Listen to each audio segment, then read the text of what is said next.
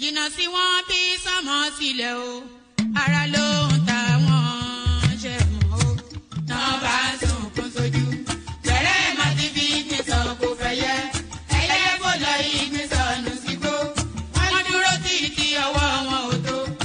Ìṣó máa ṣe ta ní kókó ṣòkòtò tí olókùn ó dá kìtìyàn ó dórí àwọn lọ́tẹ̀ o.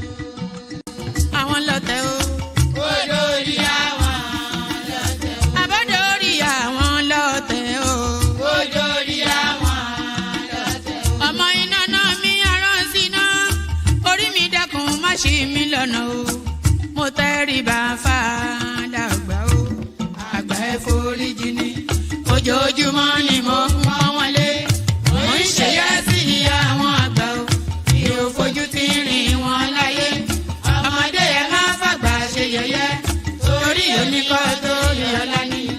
Ọmọdé ń bọ̀ wá dàgbà o. Màmá ń bọ̀ wá dàgbà o. Ọmọdé ń bọ̀ wá dàgbà o. Wọ́n máa ń bọ̀ wá dàgbà o. Ọmọdé ń bọ̀ wá dàgbà o. Ọmọdé ń bọ̀ wá dàgbà o. Ọmọdé ń bọ̀ wá dàgbà o. Bọ́lájú kòkòrò bá pẹran nígbó, tó bá fúnra ẹ̀ pín ló dára jù o. Kọ̀wé mi á jẹ́ dàgbà o. Èyí mo rí màrò, ẹ̀ka gbogbo náà ní ilé ayé. Sùúrù ní ṣẹ́gun ohun gbogbo. Ẹ má ṣèké mo ní ẹ má dalẹ̀. Ẹ má forí wórí ìkìlọ̀ ló jẹ́. Ẹ̀yin forí wórí yìí yóò ṣàbàmọ̀. Àwa ò ní ṣàbàmọ̀ láyé o. Nílé ayé o. Àwa ò ní ṣàbàmọ̀ láyé. Àwa ò ní ṣàbàmọ̀ láyé. Àwa ò ní ṣàbàmọ̀ láyé. Dẹ́bìtọ̀ rẹ̀ àtàrà ilé o. Àwa ò ní ṣàbàmọ̀ láyé. Àwa ò ní ṣàbàmọ̀ láyé. Àwa ò ní ṣàbàmọ̀. Wọ́n gbọ́ pé ọjà tán nílùú Ṣókótó. Wọ́n múra wọn sáré kẹ́rù sọ́kọ̀ o. Àyàn ọmọ ògbóògùn wo. Wọn ò béèrè lọ́wọ́ orí. Mórí lọ́mọ mẹ́wàá lọ ìyàwó. Ohun tí ẹ wá lọ sí Ṣókótó.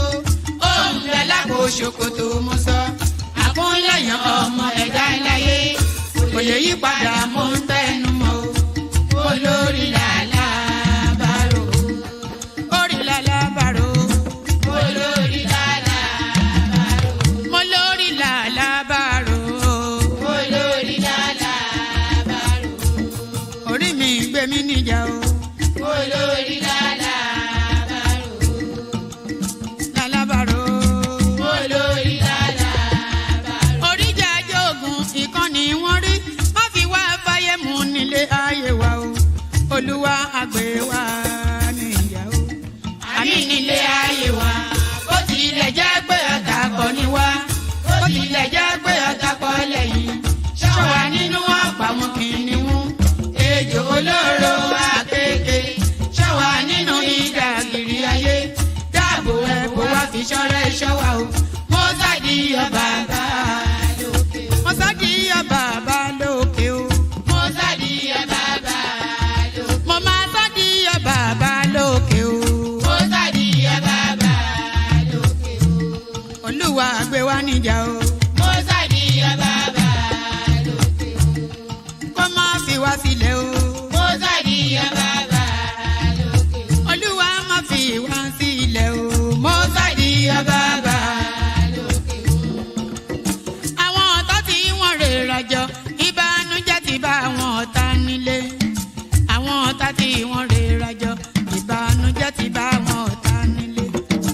Àwọn ọ̀tá tí wọ́n rè rajọ, ìbànújẹ́ ti bá.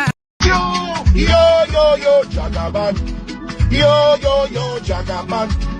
Yo, yo, yo, Jagaban. Now here we want to Jagaban. They want them. Our mama, papa want them. Silver, we want them. The same people will give us Jagaban. Now the same people come to tell us, say, Jagaban is not good again. Which way Nigeria, oh? Because the government don't favor them, oh. They want us to touch Jagaban government, but let people everywhere. Yo, yo, yo, eh. Buhari finish in 8 years. Jagaban go finish 8 years. We know they for church. Yo, Jagaban. Yo, Jagaban. Yo, Jagaban. Now he will.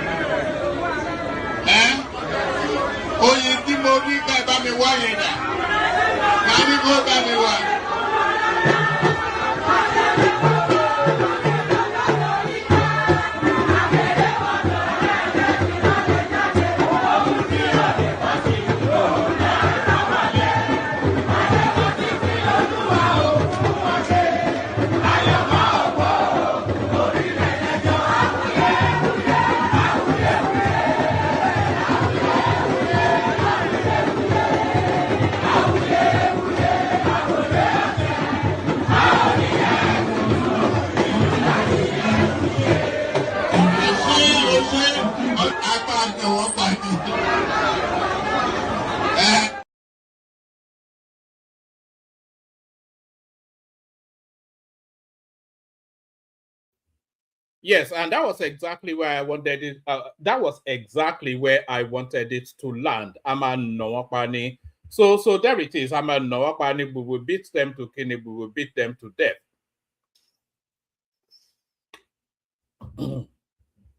So Amanowapani and all that. Good day to you. Good to be your company and all that. Good day to you. Good to be your company. So we are getting into the thickness of the politics now because the whole of the Nigerian political landscape is somewhat like a war zone. So everywhere you go on our social media is just a war zone. But nevertheless, maybe some of you would have heard of my escapades on TikTok. I think I sent it to a few of you. So good day to you. Good to be in your company and all that. Good day to you. I hope you're having a gloriously wonderful day so far. Hope the glory of the day continues. For reasons of spending time in my company, one man went to mow. So one man went to mow, the eagle lands again. The eagle always lands. When was there ever a time that the eagle did not land? So the eagle lands again today, hoping that and trusting that it's meeting you in good health and good cheer. So a lot going on in the news cycle. And by the way, let's go through the protocol first. Click on the like button, just as I'm inviting you to do so now, do so. Click on the like button. So that's the first thing you have to do. Subscribe if you are not already subscribed. We need the subscription numbers going up. So if you are not already subscribed, then please do that. So like and subscribe. Do those two things. if you want to come and join me on the screen, there's a hyperlink. Let me send it again. If you want to come and join me on the screen, there's a hyperlink in the comment section that says StreamYard. If you click on it, it will bring you into a studio, and then at some point I'll let you onto the screen and engage you in conversation. So that's how that works. So like, subscribe. So you are mandated. Those are compulsory things that you have to do. The likes and the subscriptions, they're not optional. So you have by law to do that. The law compels you to like and subscribe. So like and subscribe. And then if you want to click on the hyperlink to come and join me, you can. That's optional. But what is not optional is the likes and the subscribe. So let's see numbers going up as I'm inviting you to do them now. So carry out those actions, like and subscribe. Click on that hyperlink to come and join me if you want to come and join me on the screen. Say hello to me in the comment section. Let me know where you're joining us from so I can acknowledge your presence and say hello back. Share the links to the stream just as widely as you can. Super chat towards the stream. So those are the things that I always ask at the beginning of the sessions. No different now. Like, share, subscribe. Click on the hyperlink that says StreamYard to come and join me on the screen. Say hello to me in the comment section. Super chat towards the stream. Those 6 things are the traditional things that I always say at the beginning of the stream. So hopefully, and by the way, it's not me just it's just me just talking for the sound of my voice. I'm inviting you to carry out an action to like and subscribe. In fact, if you are just subscribing now, tell me in the comment section that I am now just subscribing so that we can give you, I think there's an applause something here, so we can applaud you. So that there's just so much going on in the news cycle. We don't even know where to begin. So do you remember this Senator Aishatu Binani?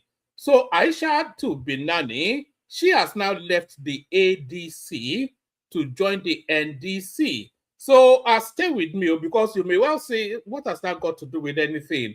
But it is somewhat important because it's now, let me actually put it on the screen. So it's somewhat important because it is now showing that the disquiet within, can I put that on the screen? Is that coming up on the screen?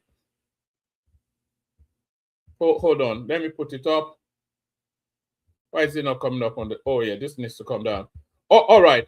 All right, so there it should be. So that's Senator Aishatu Benani, who is now leaving the ADC for the NDC. So you ask, of course, why this is important. It is not especially important because she's not really a mover and shaker name within the Nigerian political paradigm, but the move that she has made, she's a no-name though. She's not a nobody, but she's not a front-tier name.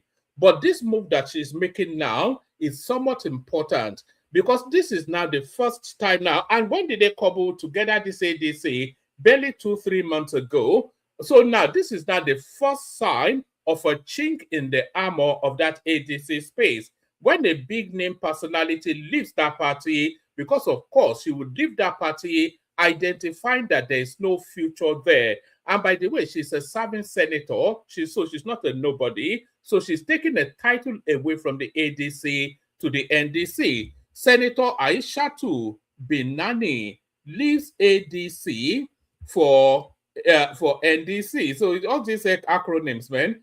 Senator Aishatu Binani Dahiru has left the African Democratic Congress ADC for the Nigeria Democratic Congress NDC. Binani, the governorship candidate of the All Progressive Congress APC in Adamawa in the 2023 election, officially joined the NDC in an event in Abuja on Friday. The former governorship candidate also got her NDC membership card and was welcomed by the party's national chairman, Siraiki Dixon, amongst other chieftains. In her address, Binani said the decision to join the NDC came after a thorough study of the party's constitution. So it wasn't that long ago that she actually joined the ADC, by the way. So there's a lot to read into this. It's either she's indicating then that there is no confidence in the ADC and she's moving first, or she may well be a John the Baptist sort of a move like a front runner, like a scouter, to go and test the tempo of that space, because she's an Atiku acolyte. So you have to read that into it as well. So has she been sent into the ADC to make preparatory, whatever it is, for the bigger names to come and join? Or has she identified that there is no future within the Atiku trajectory and she's now built now? But what is significant, though, is that she is a serving senator. So that is a titled position. They don't have too many titled positions within the ADC. So that's our Senator Aisha Benani right there. So let's go through it quickly. Senator Aisha Benani Adahiru has left the African Democratic Congress ADC for the Nigeria Democratic Congress NDC. Benani, the governorship candidate of the All Progressive Congress in Adamawa in the 2023 elections, officially joined the NDC at an event in Abuja on Friday. The former governorship candidate also got her NDC membership card and was welcomed by the party's national chairman, Siraika Dixon, amongst other chieftains. In her address, Benani said the decision to join the NDC came after a thorough study of the party's constitution. The former lawmaker who, I don't think she's actually serving, so they're describing, so let me withdraw that statement. I thought she was actually in the Senate, but it looks as though she may well have been in the Senate no longer. The former lawmaker who represented Adamawa Central said the party's constitution reflected a strong commitment to structured, policy-driven governance. Some may point out that just 9 months ago, I was at another party. Let me say clearly that I will never condemn where I come from, Benani told the gathering in response to concerns about her leaving the ADC. Politics is dynamic and often local in nature, and decisions are made based on prevailing reality. So that is Aisha Benani right there, who is the first to jump ship in the ADC now failed experiment, we have to say. For Dixon, Benani's defection to the NDC showcases a belief in the party's vision for a new Nigeria and in a different kind of political politics anchored on ideology, service, inclusion, and national development. We also used the occasion to call on Nigerian women across the country to join the NDC, a party that recognizes and values the vital role of women and youth in nation building, the Bayelsa West Senator wrote on his X handle after reception. I urge them to, so essentially that's that. I don't think there's much more to that than that. So, but it's just quite, it's quite pungent that this now first big name to leave the ADC and then to go to the NDC. So let's go on from that to this. So this one struck me somewhat. So this is the first outing of this storyline, and we await further expansion and verification of it. But it's coming out of Niger News, which is somewhat of a credible news platform. Oyo APC leaders snub Adelabu, endorse Senator Ali as consensus gubernatorial candidate. So you ask why you should care. So why you should care? So this Adelabu now, it was the Minister of Power just barely 2 weeks ago. He resigned that position to contest the Oyo State governorship, the Oyo State governorship position, only then for him to be rejected by the APC.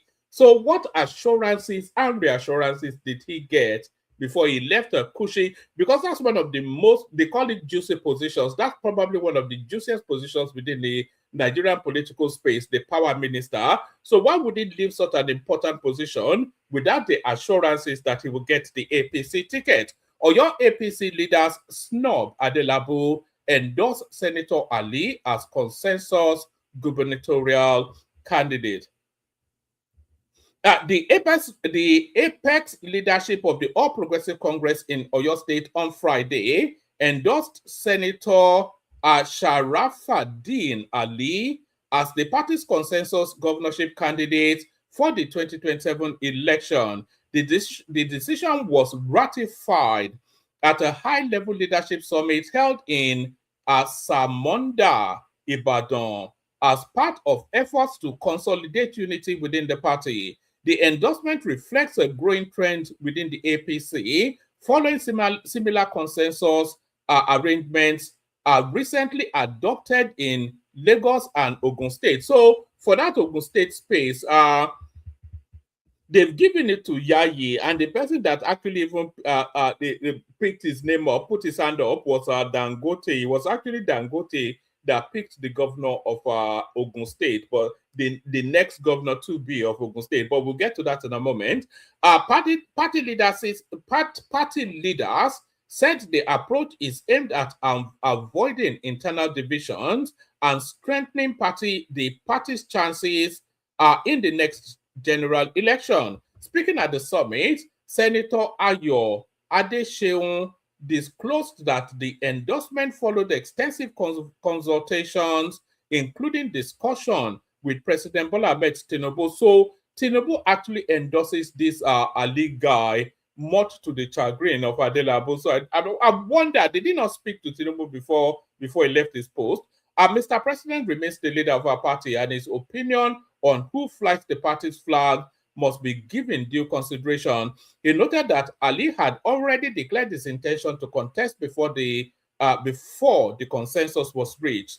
Another party chieftain, Alhaji Fatai Ibikunle, also confirms that President Tinubu backed Ali's candidacy. He urged other aspirants within the party to align with the decision in the interest of unity. Ibikunle stressed that cohesion will be critical to the APC to mount a strong challenge for the governorship. So you know that Oyo State, of course, is a PDP state at the moment. Seyi Makinde, of course, as you all know, is a PDP man. So the APC then strategizing to, and almost certainly will wrestle Oyo State out of the hands of the PDP. One, because the PDP is in disarray, and two, because the PDP have no candidates. Ibikunle stressed that cohesion will be critical for the APC to mount a strong challenge in the governorship race. The summit attracted a large number of party leaders and stakeholders from across the 33 local government areas of the state. The turnout underscored the significance of the endorsement and the party's resolve to present a united front. In his remark, Ali thanked the party leaders for their support and pledged to deliver inclusive governance if elected. He assured members that he would not disappoint them and expressed appreciation to President Tinubu for his guidance. So, correspondents reported that Adebayo Adelabu, a former minister of power, had recently resigned his position to contest for the governorship ticket on the platform of the APC. So I wonder what happened there, because of course, if the guy had not sought the reassurance of Tinubu before he made that move, then it speaks volumes as to why he was such a failure as the minister of power. Clearly no brain function. Turaki-led PDP faction loses as Supreme Court voids Ibadan Convention. So that Ibadan Convention was voided even from the get-go because, of course, the court told them not to do it, but they proceeded to do it because they have no regard for the law. But the law would not be disregarded. The Supreme Court has voided the National Convention of the People's Democratic Party held in Ibadan, Oyo State on November the 15th and 16th, 2025.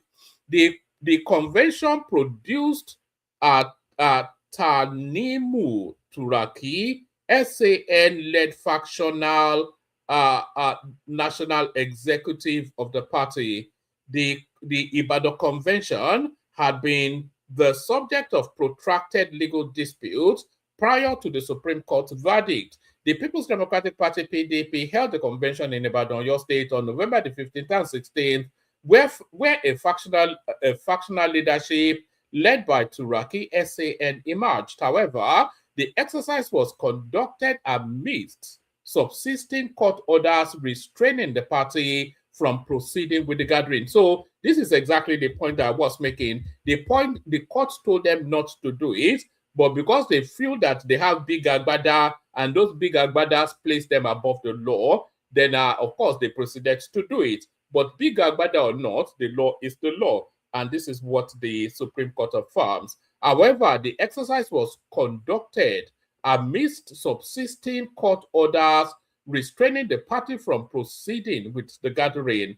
A federal high court had earlier barred the convention, citing breaches of the party's constitution and the failure to comply with due process, including unresolved disputes arising from state congresses. The court also noted that certain aspirants were excluded from the process, rendering it defective. So that's the Supreme Court then affirming the position of the lower court. So on from that, still with the Supreme Court voids ruling on ADC on ADC leadership crisis, other parties to return to trial. So in addition to that, the Supreme Court also directed that INEC should reinsert the ADC party structures on its portal. So as it stands now, David Mark remains now or reintroduced on the INEC portal as the ADC leader of some sort. Whatever that means, it's just a convoluted system. So we'll find out what that means. So it looks as though this story may well have been dropped. I can give you the headline: Cubana chief priest declares bid for Imo reps seat. So the Yahoo boys are now going into politics, is what we're making of that. But let's stay with that ADC space still. And let me play you this clip. This is Dumebi Kachuku, who is now coming out to defend or to assert his ownership of those party structures. So tell me in the comment section if you can hear it. Tell me in the comment section if you can hear the volume on this one or off this one. In our constitution, the congresses are conducted and midwifed by the state chairman. Same thing with the convention. They make up the neck. They make up the neck, yes. Right. So those congresses, what David Mark and Co. did, they set up ad hoc committees and had these committees take over the functions of the state's ESCOs to bring in people they wanted. So I've had people calling me from all the states. They pushed us out. They take over our party structure or what have you. And of course, the state chairman went to court. But mind you, some of these state chairmen were working with David Mark and Co. because they believed that these people would bring the party, take the party forward and all of those things. Before they realized that these guys say, hey, you guys are too poor for us. You are commoners. We cannot work with you. We need people who look more like us. And so they pushed these guys out of the party. Then they realized these guys are not going to work with us. Then these guys came back to me and said, what you said was right. These guys don't mean well for the party. What do you mean push them out of the party? So you mean push them out of being at the helm of organizing these congresses rather than saying push them out of exactly. The party. So they brought in people, they organized what the judge described to as a kangaroo convention, even though they knew they were in court. In fact, on the day of the convention, they were in court that day, and the judge asked their lawyer this question: is it true that you are conducting a convention? And the lawyer said, absolutely not. On the same day they were conducting that convention, which was why the judge was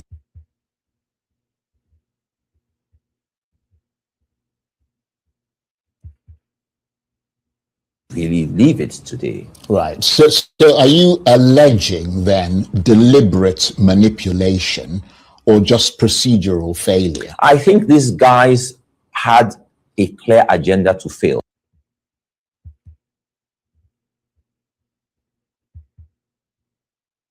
All right. So that was bogging down somewhat, but that is the real leader of the. Oh, thank you, Baba. I was wondering if people could hear it.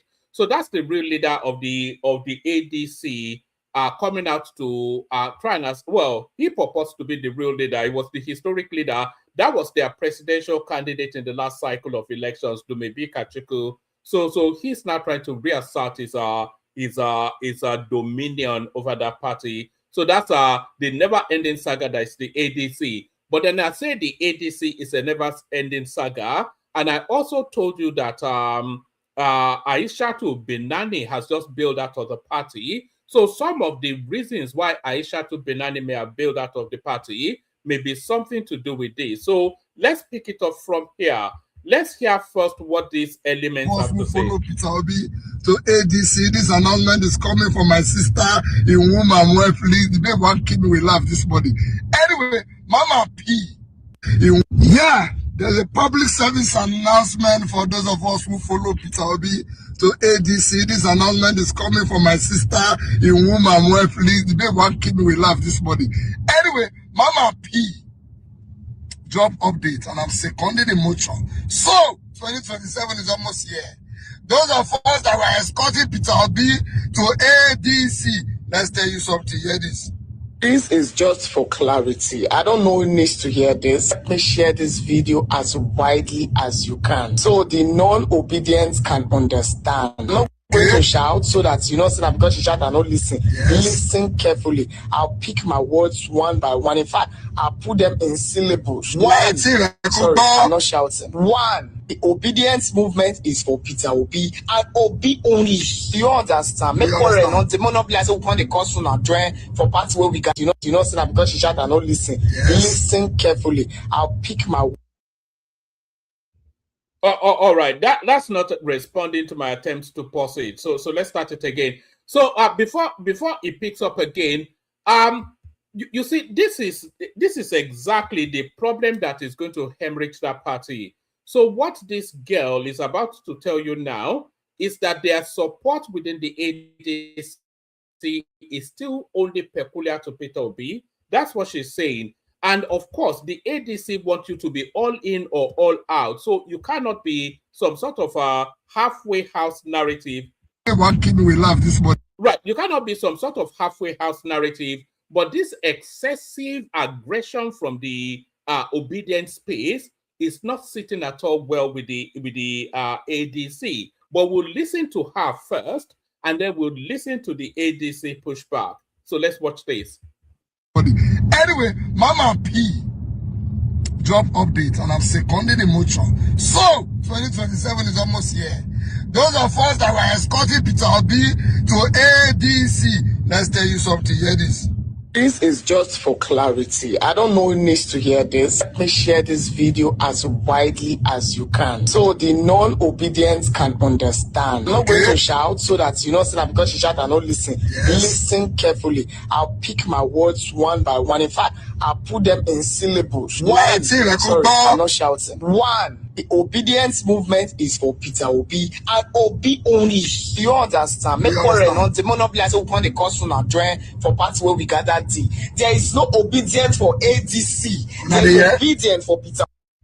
So that's quite clear, actually. There is no obedience. So it's a marriage of convenience or amongst extremely strange bedfellows. There is no sense of loyalty. There is no affinity to anything ADC. She's stating categorically, and I'm not sure on what authority she's speaking, because she's a voice, but she's not the lead voice of the obedience space, or even she's just an internet coin chaser like most of us are, really. But you know, she's but she speaks with some authority because she has some sort of followership within that space.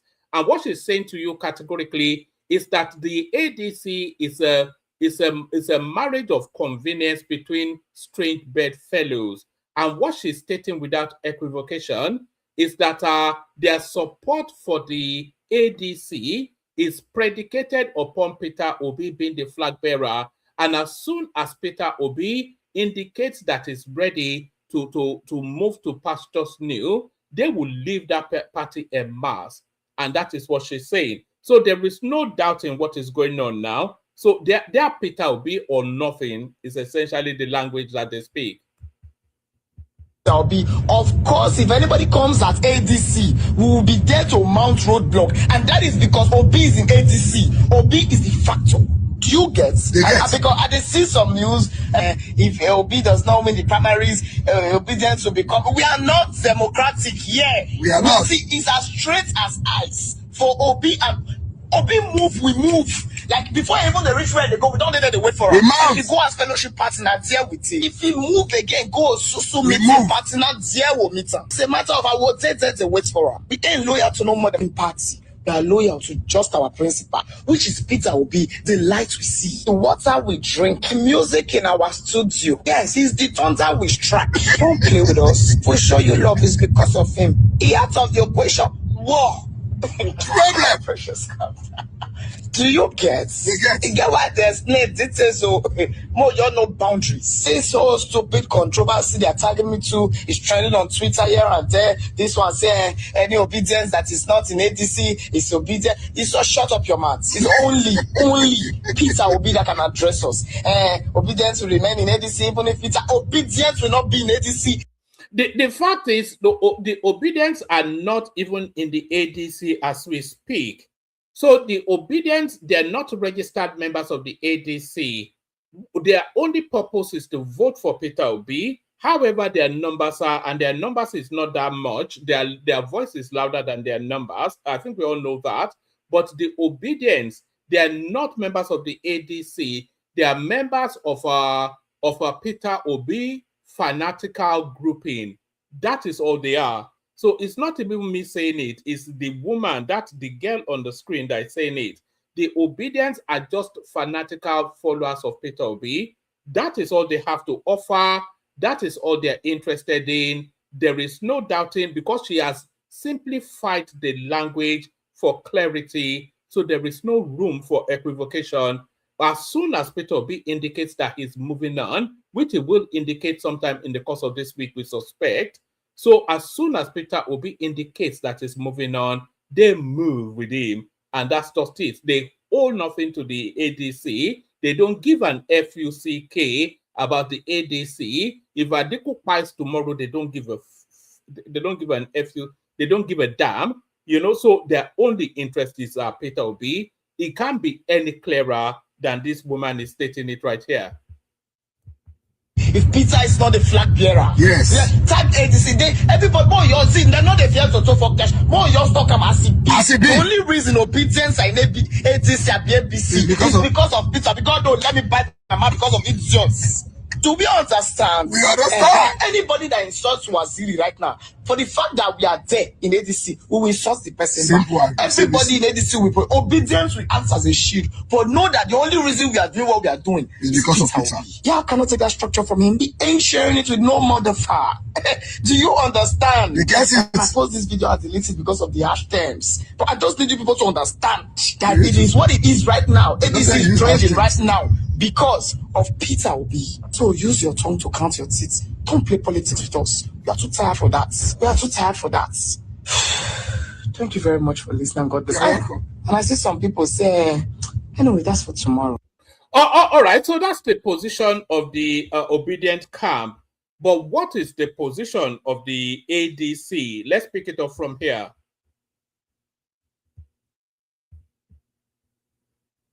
That this is not about Mr. So I don't know. Like I said, Atiku has made a commitment. What's his name? Former Governor of Rivers, Amaechi, has equally made a commitment. I'm waiting to hear the commitment of Mr. Peter Obi. You know, and I think he needs to talk to his people. You know, because I noticed a trend, and I'm surprised that we are going back to that again. For some times it has gone down, but now we are going back to that place. And I want to send this message to the supporters of Mr. Peter Obi. The earlier they realize that this is not about Mr. Peter Obi, it's about the country, the better for them. His Excellency Atiku Abubakar appeared on Arise Television a few days ago, and he spoke his mind to the world, to Nigerians, and said, I'm going to run. I'm not stepping down for anybody. The first thing they did was to twist it and be saying, Atiku has stepped down for Peter Obi. That doesn't even... But to now again mount sustained attack on the person of Atiku Abubakar is unheard of. It's unacceptable. It is. Because Atiku and Peter Obi today are members of the opposition. All right. So you can see... You kept attacking the person of Atiku Abubakar as if he was Tinubu. Energies that should have been channeled on Tinubu, so that when Even if your person emerges, it will be seamless, it will be easier for you. And if Atiku wins, it will be easier and seamless for the opposition. But they maintain a sustained attack on Atiku, not even any other person. Why is that? We don't need this negative energy. And I'm calling on Mr. Peter Obi to talk to his people. Because even if he gets the ticket of the party, it's going to work against him with what these people are doing.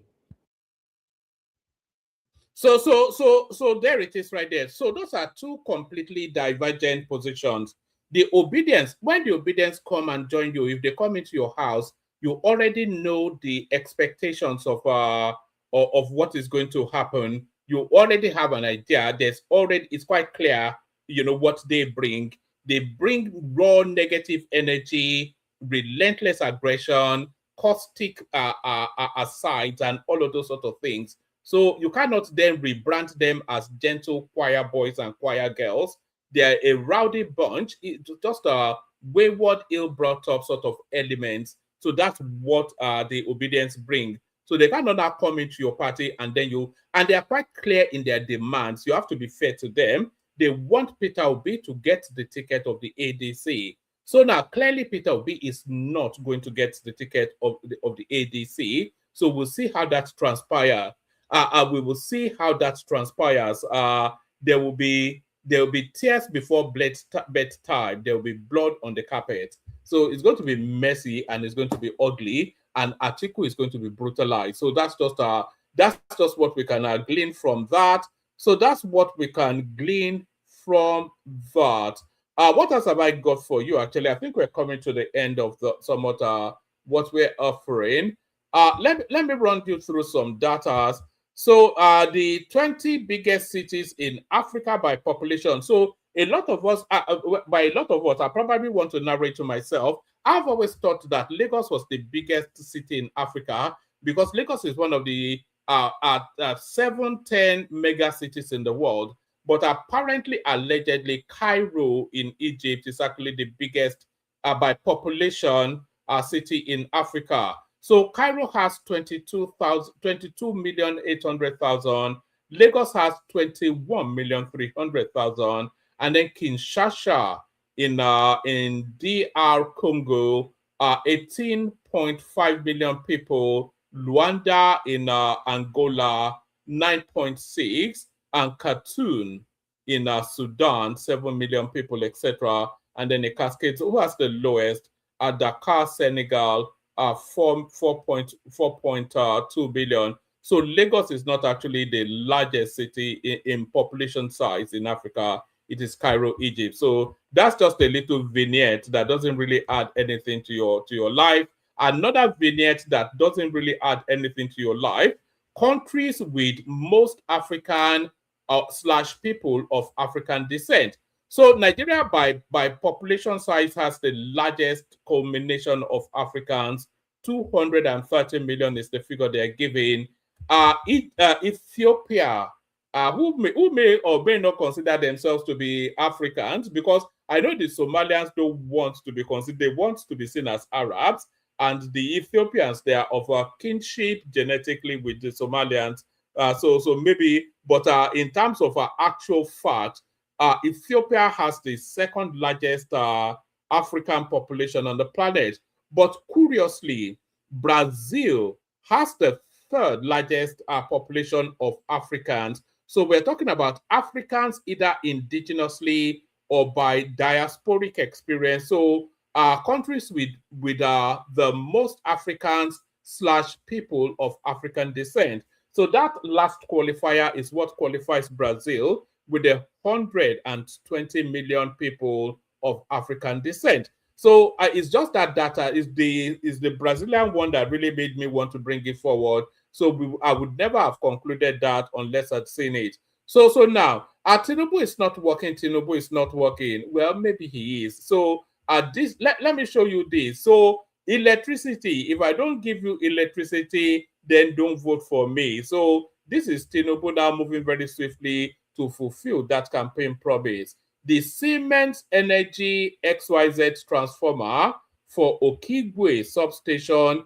is en route to Okigwe from Lagos after arriving from Germany. President Tinubu is not joking about providing stable electricity. So these are the building blocks of the country that we want. So these things don't happen by magic. They happen by action.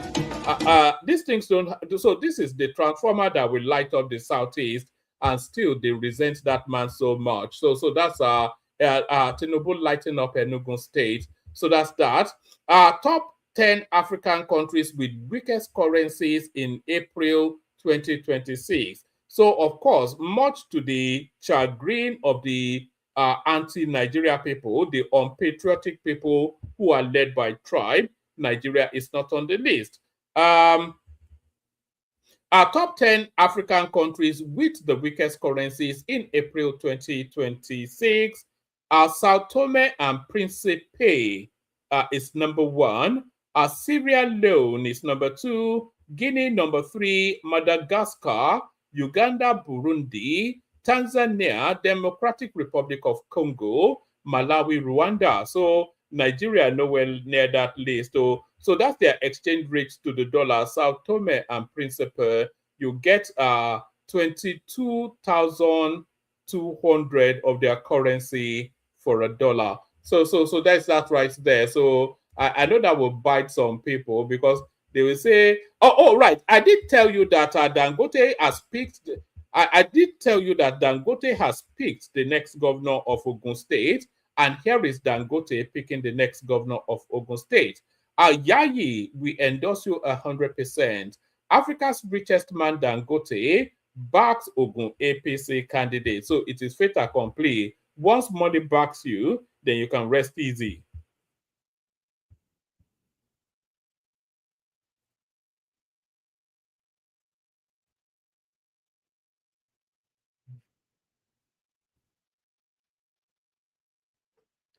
So when did Dangote become an excellency? I thought that particular reference is usually used for politicians, especially ex-governors. Your excellency, sir.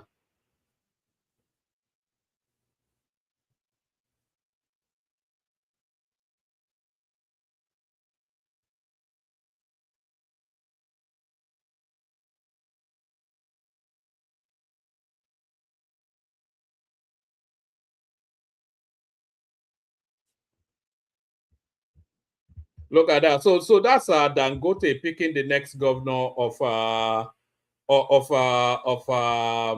what's it called, Ogun State. So I wasn't really going to play this, but a lot of you may have heard that I had a little bit of a skirmish on TikTok sometime yesterday with some rascally youth called the Oju. So let me just give you a little. Snippet of that. This was me clashing with the self-acclaimed lawyer. So let me just give you a little flavor. I think I've sent it to some of you anyway, so you should have seen it already.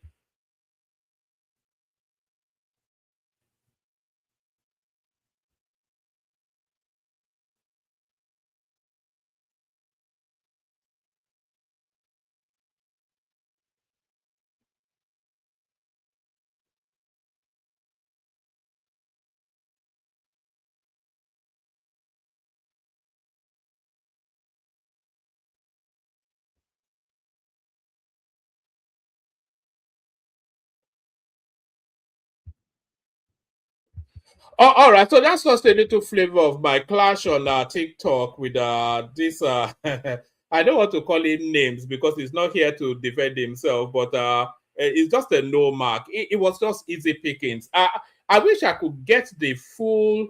If I'm able to get the full broadcast, then I'll bring it here. I think you may well pat me on the back if you listen to all of it in full. Oh, no audio. Oh God. All right, I'm not going to replay that. Maybe I'll download it and then I'll play it in the studio. But that's that. Is there anything else that I've missed in the news cycle? So we've spoken about Senator Benani. We're talking about Ade Dibo that's been snubbed for the Oyo State seat. Turaki-led PDP faction loses in the Supreme Court. ADC wins in the Supreme Court, but is that a poison chalice?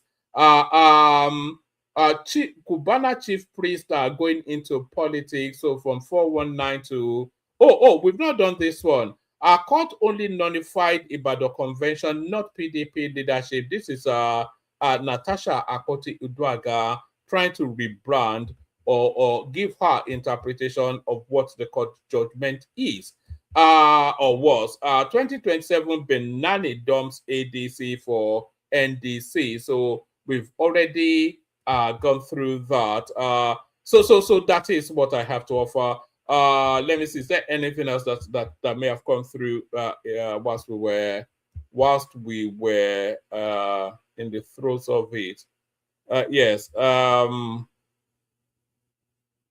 So PDP crisis. Makinde Bala takes strategic move after Supreme Court ruling. I thought Bala Mohammed was on his way out of the PDP. So I'm just giving you headlines now. Why Peter Obi can't leave Nigeria out of poverty. This is Yul Odeche making that statement. 2027 elections, Kwakwanso will move with Obi to another party. This is Omojuwa is the person that has the attribution. Peter Obi or Atiku primate Oyedele. So the prophecies are already doing their bit. Prominent lawmaker loses return ticket as APC announces replacement. I'm not sure who that is. ADC crisis. Abejide dumps party. Is this another mover? Dumps party alleges hijacked by opposition coalition. Nigerian opposition parties divided within, weakened by external forces. This is attributed to an element called Ali Sabo. So a lot going on still in the news. We'll be picking it up as we're going along. Is there anything else that I did miss? Not that I can immediately. All right. Let me play you the Kegite music. The link is in the comment section. If you want to come and join, come join. We play the Kegite song, the Kegite music. And if anybody wants to join Ayo in the super chat, you can join him as well. We play the Kegite music. We see what happens after that. Only water, only water, where they see my water.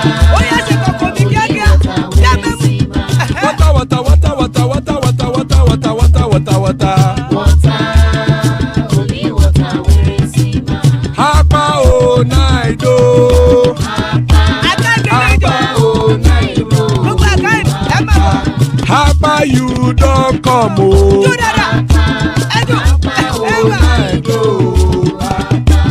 Hapa oh night oh.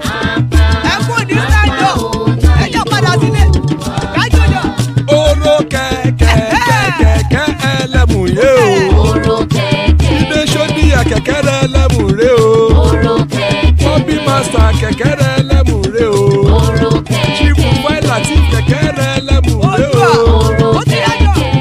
Eruku lẹ̀lẹ̀ ẹlẹ́mù dé. Eruku lẹ̀lẹ̀ ẹgbẹ́ ẹlẹ́mù dòde ojàre o. Eruku lẹ̀lẹ̀ Ghana ti dé ẹgbẹ́ bọ́dì o. Ọmọ ẹlẹ́yẹ ẹ̀yẹ o ó dilé o. Odúyẹ̀lá ẹ̀yẹ o ó dilé o. Petro Sọ́nàmẹ̀ ẹ̀yẹ o ó dilé o. Petro Sọ́dúnkẹ́ ẹ̀yẹ rẹ̀ ó dilé o. Ẹlẹ́kọ̀ ọ̀run mú ìní o.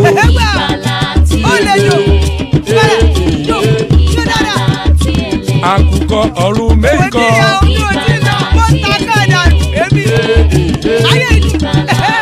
Ikú kò ní ríwà gbéṣe o.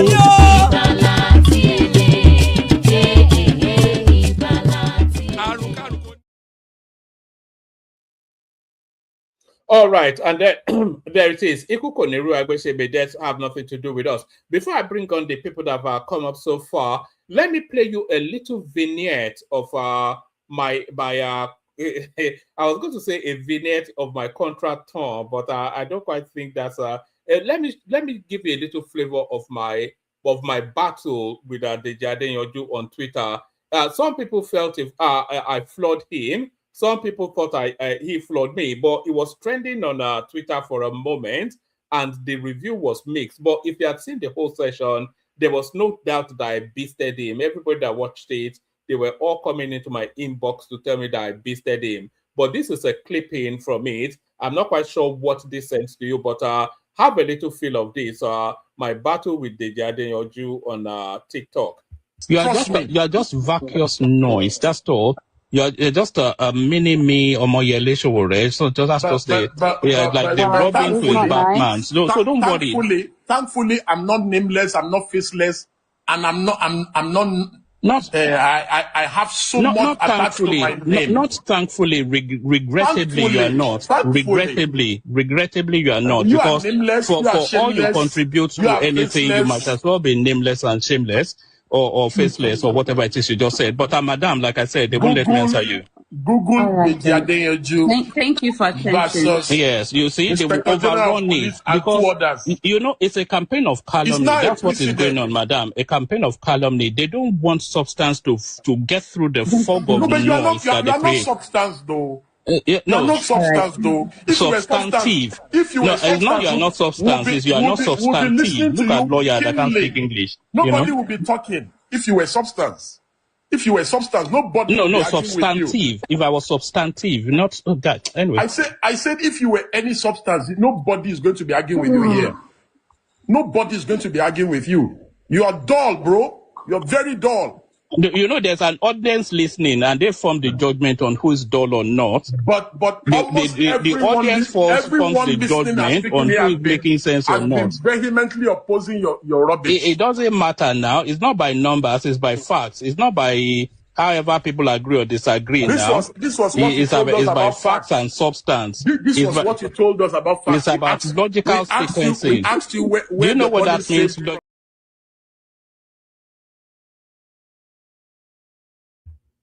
All right, so that went on for a good 30-40 minutes before I decided to leave. But it was quite intense actually. But I held them down. I wish TikTok kept recording some of these things. Where I think somebody caught it in the moment and they put it out on Twitter.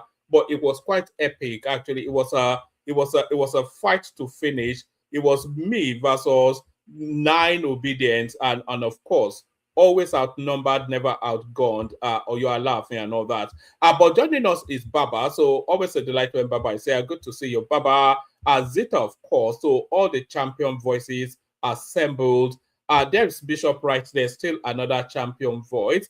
And your favorite voice and mine are Larry in the house. So Larry takes a moment from his empire building to come and spend time with us. So anybody else that wants to come up, come up. And there's Simba right there, who is also a sailor, a doctor and a sailor. Simba the sailor. If you know what that means, so then I can pretty much guess your age, Simba the sailor. So yeah, those are the assembled so far. So ladies and gentlemen, let's do 5 minutes whip round. Everybody speaks quickly. We go with the order on the screen. Kick it off with Baba, Zita, etc., etc. So Baba, floor is yours. Sorry, woman. Before I think I met Bishop here. If he's ready and available, can he come up? Bishop, are you there? Baba, this floor is yours. I don't know whether I'm audible because I'm on the way. You are audible. We can hear you clearly. No, Baba, let me go. Let me come after you with all humility. I will come after you. Thank you, sir. Okay, I appreciate. Thank you so very much. A very good evening to you, one man, and happy Workers' Day to you especially, and to my co-panelists. My favorites are there, do very few in the commentariat. Ayo, the joy of the platform. I see you. Welcome. Happy weekend. Mari Peace and very obedient Maduobu Shukuche is here, and our delectable Chichi and Alaji Adano Momoni from city of Mecca, and a host of others. Badu, I think you're here too. And let's come to our esteemed viewers, the people that people our viewership.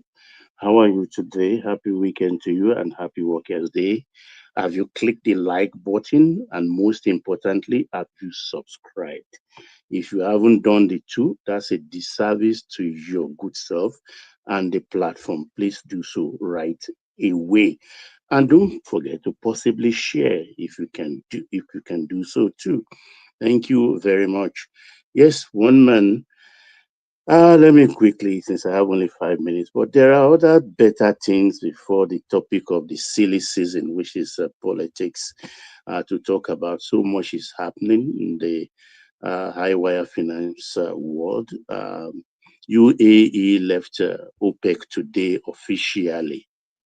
So, and what does that say for the oil market in the world, and how does that concern Nigeria? Well, whoever would have predicted that UAE will, after I think 30 years, yeah, I think they've been there for about 30 years, right from the world get go, when OPEC was just about 6 nations. They've been there. And to depart just like that, well, it's a plus for Nigeria if we can seize the moment, because they are leaving behind their daily approved output of 3.3 million barrels per day. Sorry, Baba, I didn't want to interject you at all. But do you not see this as a missed opportunity? Because I think Nigeria should follow the UAE out of there. Oil trading at $117, I think, roundabout at the moment, from 60 something just a few weeks ago. So this is an opportunity for real harvest. Why don't we just leave? Yeah, because of the low cost 8 years of Buhari, it's difficult. Don't forget our daily production is encumbered in the futures borrowing, which we did. We have not cleared that I'll call it an Augean stable. Though some literature people may query that term, but we are not. It's not Uhuru yet. We are not out of the woods there. We are still. They are still picking our oil for peanuts upon what Buhari borrowed, and nobody is talking about it till today. It fell on the lot of Tinubu, unfortunately, to be honorable, and of course, follow up on that contract. So it is not ideal for us with that encumbrance to go solo. Again, we will just muddy the water and enjoy ourselves. But the good news is, as of today, we're doing 1.7 million barrels, which is good, but it's not stable. It's a yo-yo affair. But the 3 million available now will have to be distributed across the rest of the membership of OPEC. And I think rightfully we should lobby to pick a big chunk of that, so that at least maybe 500 more if they can give us. And I think Ashiwaju has positioned himself and put himself in the good graces of Saudi Arabia, and they will back us. If we can get just 500 out of that, 1/6 of that to ourselves, we corner it, that will bring our production level to about 2.2. And that is something we can achieve easily, because Dangote already is on board now. And I think what's his name? What's that energy company now owned by Elumelu? Health Energy. They are doing well too, and they are improving their production. So if the ultra deep water and deep waters come on board, I think we can buy, maybe in a year's time or in 10 months' time, we could be able to do 2.2, and that will help a lot. That will help a lot. But it will be a good case study, actually, to see how UAE manages their solo effort in the private market, because now they have to go look for contract to sell their oil. And of course, it has to be on the cash and carry basis. And long Sorry, time. Baba, if you can hear me. Yes, sir, Hello, I can hear hello. you. Yeah, go ahead. Hello, man. Yeah, just a quick question. I just came in. So, if I understood what you said, Nigeria's ability to sell more oil is based on OPEC's quota? Yes, correct. Really? Yeah. So they only give us 1.2 or whatever we had before. That's Actually, what we I had. think it's 1.8 as of today, and we're only doing 1.7. That's always been the case, but they give Saudi Arabia with a population of less than 40 million, about 30 million barrels or so. Yeah, it's based on proven reserve. That's why it scrambles my brain. Okay, I thought because we didn't have the ability to produce more, that's why we are so incompetent at producing more oil. That's why we couldn't do more. Not because of OPEC's quarter rather. That is amazing, actually. That's amazing. Yeah, right, yeah. I mean, you belong to it. Look, the market. You know, the market. Everybody has to. You have to belong to a club, a kind of cartel. If we are all left to our devices as producers of crude oil every day, the market will be flooded, and of course, we'll be buying oil for but Nigerian peanuts. population, let's assume we have like 180, 200 million people. Does that play a factor compared to Saudi Arabia and these other countries that produce oil? No, it is based on proven reserve. For me, that should be the deciding factor, and that's one of the reasons because we have maybe the top 5-7 largest reserves, you know, and we have a population of 230 million to be serviced by 1.8 million barrels of oil, and Saudi Arabia has a population of 40 million, and it's almost a million barrel per.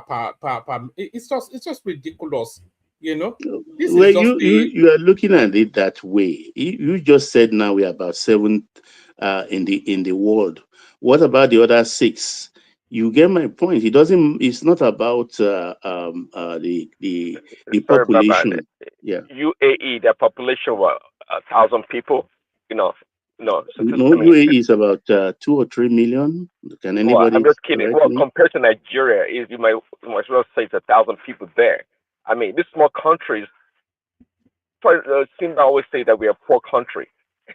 I mean, Baba, why are we fighting over something that we've never achieved?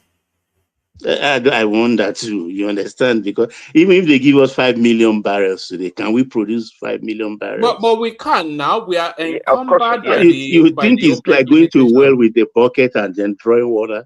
It's not. It doesn't work that way. But the government I thought is the private sector doing the drilling and the siphoning of the oil, not the government. If that was the case, I would see the government competent. No, but I think our quota is about 2.5 million barrels. No, the official is 1.8 OPEC. Check. 1.8. 1.8. I'm correct. 1.8 officially. So with this exit now we can. Okay, what happened during Jonathan regime? Because that was the time that we produced the highest in recent time. That we are producing almost 2.5 million barrels. Yes. Look, at what time was that, Senator? During Jonathan regime. During Jonathan, we are producing about 2.2. Yeah. We are producing about 2.2. Then that was our. That's why it's not stable. It depends on the season, you understand, and the politics of that period. That's what determines exactly how much they produce. Because a lot of factors. A lot of factors. If we overproduce, let me say this, Baba. A lot of.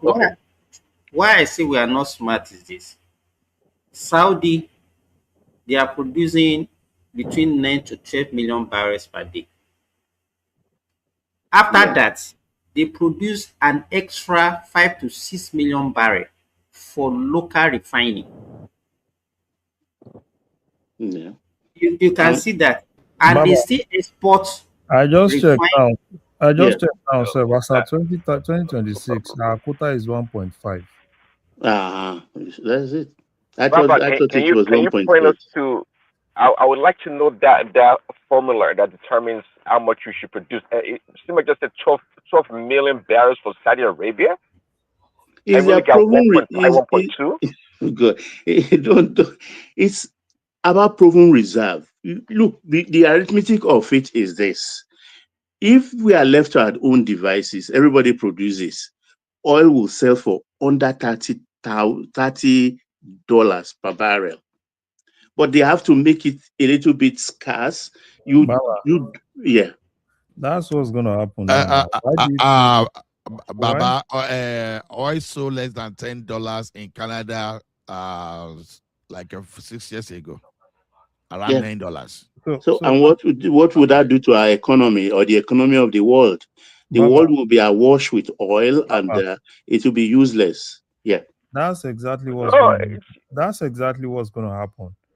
Saudi for now, right? Saudi needs to be aggressive as much as they could, because the Iran war really eats. I said Saudi, UAE. I beg your pardon. Yeah. UAE need to be as aggressive as they as much as they can, because that Iran war really eats them, right? So they need. So that war has actually taken them like 5 years backwards. So, yeah, I think it's more political actually than economy. Yeah, right? Yeah. Because the bottom line is they need the money now. And at the end of the day, right, you see this issue of oligarchy, that's exactly what happened, right? For Nigeria, I don't even, if Nigeria should just relax, right? Now they're giving you a quota of 1.5. We are just doing around 1.35. So what's the essence? Even if we go get we upgrade up to 1.7 recently. No, Baba, well, as the normal official quota is 1.35. Yeah. But our production for March was 1.7. The average was 1.7 for the whole month. Including condensate, though. They put the condensate. What's that thing called? But okay, I didn't correct. I didn't put including condensate. Yeah, so okay, pardon me for that. Including condensate 1.7. Yeah, so the official quota in terms of what we are meeting up for crude oil alone. Yeah, it's around 1.35. Yeah. Okay, I didn't put condensate. Baba, to your point earlier, see, if we have a free flow of oil in the market, and even a barrel of oil goes down to $10, $20 a barrel, that is fine. What I see there, it's a growth in the economy, meaning that there'll be cheap energy for our agriculture and other sectors, so we can develop those sectors rather than waiting on. But Nigeria needs. We need it for foreign exchange. Who will be your buyers? We need it for foreign exchange. You need buyers. Yeah, well, if the price drops that low, and the power of OPEC is not really existing anymore, so it's an open market, so to speak, then we can sell at whatever price people want to buy. Okay, and if that happens, Prince Daddy, I understand where you're coming from. You're just talking as an ordinary person. See, let me tell you something, right? It's counterproductive, because if there's no regulation in that market, you understand what I'm saying? People, you will even give out your oil free. Exactly, and also we need the money. Well, again, I think it's making us lazy and not being creative. That's what I see here. After all, this oil business is not really driving an economy at the rate at which we need to develop anyway. You do not have any economy. You will not have you do not have any. Nigeria today, if there's a crash in that market, Nigeria is going down. Forget anything. Even the price falls because our budget that is the problem. We've been like a single source revenue making country, and which is quite poor for a country that has so much resources and the human capital. So look, about 9 months. Wait, about a year ago, Angola departed OPEC too, but they are suffering today. If not for Dangote is buying some of their oil today. And I'm sure it's at a discount rate. There will always be a short-term pain in such moves anyways. Can Nigeria stand short-term pain additionally? Well, I'm not even talking about right now. If something we had embarked on like 20, 30 years ago, we have a different, picture of our economy, really. I think we would. We're going to have different, maybe agriculture probably be leading. We have a strong economy, a strong country. Prince Daddy, Russia is the second largest oil producer. They are not part of OPEC. Where is Russia today? They are finding it difficult with the sanctions going on. They are finding it difficult to sell they are their doing oil quite and well, also though. their gas. No, Well, not according I to mean, Trump. Russia is They are doing very selling it. well. I mean, I mean, Russia's a part of it. One man. Where do you think Germany and all those damn European countries get their oil from and their energy from? Of course, I mean, now, Russia. they were so successful. They were so successful that they have to No, build the Nord they Stream get 2. gas from Russia, not crude oil. What it doesn't. Well, they have the mix of energy. They're still getting something to power the economy. That's what I mean. If it comes down to even right now, if I'm not, I heard Germany is looking at coal actually to power the economy.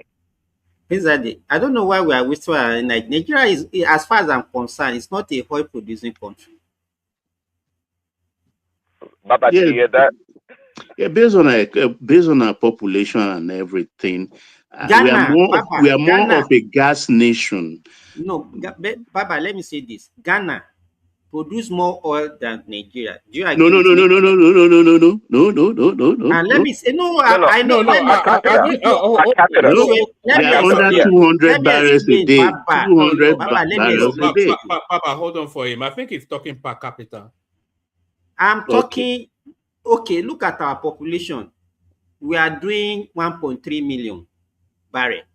Ghana, with their population, they are doing 200 to 50,000 barrel per day.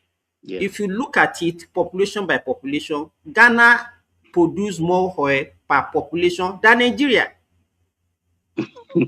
Well, that's another arithmetic entirely. No, you know the problem. I think the problem that we have in that country is that actually we don't even understand the state of that nation. We don't understand. Everybody will just be talking. Nigeria is producing oil. We be comparing ourselves with Saudi Arabia. No, wait now. Have you not been listening to people that will say, "Oh, in Saudi Arabia, and it's ignorance. A lot of ignorance. There is a lot of. Let me tell you, there's a lot of ignoramus on online. The only thing they understand is just to speak English. There's no substance in whatever they talk about. Simba. Yes.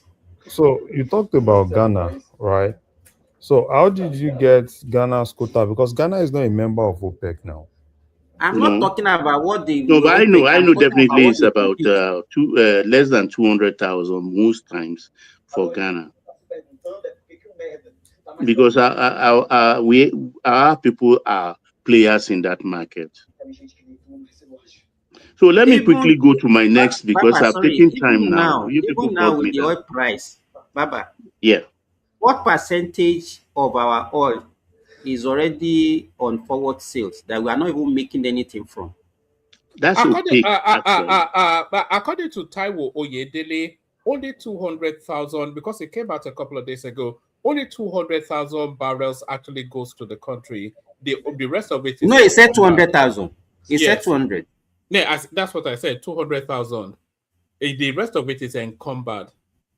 Buhari, 8 years. And you know what they will do, one man. You will now see politicians, even the so-called economists, they will just be calculating, oh, we are producing this, and then this 117 barrel per day, this. We are not making, in fact, in the last, let me say, from 2019 till date, all those facts that you are seeing that they are sharing is not from oil.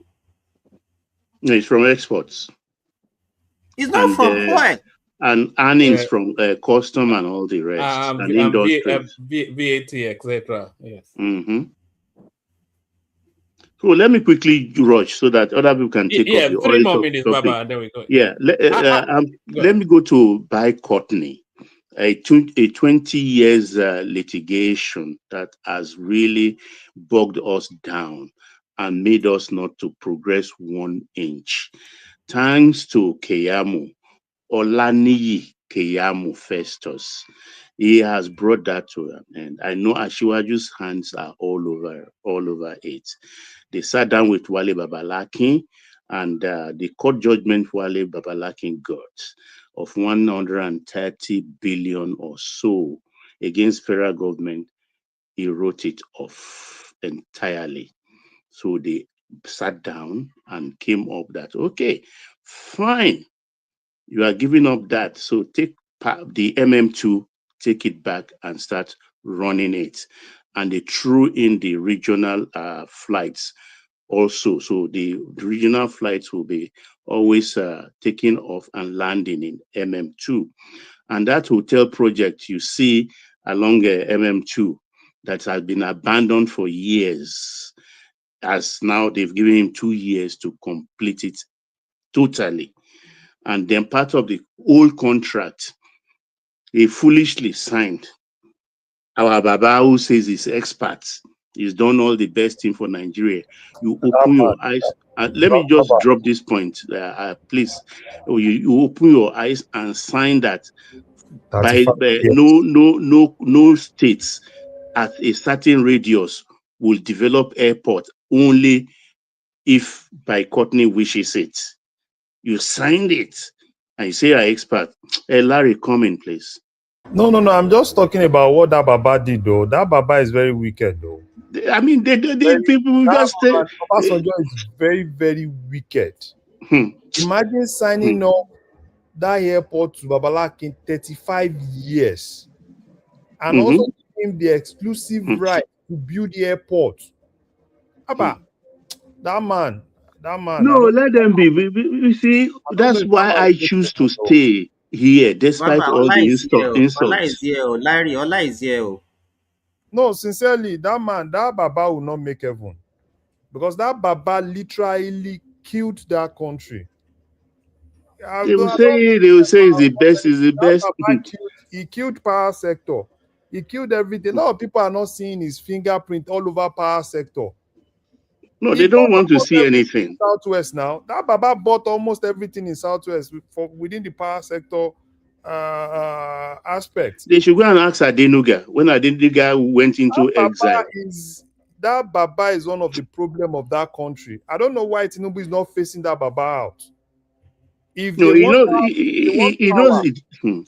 they want power in Nigeria today, Tinubu needs to face Baba Obasanjo out of power sector. If he wants power to be stable, that man is one of the problem of that country now. They don't know. They don't know.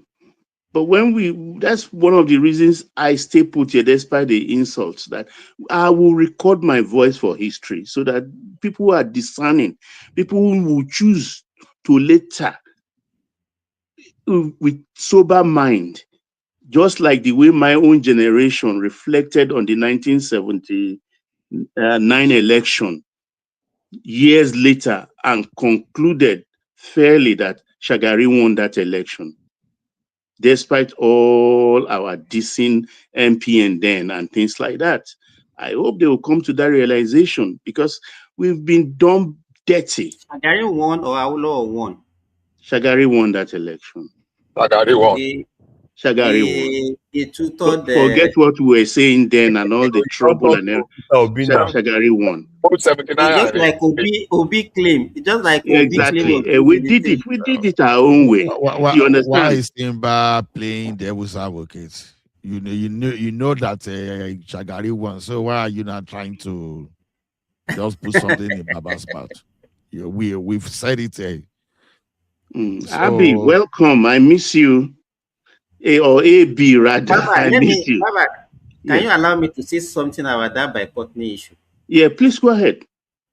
You know, all right. Say it, and then Baba land, and then we'll move it on. Yeah. Okay. Are you aware that Lagos Ibadan Expressway was about to be concession to him that time?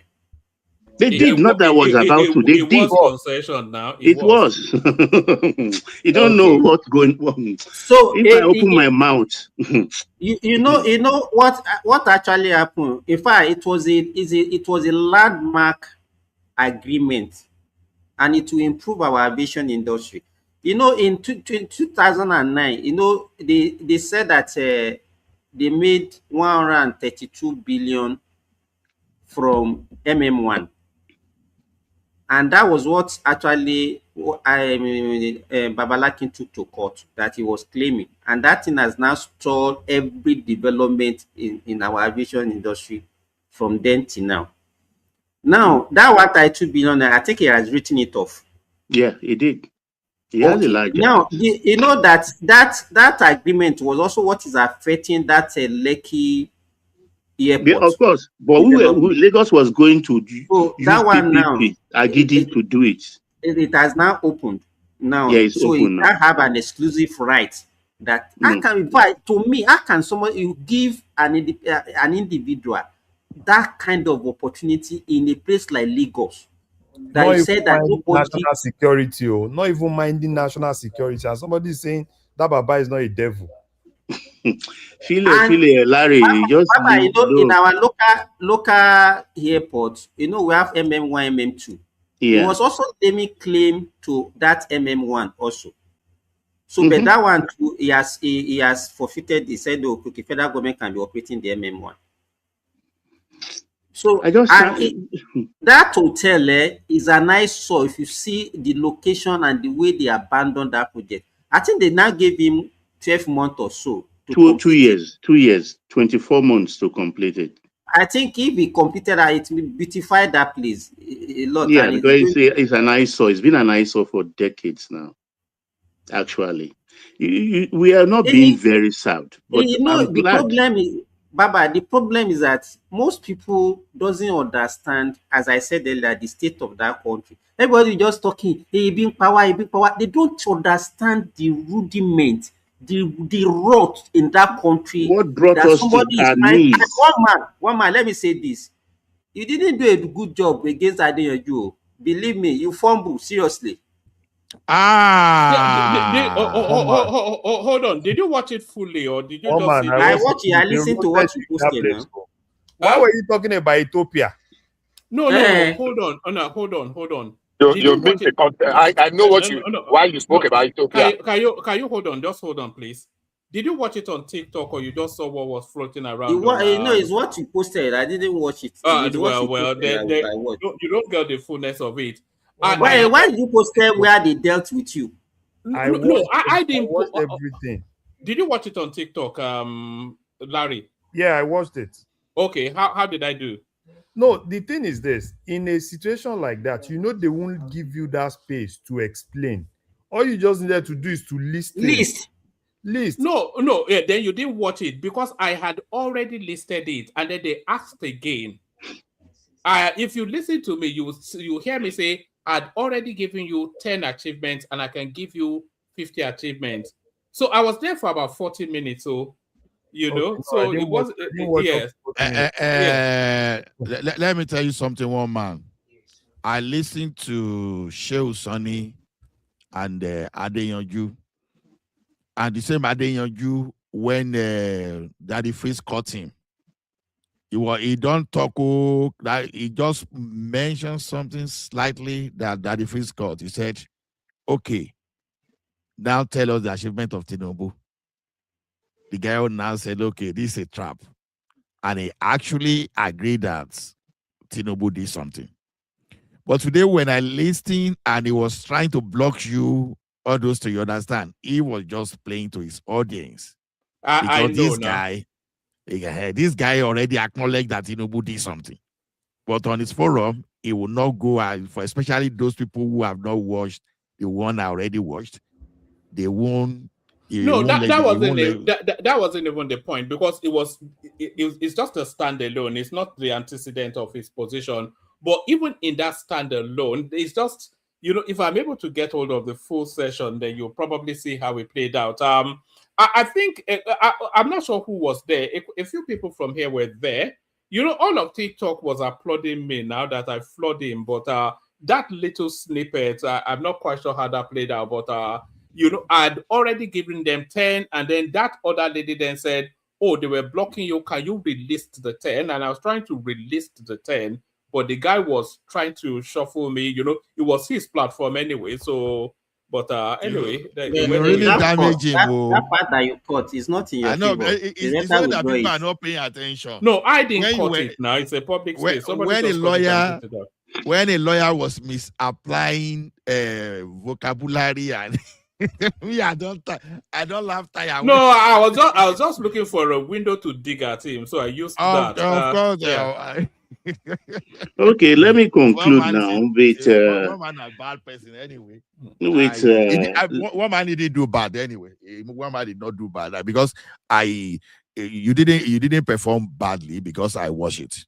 So no, I did not actually. If you watch the fullness of it, you wouldn't say I did, but maybe I'm not sure. Even I was, I didn't even know it was out there. I didn't know anybody clipped it and put it on Twitter. It was actually Kulata that sent it to me and said, when did this happen? And then I went on Twitter to go and watch it.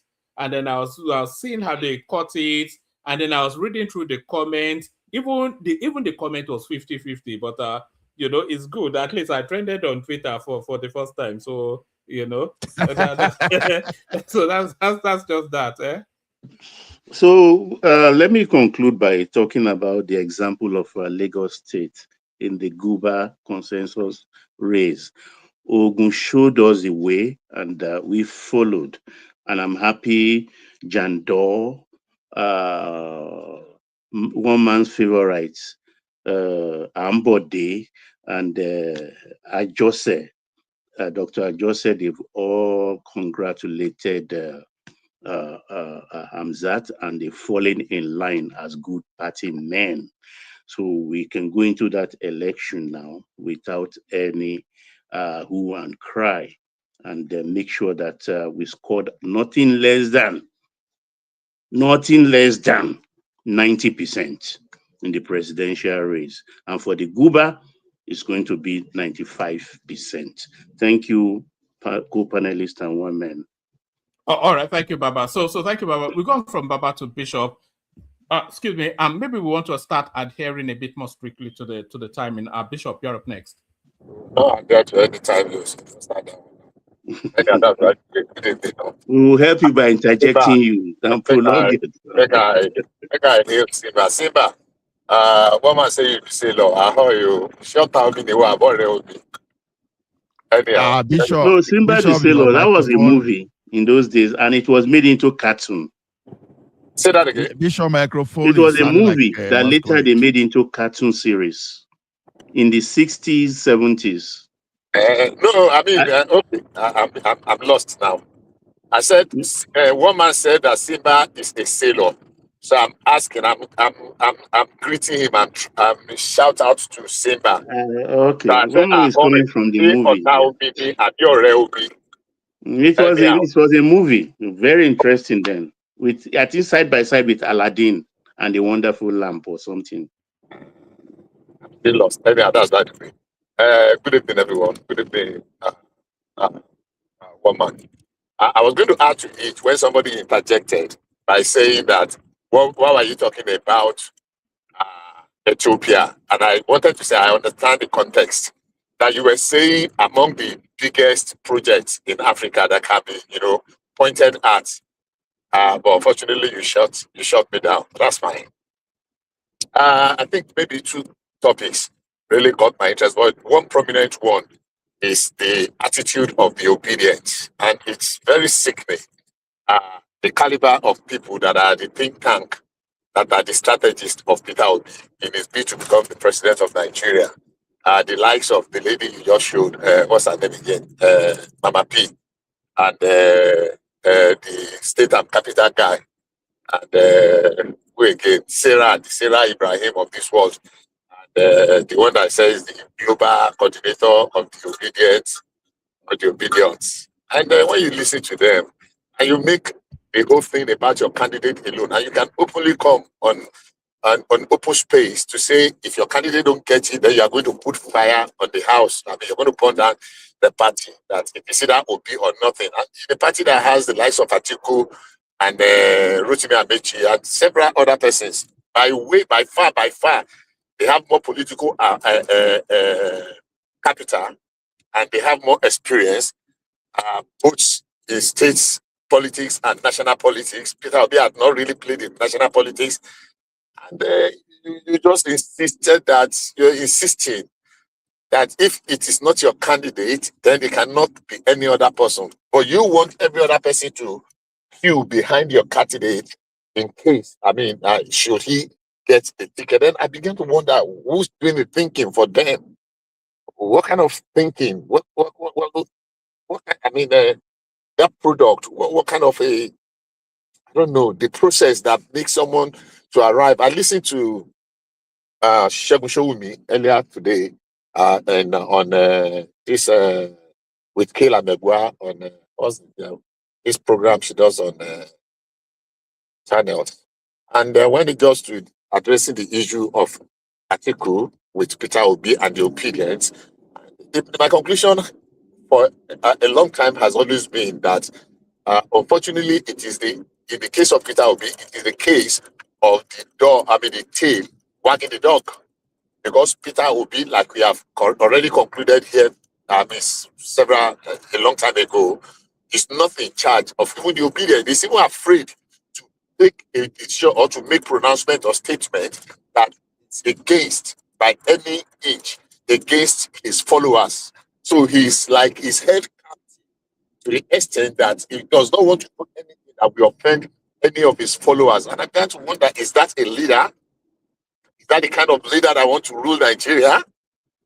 Is that the kind of leader that's aiming? And I think it's a stain on our nationhood that kind of a character is really aspiring to be the president of Nigeria. But he's not in charge at all.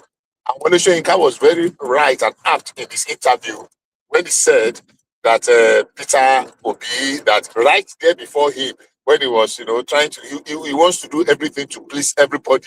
And it shows that he does not really have a mind of his own. And it's very painful. So good luck to them. But one thing they are successfully done, and they've been doing, and they will continue to do, is that they are making Peter Obi to be completely unelectable. His best shot was what he had in 2023. And they will meet their match in the articulate, or what do you call them, and other people. Because if it is just about Peter Obi alone and not any other person, then definitely there's no way that those other people will want to go queue up behind him. We are waiting to see the platform he's going to use. Obviously, the ADC platform is already out of the equations, out of the calculation now. So let's wait and see. On the issue of the OPEC that you guys were discussing, I used to say, is anybody hearing me? We can hear you loud and clear. Carry on. Bishop, carry on. We can hear you. It's so silent. I was wondering. Yes. Thank you, sir. We are listening with rapt attention. Go ahead. People used to say that we are an oil-rich nation. I used to say we are oil-poor nation.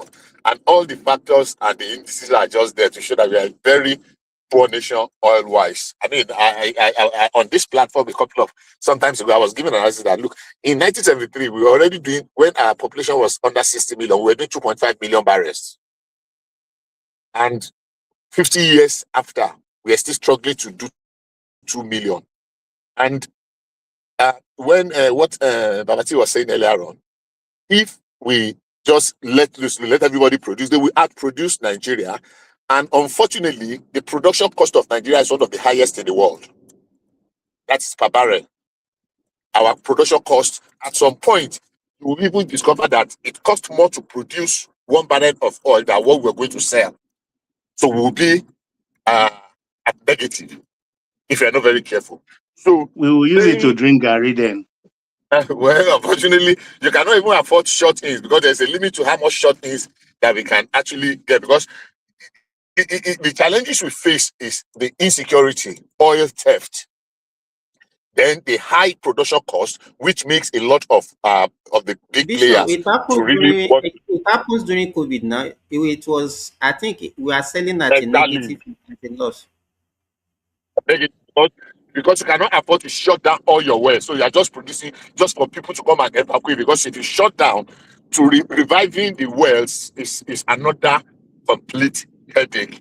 It's not going to be as easy as what I do. So the issue of oil is very delicate. But one thing we need to understand is that we are not an oil-rich nation. Per capita or per everything, by the cost, but how much that is accruing to us, a country of 200 plus million people, struggling to do 1.8 million barrels, including condensates, and a lot of it have already been combat by loans that we have gotten. And we're using the loans to pay fuel subsidy. And we have ministers that served under that government coming out today to say, where is the savings from oil? When they know we really did not have the money, we were actually borrowing to pay those subsidies, but they are jumping, pontificating everywhere, junketing, saying, where is the money? They are, somebody like Amaechi is saying that Bishop, let me ask you, why do people normally ask that question? No, it's just to sound wicked, to show that even Deji asked one man the same question. Sorry, Papa. Deji asked one man the same question in that section. One man couldn't answer. He asked, and I wonder why everybody is asking that question. It's strange. What do you mean one man couldn't answer? Sorry, let me play it again in full. They did not allow me the window to respond. What do you mean one man couldn't answer? Yeah, they do not allow you. What did you go there to do in the first place? I listened to the sniper. They did not. So unfortunately, there are lots of decisions that have been taken in the time past that are really affecting us, and we are paying for them very dearly now. But I want to believe that we are taking the right step, and we are on the right trajectory. People saying that, everything about macroeconomics. I listened to Osumbo, Professor Osumbo today, the man that was kicked out of Edo government house for stealing an election, coming to compare, talking about Lee Kuan Yew. And he thought he was making very strange. They come up with these things and they lap it up. That noisy neighbors of ours calling themselves obedient on cyberspace because they indulge in cyber thuggery. They think they have the voice. They are not numbered people. I mean, we all know these things. They buy followership. Most of these voices they have 1 million followers. They buy most of them. It's very shocking, the quality of our public discourse, especially when it comes to the issue of governance and policies, that endures. So everybody wants to come and criticize the government policy, the reform, and they think that reform is something that you like rice or like Indomie that you put on a microwave or in 2 minutes and you're ready to eat your dinner. It's not. And people making an example of Lee Kuan Yew, it was like I should just jump in the ask Lee Kuan Yew, ask the man, how long did it take Lee Kuan Yew to be able to secure the turnaround? What was the population of his country at that time? The reforms that you will do 50 years ago and it will go seamlessly. You can try it now. And the size of the country. And how many ethnic groups involved? Exactly. A lot of factors. There are numbers of factors that are, and everybody come on television and you just want to play to the gallery. And both the interviewer and the interviewee just seems to be, playing in the same league. I mean, they will throw something up, throw figures up. You're not going to fact check. You're not going to throw back. There are questions. I mean, there are certain answers that require follow-up questions. But because they are just doing, maybe just enjoying the same thing, and they allow them to just go. And that's why I have a problem with the quality of our public discourse over the years. You listen to some people and you begin to wonder, is this man actually a professor of law? When he was analyzing and almost casting aspersion on Amaechi, that the man, because he's the legal advisor that would not advise. Bishop Abe, who is that? May I know the name, Abe? Professor Osumbo. Okay. The former governor, the one that was thrown out of the Edo government house for stealing election. These guys is from Edo again, Abi. This one is from Edo. Yes, Edo. It be like say they have so many professors that lie against the law. Now, so one professor they say boldly say you have to win Abuja to answer for that matter. Yeah, I don't mention name. That was the most ridiculous thing I've probably had in my life, my entire lifetime. So basically, I think that the way forward is the way upward. If we are not able to counter this narrative, and we allow the voice, the cacophony of voices to drown reasonable voices, voice of reason, voice of wisdom, voice of knowledge. I've been quoting Baba Awolowo. If we allow the cacophony of voices, because sometimes they believe they are in the majority, because of how loud, of their noise, like the Take That Capital guy. Every time I listen to him, I just wonder what kind of TV station give this guy their platform to come and spew this garbage. I listen to some people and I just felt that maybe they just want to entertain, and they are not really interested in the quality of the conversation, but in the amount of noise that comes. But Bishop, do you think the journalists are also knowledgeable to be able to Well, the unfortunate thing is that there's been a potpourri kind of a thing, the mixture. A lot of people that are parading themselves as journalists, they are just on-air personalities, that they are just fluent in talking. It's not like they are deep, their research is zero. They just pick. Imagine people on television. Most of what they talk about is what they also hear on social media now. So what I want to say. Imagine journalists, so-called journalists, picking up news from social media, and will not do. There was one that happened a few days ago, and I read a couple of comments, and when people said that, and they mentioned it in some major national newspapers, television, that Attorney General took some parties to court to be deregistered, and I shot at. Because that is completely opposite. The Attorney General was also a defendant in that matter, and INEC were defendants in that same matter. And a lot of people were running that it was like the Attorney General and the government that took those parties to court to be deregistered. And that was actually what gained traction. And I was wondering, what kind of a thing is this? And online personalities in the name of practicing journalism were actually also, what do you call it? We're actually also running with that narrative. I can't help but say, how did we get here?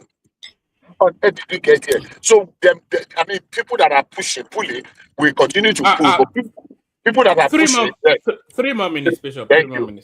People that are pushing should, as of a necessity, try to push harder too, because they're not giving up. Boycott me. I think you've exhausted the story of boycott me.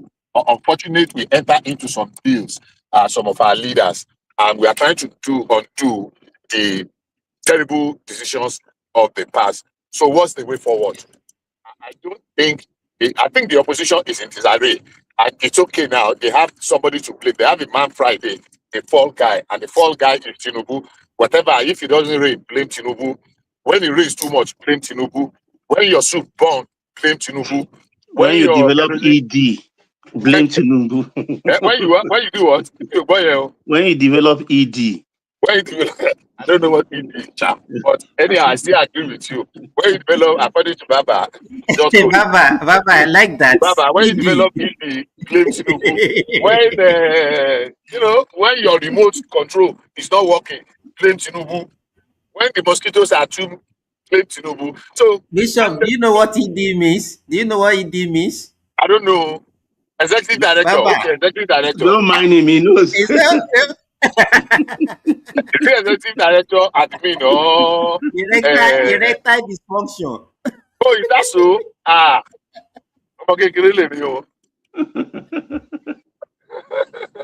so thank you very much, woman. I'm actually, like I said, I did not even know I will have this quality of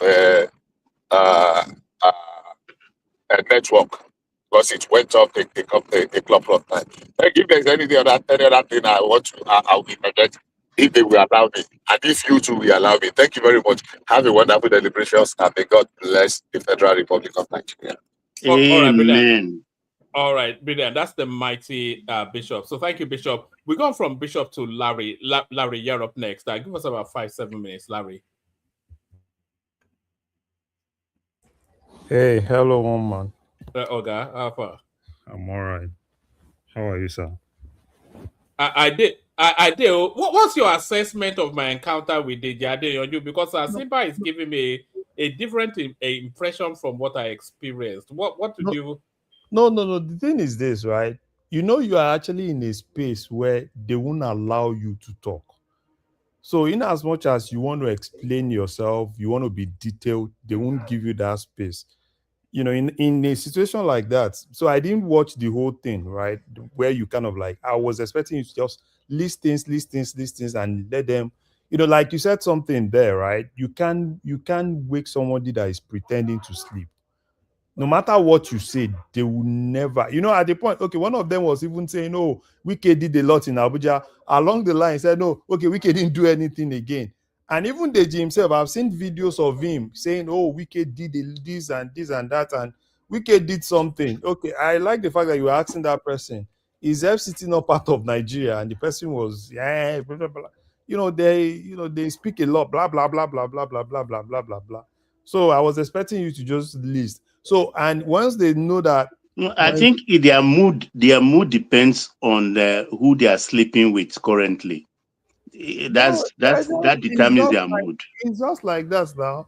You know, the thing is, it's all about clicks now, and they give them gift and everything. Don't you see that? Because of that, you know, they were giving the gift, and it was, you know, the boy was always, it was on you. They were giving him gift and stuff like that. I salute you to have even taken your time to go in their midst, because people like that, you know that there's nothing you can actually tell them, right? They are kind of like, you know that's not my first encounter with him on his when he's doing his something, because I find him so irritable, and I find him such an easy picking, because I don't consider him to be clever. He's certainly not articulate. Yeah. Deji's, you know, the problem I have with Deji.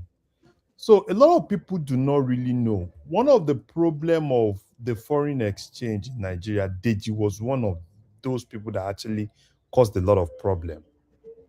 So when we started this issue of floating the currency, when we're still trying to stabilize, CBN was trying to do everything. Deji is one of those people. The campaign he was doing that time was go and buy, go and buy, go and buy, go and buy, go and keep, go and buy, go and keep, go and keep. Almost every minute, that guy was almost everywhere telling people to go and buy dollars and hoard, and and those things were counterproductive. So at the point, I was like, okay, fine, is there nothing the government can actually do to this guy? So people like that, they are just opportunists, right? So, he was just this guy, very clueless in Abuja. He doesn't have anything to do. Got somebody, that probably came from a wealthy family, married that person, even though he had other kids somewhere else that he couldn't take care of. And when they knew that, they started the business of, doing this normal organizing protest and everything, it was beaten during Buhari's period. So when they knew, right, that there was nothing for them to do, all of them, and the easiest thing to do is to go to that base university, because base university as at that time was just giving all of them in Abuja, almost everybody, Dino Melaye, Amaechi, all of them, they are accidental lawyers. Is that not right? the university that belongs to Dati? Yeah, that's the university now. So base university as at that time gave all of them. So all the politicians and all of them that were just roaming in Abuja, that had nothing to do. They just put all of them in one place. Base university just said they gave them this their law degree. Yeah, because they know they will not practice. It's just lawyer in name. So base university gave them almost all of them now. Dino Melaye, Deji Adeyanju, Amaechi, and some other people. There are a lot in Abuja like that. There are a lot in base university. So yeah, it's not just those, it's just the ones that now. If you are in Abuja and you know what's happening to base, everybody is doing law. Everybody now, they just come back, everybody, all of them gist, talk about protest and everything, and they gave them that. And it's not like anybody scrutinized that law, and at the end of the day, they come out, they say they are lawyers.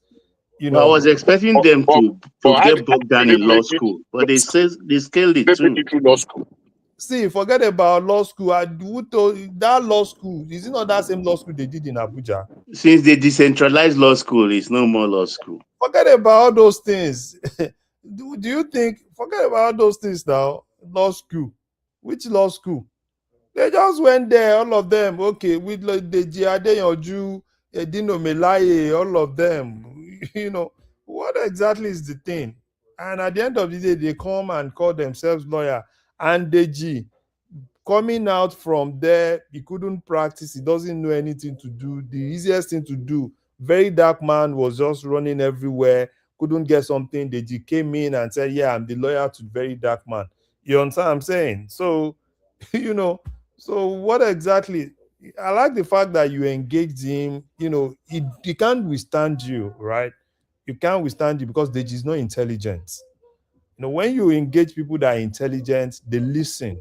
Sorry, I don't know if it's only me, but you are sounding very faint and far now. So we can hear him clearly, as loud as I can hear you. It's quite clear and lucid. Yes, maybe it's your system. Yeah, maybe it's your system, Bishop.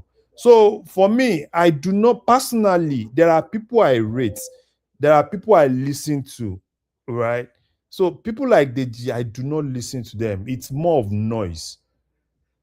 It's more of noise, and it's more of clickbait. They always want to go to spaces where, if anything is popular, they are always there, and even when they just started with this issue of very dark, I knew, right, that was, if they see anything, everybody is going to somewhere, you always see them come out.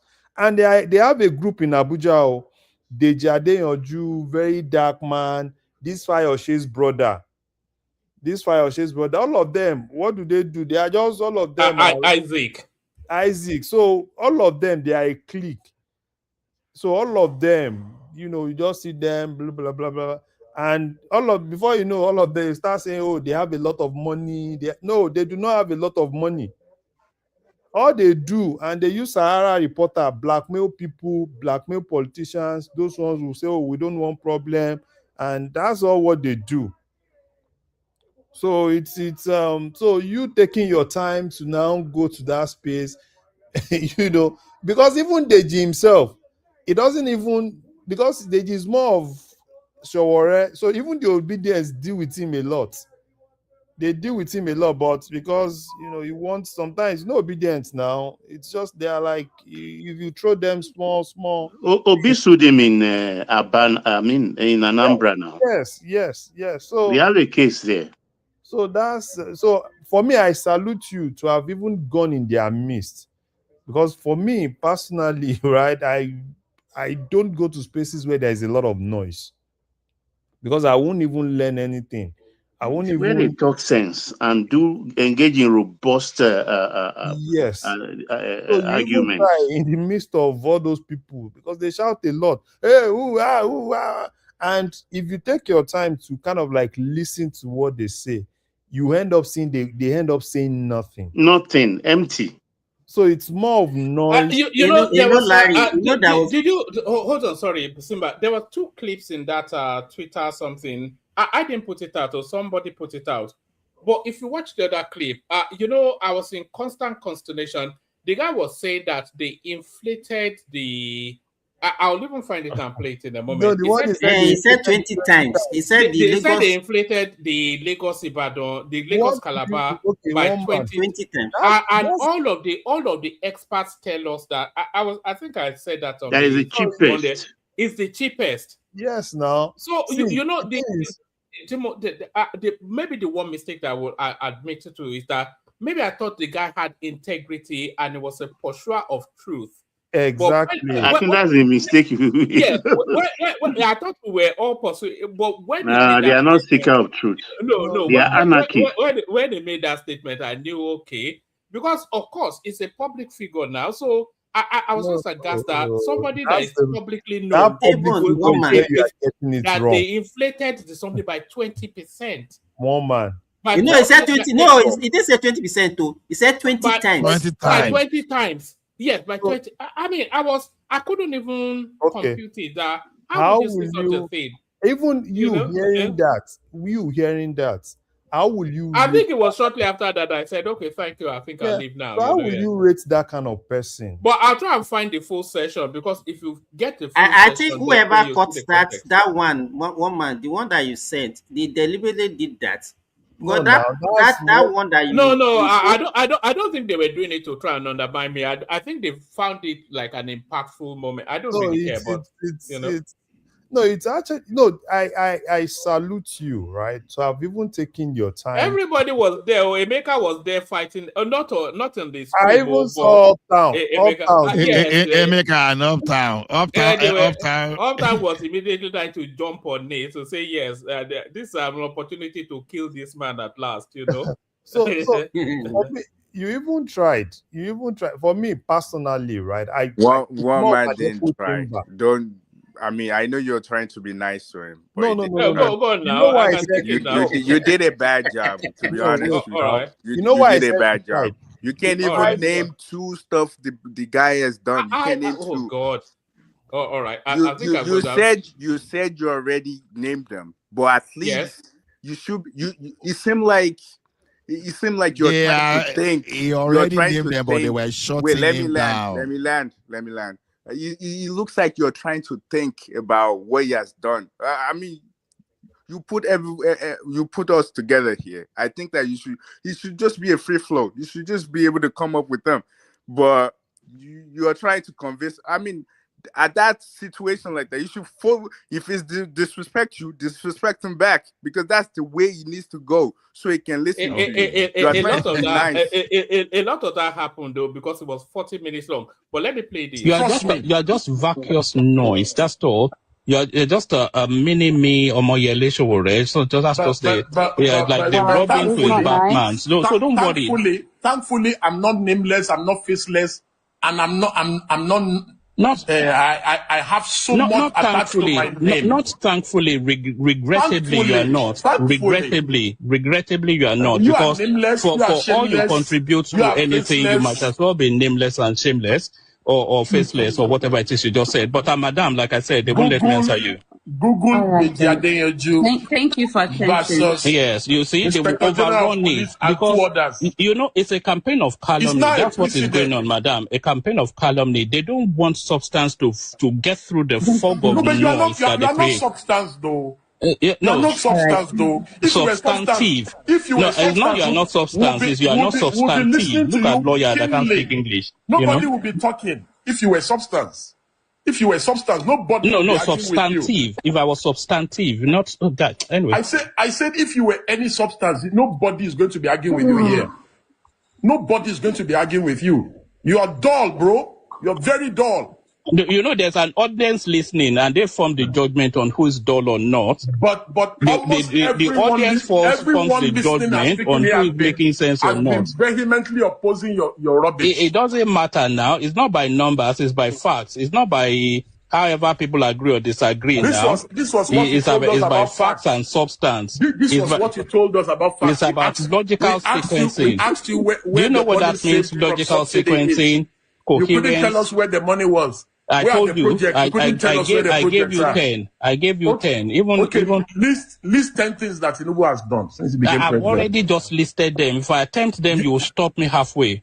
List 10 things. We'll leave you now. List 10 things that Tinubu has done. All right. So the east-west road that is in the south, that connectivity.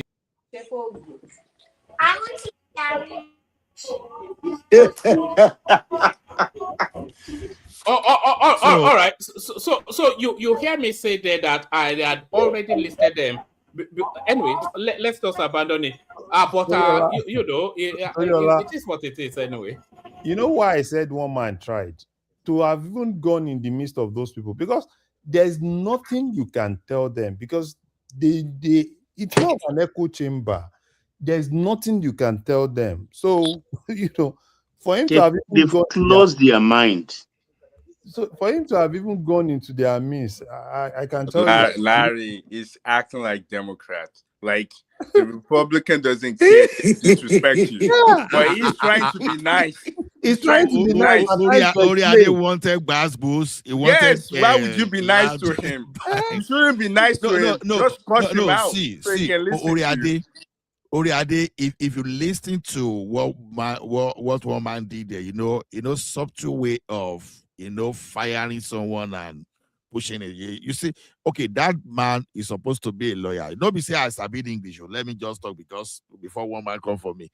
You see the way one man even hammered that guy. You understand that he could not even differentiate between what he was even saying and and the object. So things like that you think was not an insult. Oh my goodness, there's no way you could have received any more insult than that. In terms of that, one man finished him now. You obviously the thing is, why are you raising? You know why? It got quite. Sorry, Larry. It lasted 40 minutes. I think you only got 4 minutes there. It got quite personal. We went after his father. Well, I said I went after his father because he brought his father into play. I called him a fraudster because he is a fraudster, the scammer. A lot went down, but but anyway, it is what it is. At least I was number one on I was number one on Twitter, whether good or bad. I was number one on Twitter for a moment. Somebody like me, because I know Deji very well. You understand what I'm saying? I know what he does in Abuja. Before this, all these, I'm a lawyer and I'm a this, I'm a that.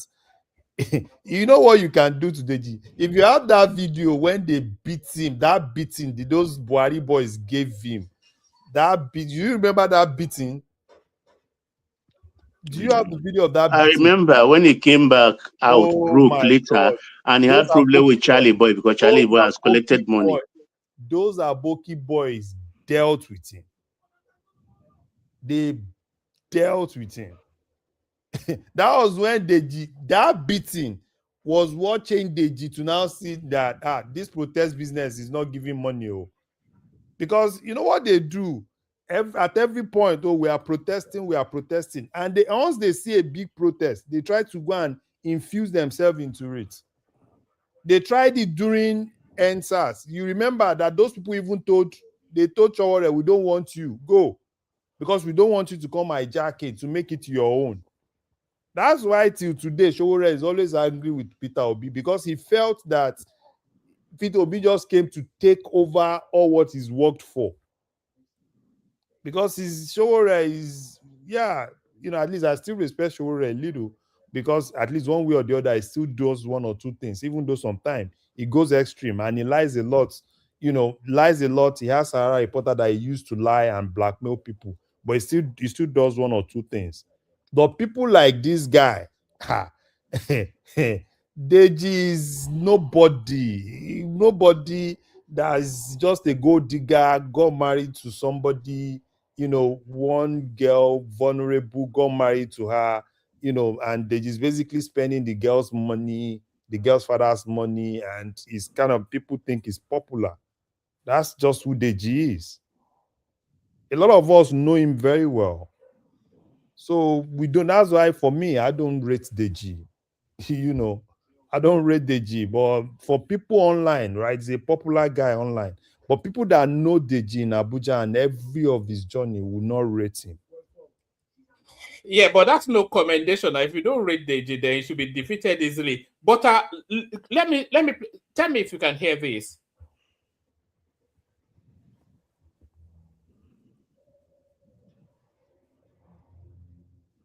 No, we can't hear. Yeah. No voice.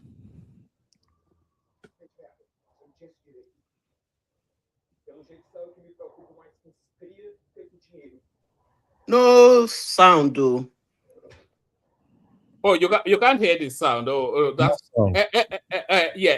Anyway, I'll send it to you. It was quite the only thing I can try and do is to get the full, because if you don't see the full something, probably I'll go and look for the full this thing. So that full, I know the obedience will not put where you dealt with. No, it was quite intense actually. It was epic. But it's good. I think it's kind of Is he not the guy that Peter Obi sued? Yeah, yes, it's the same guy. So now he's on Peter Obi's side. No. It's just an opportunist that wants to. But I'm not sure if you can see some figures. So that's Deji right there. But in all these boxes are the rest of the panel. I stand out alone as the only one that is me. Hold on. It's me versus the rest of them. What happened on Twitter? Hold on. Let me just. If you see this, if you can see some figures at the point, those are approval points, So anyway, let's just go on. Now it sounds as though one man.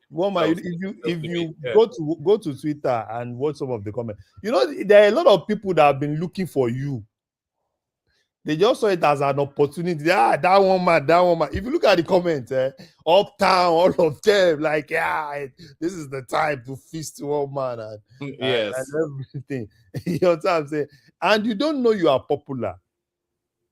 You know, I was reading the comment. I was like, but one man, sorry, now you mentioned Uptown. Where is Uptown and Ekene?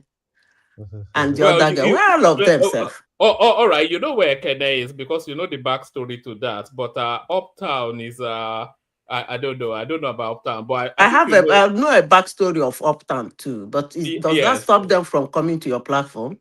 Well, I don't know if it stops Uptown, but the backstory of Ekene might stop him. It doesn't matter now. They should come. We are not discussing them. We are discussing topics.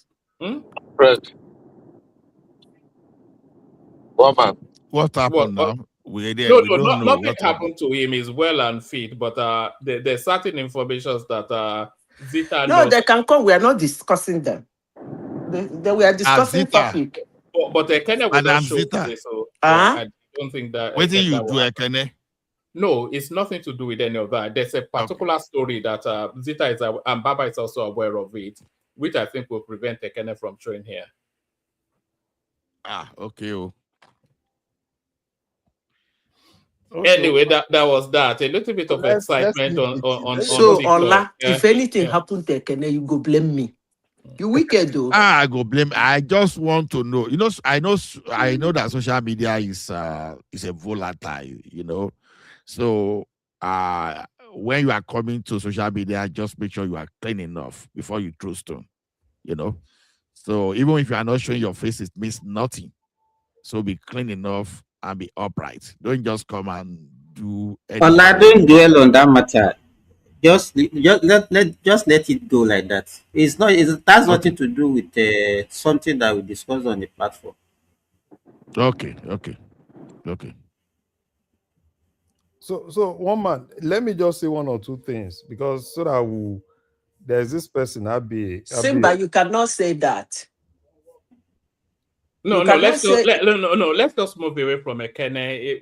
I'm not talking about Ekene. You know why it's not here. So I mean, yeah. Okay, let me just. Do you not know? You know now because I told you. So yeah. But carry on, Larry. So let me say one or two things because there's this person in the comment section, Abi. You know, when I talked about Obasanjo. And the reason why a lot of people now, this is me talking about people that really understand Nigeria. And the people do make a lot of mistakes when they say, every time when new government comes in, it gets worse and gets worse and gets worse, right? Now, there's a lot of mess. And what we've been doing before now, rather than cleaning the mess, we've been trying to do everything to escape the mess. This is the first time we are now having a president that is helping us clean the mess. And when I talked about aviation, when I talked about Obasanjo is the genesis of every problem we have in that country. And his hands are on every sector in that country. It's the foundation. Aviation, this aviation that we're talking about, Obasanjo signed everything with Babalaki in 2003. When he knew, right? I can't even imagine a president. You signed with Babalaki 35 years. You gave Babalaki exclusive rights to build airports, not even minding national security. And after that, he basically killed that sector. Obasanjo is coming out today telling us that, the Nigerian refineries will not work. All because, and if you look at everything with that Nigerian refinery, Obasanjo is the genesis of everything because he's a greedy man. It's greed. It's everywhere. If you talk about in Nigeria today, if you're a public servant in Abuja, you will be suffering. And I need to tell people, public servants in Abuja, why they are suffering. They are suffering because of Obasanjo. Obasanjo brought a policy called monetization in Nigeria. And what that monetization meant then was that all federal government buildings were sold. As a public servant, in those days, if you're transferred to FCT, because the cost of living in FCT is different from the cost of living elsewhere. And as a federal government staff, you are paid the same rate. If you're living in FCT, you're paid the same amount they pay somebody in Ekiti. But prior to Obasanjo's period, there are some houses in FCT. If you go to Garuki, most of those houses were meant to be for civil servants. If you go to Lugbe, federal housing in Lugbe, those houses were meant to be for civil servants. If you go to Gwarimpa, Abacha was building those things basically for civil servants. What did Obasanjo do?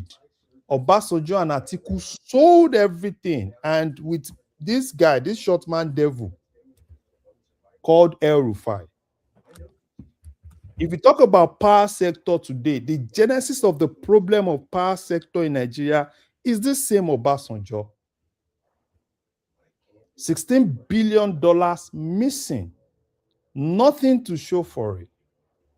And even after they sold power sector, majority of things in Southwest were bought by this guy called Obasanjo. And every time he comes out, subsequent government after this man comes out, lash them, writes rubbish letters, make it look to come more sanctimonious, make it look to Nigeria as if he's a better guy. Nobody has actually done everything, better than what he has done. It's a lie. That man is basically the genesis. And what Tinubu is doing, a lot of people do not know. Tinubu is trying to clean the mess of that man. Why did that man have problem with Buhari? Was it not because of NEPA bills of water farm? Government was still paying. It was Buhari that stopped it. This same man, how did he get that library that he has in Abeokuta?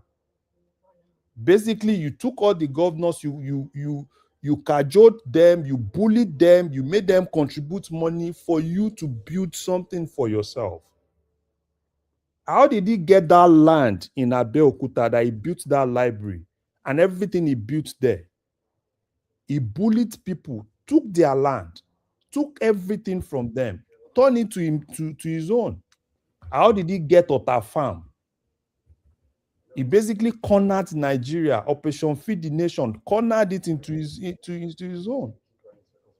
And he has everything in almost there. Hardly will you see a state in Nigeria that Obasanjo does not have things there.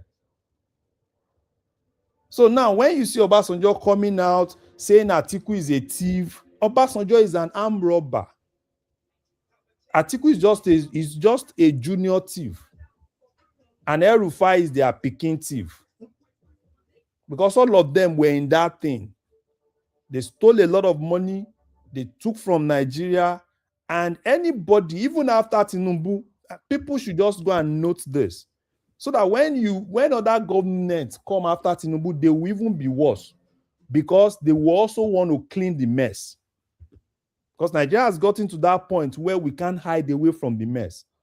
Buhari couldn't curtail it. That was why Buhari said, told Emefiele, start printing money. Because that was the easiest route. Because Buhari could not even do anything. Because these guys are basically stolen. They've done everything. Every other government after Obasanjo, it was bully. Why was Obasanjo having problem with Yar'Adua? Because Yar'Adua was basically canceling everything Obasanjo did. Yar'Adua cancelled the sale of the refinery, cancelled every other thing. Because Obasanjo basically mortgaged the whole country, doesn't care about anything. So can I ask a question? Yeah, you can ask me, Bishop. Okay, perfect. The cancellation of that sale of the refinery, was it a good decision? Refinery, United. Okay, see, as at that time, right, it was a good decision.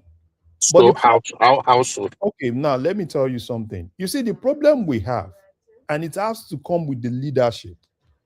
Yar'Adua, as at that time, if Yar'Adua had not died, I can tell you that Yar'Adua would turn over that refinery. If Yar'Adua had not died. That is, I disagree with you, but don't let us go because he's dead, so we cannot. No, yeah, it's dead. Because, okay, in Nigeria, have you ever seen, Yar'Adua is the only person that was truthful. That was what? Truthful. How? Truthful to a point that Yar'Adua, as I've never even had it before in Nigeria, that a government will come and say, okay, fine, the Nigerians are paying too much, when it comes to fuel, fuel price has gone down, let's bring things down. Even the point of, let me talk. Okay. Even the point of Niger Delta, all this Niger Delta militancy and everything, if not for the wisdom of Yar'Adua. I think we should just not, try to canonize Yar'Adua. Let's forget about it. Yar'Adua is a good man. No. If you are talking about, I remember Niger very well. The reversal of the sales from Niger. I remember the reversal of the sales of those refineries. Okay. I remember that, the VAT, reversal of VAT to 5%. I remember Yar'Adua, I don't know, I don't want to talk because it's late. But quite honestly, those are very dumb decisions. At the position we were there, those are very extremely dumb decisions. Another thing they used to steal from us, and this man, UBA man too, stole from us. Did anybody remember when we bought the shares of Transcorp? How many people remember? Why not? We bought the shares of Transcorp. What happened to our money? What happened to the shares? No, you should have even started from when it was Nikon Noga. What happened? I bought the shares of Transcorp. They stole it. They packaged everything, brought this UBA guy, all of them, and now all of them are accidental emergency billionaires. They all robbed Nigerian NGX, all of them. Emergency. But somebody should just not be talking, honestly. Baba, it's sad. I know, Baba, I know you are. Okay. I just wanted to, because I was listening to you with rapt attention. So there are some of the few things you said that are not totally very, very correct. As much as I hate Obasanjo, so that we will not distort that. No. The reversal of the sale of the refinery was one of the stupidest things in the Senate that Yar'Adua did. And reversal, look, let me tell you about Nitel. When they sold Nitel and they reversed the sales of Nitel, because of people ganged up and said, and given the refinery that it was sold to the cronies. At the end of the day, they sold Nitel for $242 million. So you know the they stripped it. See, the problem, man. Yeah. You see, that's why for me, probably if Yar'Adua had not died, things would have been different. Jonathan wanted to do something, but he was basically bullied. Obasanjo bullied. I've never seen any president that was so bullied the way Jonathan was bullied. Obasanjo bullied that guy. He was basically writing letters. He was doing all sorts of things. And because probably Jonathan was inexperienced. Because I can't even imagine any president that would take all those things that Jonathan took from Obasanjo. That man look, those who know him, he's too overbearing. But he's a victim of his oriki. He's an old woman. And we menukuru oniti. So if he latches on you, so you just need to kick him. Me talking about Obasanjo like this, right? We are from the same place. I know him very well than anybody on this platform. I Are know you him sure? very, very well. Yes. You don't know how much other people know him, man. You say you know him well I enough. know Don't say him that. very. I Don't know say him. that every other person on this platform. Don't Wait say that. now. Come on. Wait now. When you know somebody to the point that, at least for me, when Obasanjo came from prison, I was part of the people that swept the house.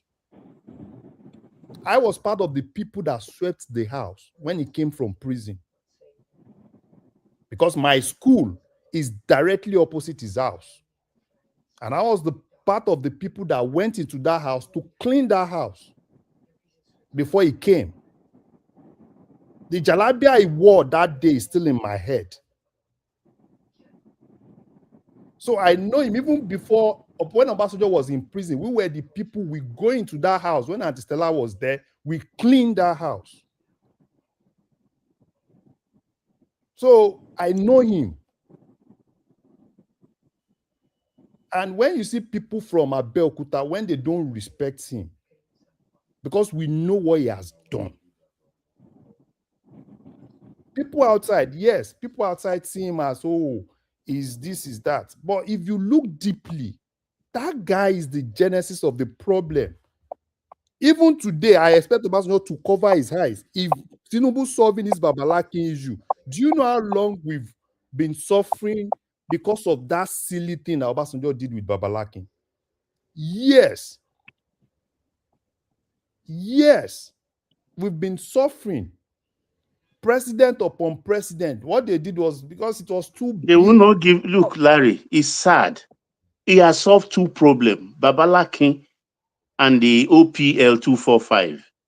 Those touchy issues has tortured us as a nation economically. It stunted our growth in two different fields. I mean, maybe history will take care of Ashiwaju, no doubt about that. But he has to suffer through his 8 years. No, it's good, right? It's good. It's good. Let him try and help us clean a little bit of the mess. Someone else will also come, clean that mess. Because Lagos that we are talking about today, Tinubu came, clean some mess. Some other guy came, they consolidated on that, and Lagos is where it is today. And that's exactly what's happening in Nigeria. There's a lot of mess to clean up. There's a lot of mess to clean up. So Tinubu will definitely do his best, try to clean as much as possible. In terms of infrastructure, there's a lot of deficit of infrastructure. And when people say, oh, what is he doing? When the guy said they should go and we will borrow them Jiggy Bola, yeah, I think it's true. Even when people are seeing things almost everywhere, turning almost everywhere, this guy is basically turning everywhere to construction sites. And we know it, people see it. Even though people that said, oh, he's not doing anything, when you see them, some of them even do videos. I'm driving on Lagos, Calabar Express. Oh, this is good, this is good. And sometimes like, what the hell? So whatsoever anybody talks about, right? I believe that this guy is cleaning a lot of mess. And anybody that's cleaning a lot of mess is not going to be popular. Because if he had done the easiest thing that Buhari did, obviously, he will still be pushing the country, let's patch it, print a little bit of money, let's borrow money. Kicking the can down the road. Let's see. But how long are we going to push it? We'll push it to a point where Nigeria will be bankrupt. And once we're bankrupt, what else? Because we can't pay salary, we can't pay anything, and then that's the collapse. The country collapses. So Tinubu, I love him because of those things he's doing, trying as much as possible to help us clean that mess, even though it's going to be a little bit difficult, right? It's going to be even though Tinubu has his lapses, and I've said it on this platform. 2 more minutes, Larry, 2 more minutes. He's a politician. He put a lot of politics in some of the things he does, but I won't take the facts away from him that he's doing the job, he's helping us clean the mess, and hopefully, right, he gets second term. Clean more mess, try and help us put some things to the south too, right? Things that were previously concentrated in the north, Put it all over this country, right? Put it in south, southeast, southwest, and let everybody have, have that common ownership of that country. Thank you, one man. One man, you can go to someone else. Yeah, all right, brother. Thank you, Larry. So we can conclude then that Larry is not the number one fan of Tinubu, or for Obasanjo rather, number one fan of Tinubu, of course. So thank you, Larry. So who's up next? I've forgotten the sequencing. Do you want to go to Oriola? Oriola, you're up next. Oriola. Well, can you go to somebody else? Oh, mommy. I'm not ready. All right. Who's ready? Whoever is ready should go. Is it let me talk, woman. Okay, Simba. All right, go on, Simba. Yeah, so let me start with your topic. Who will Atiku pick? Oh, please. I was actually looking for that to be the driver, but I didn't. I've not pushed any. Yeah, please go there.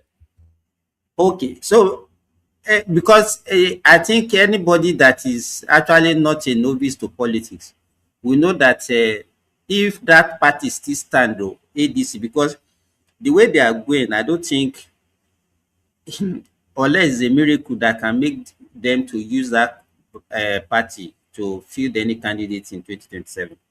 But let's assume that it's going to work. There's no way anybody can pick that ticket ahead of Atiku in that party.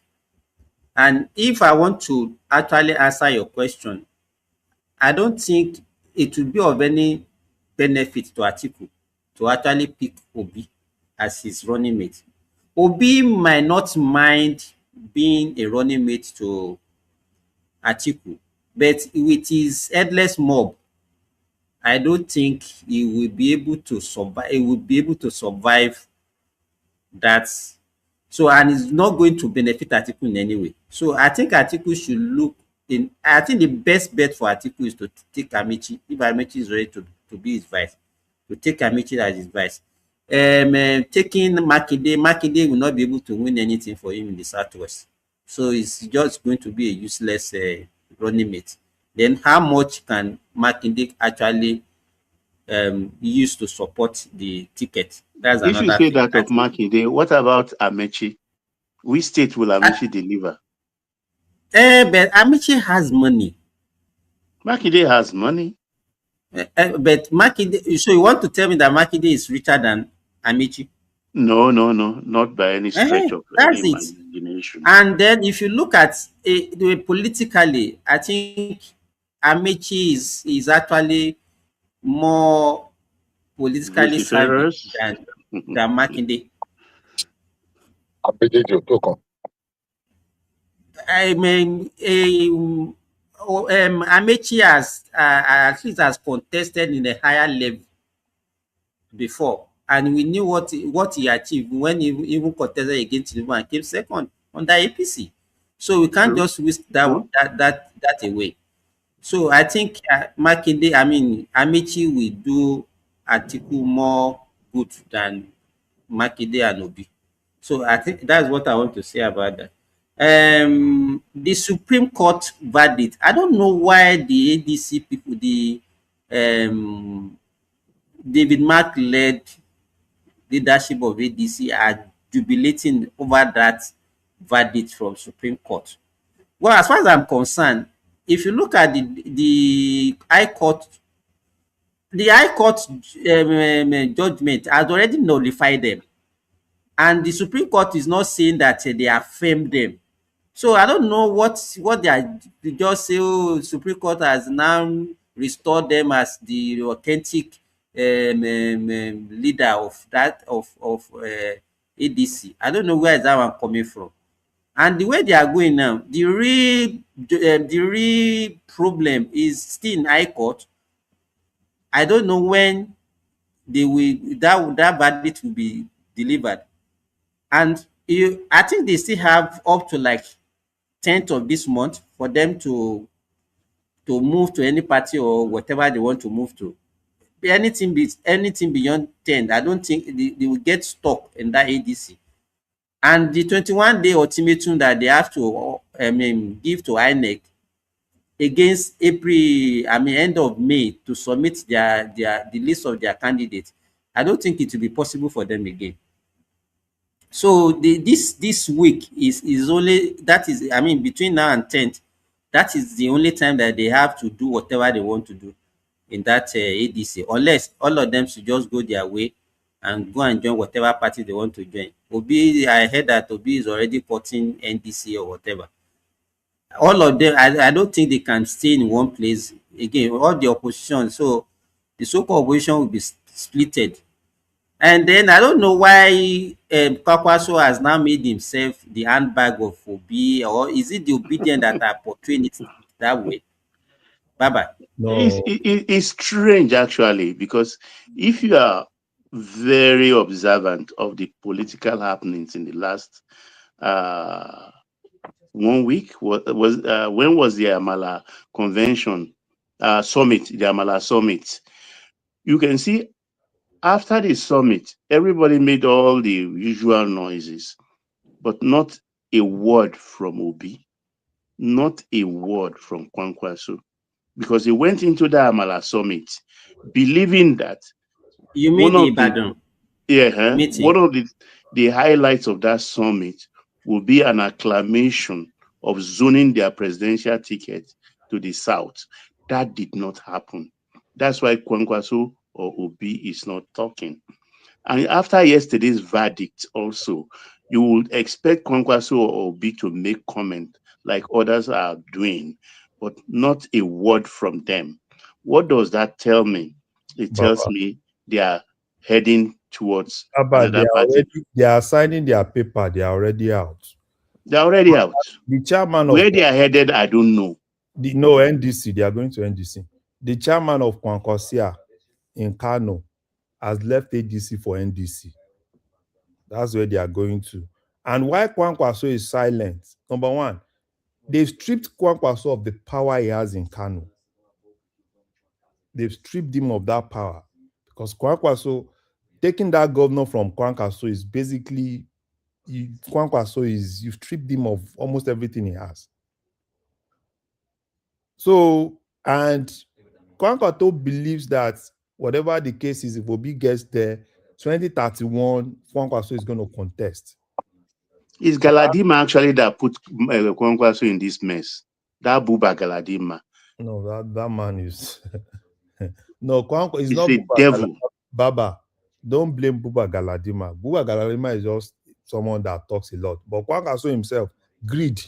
Well, was it not Kwakwanso that played himself out of politics? I think he overestimated his worth in the. I think he's supposed to have joined the APC ahead of the government. That would have made him more relevant. That would have been his best move.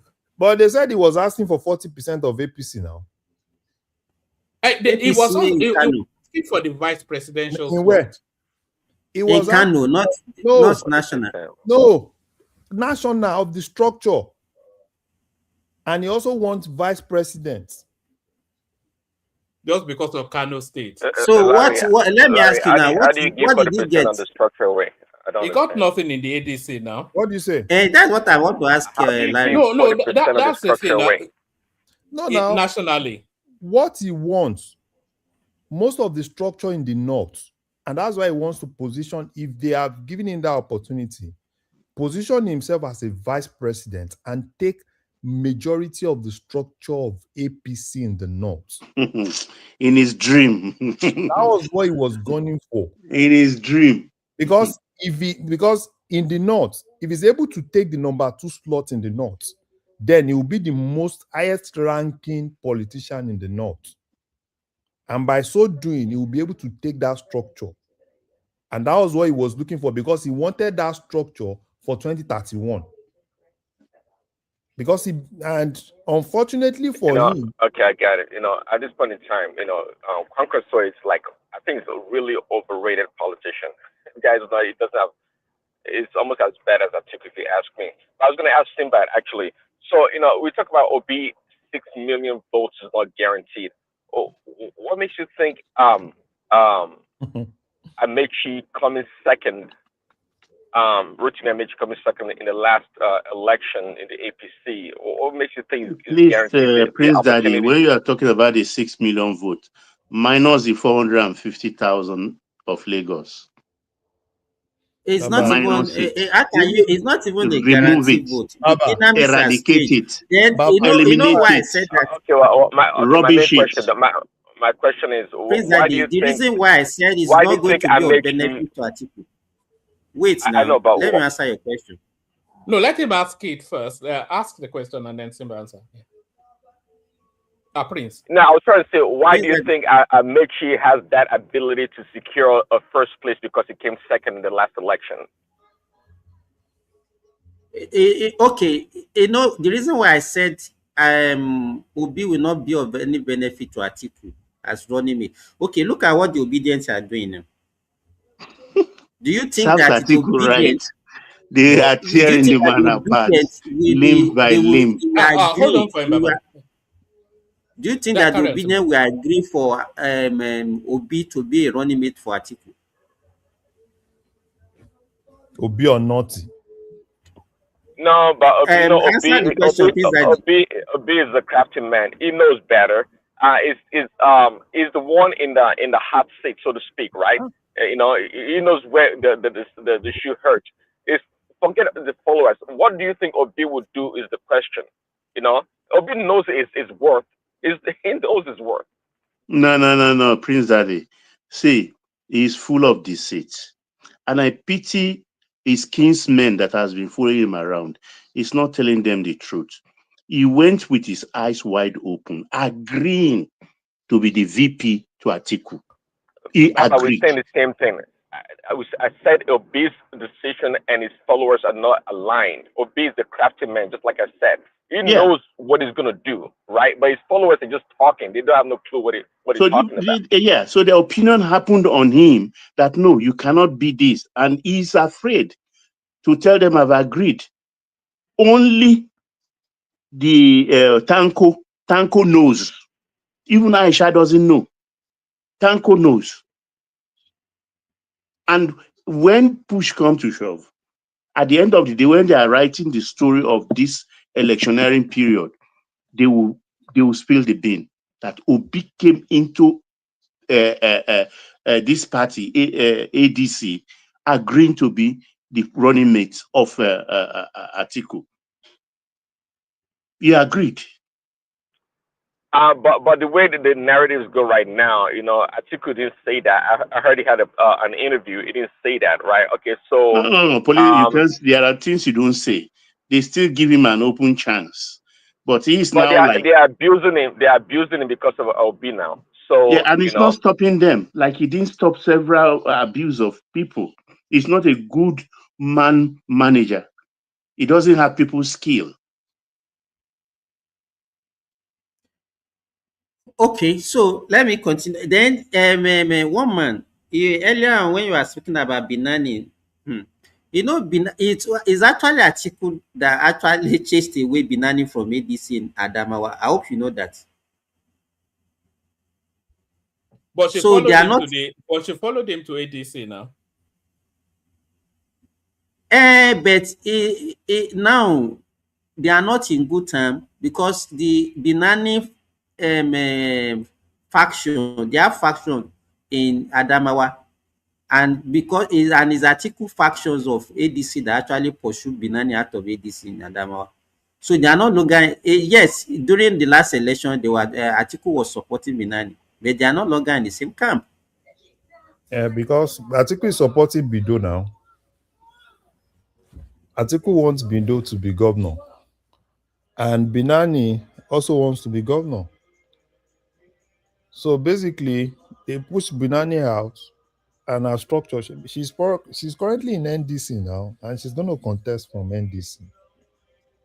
So that means even if Atiku is going to go to any party, he's not likely to be NDC. Probably maybe he will be talking about PRP. Atiku will either stay in ADC or go to PRP.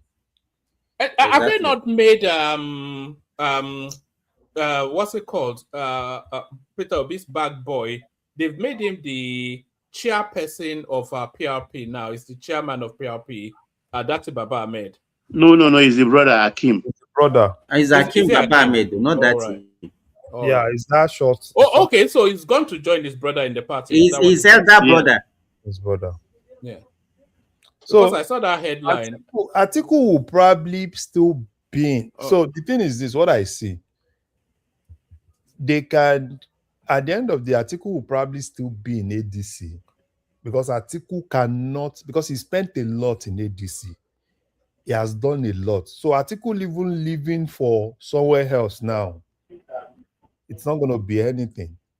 It's easy for Obi to leave ADC because Obi has not spent anything in ADC. He doesn't have any structure in ADC.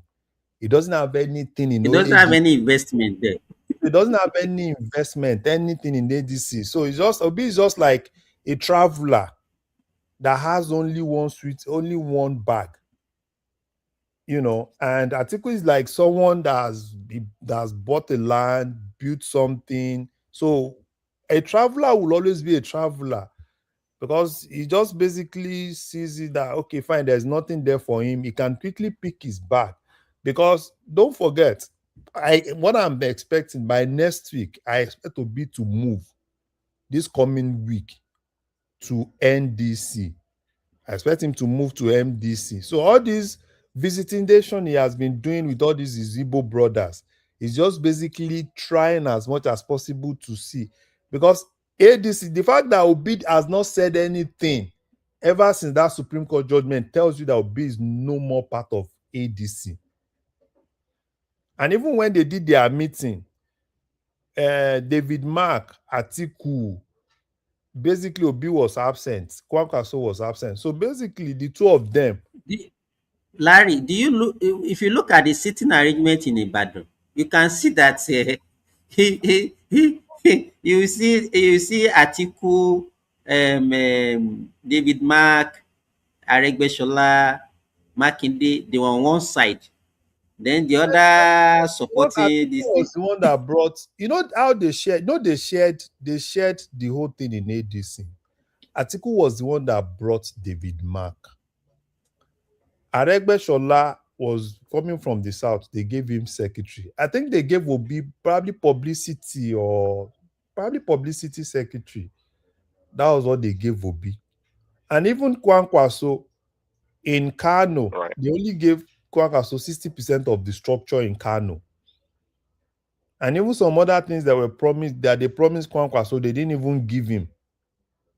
So Kwankwaso too is more like a traveler. Because Kwankwaso currently in Kano, Kwankwaso does not have the House of Assembly in Kano.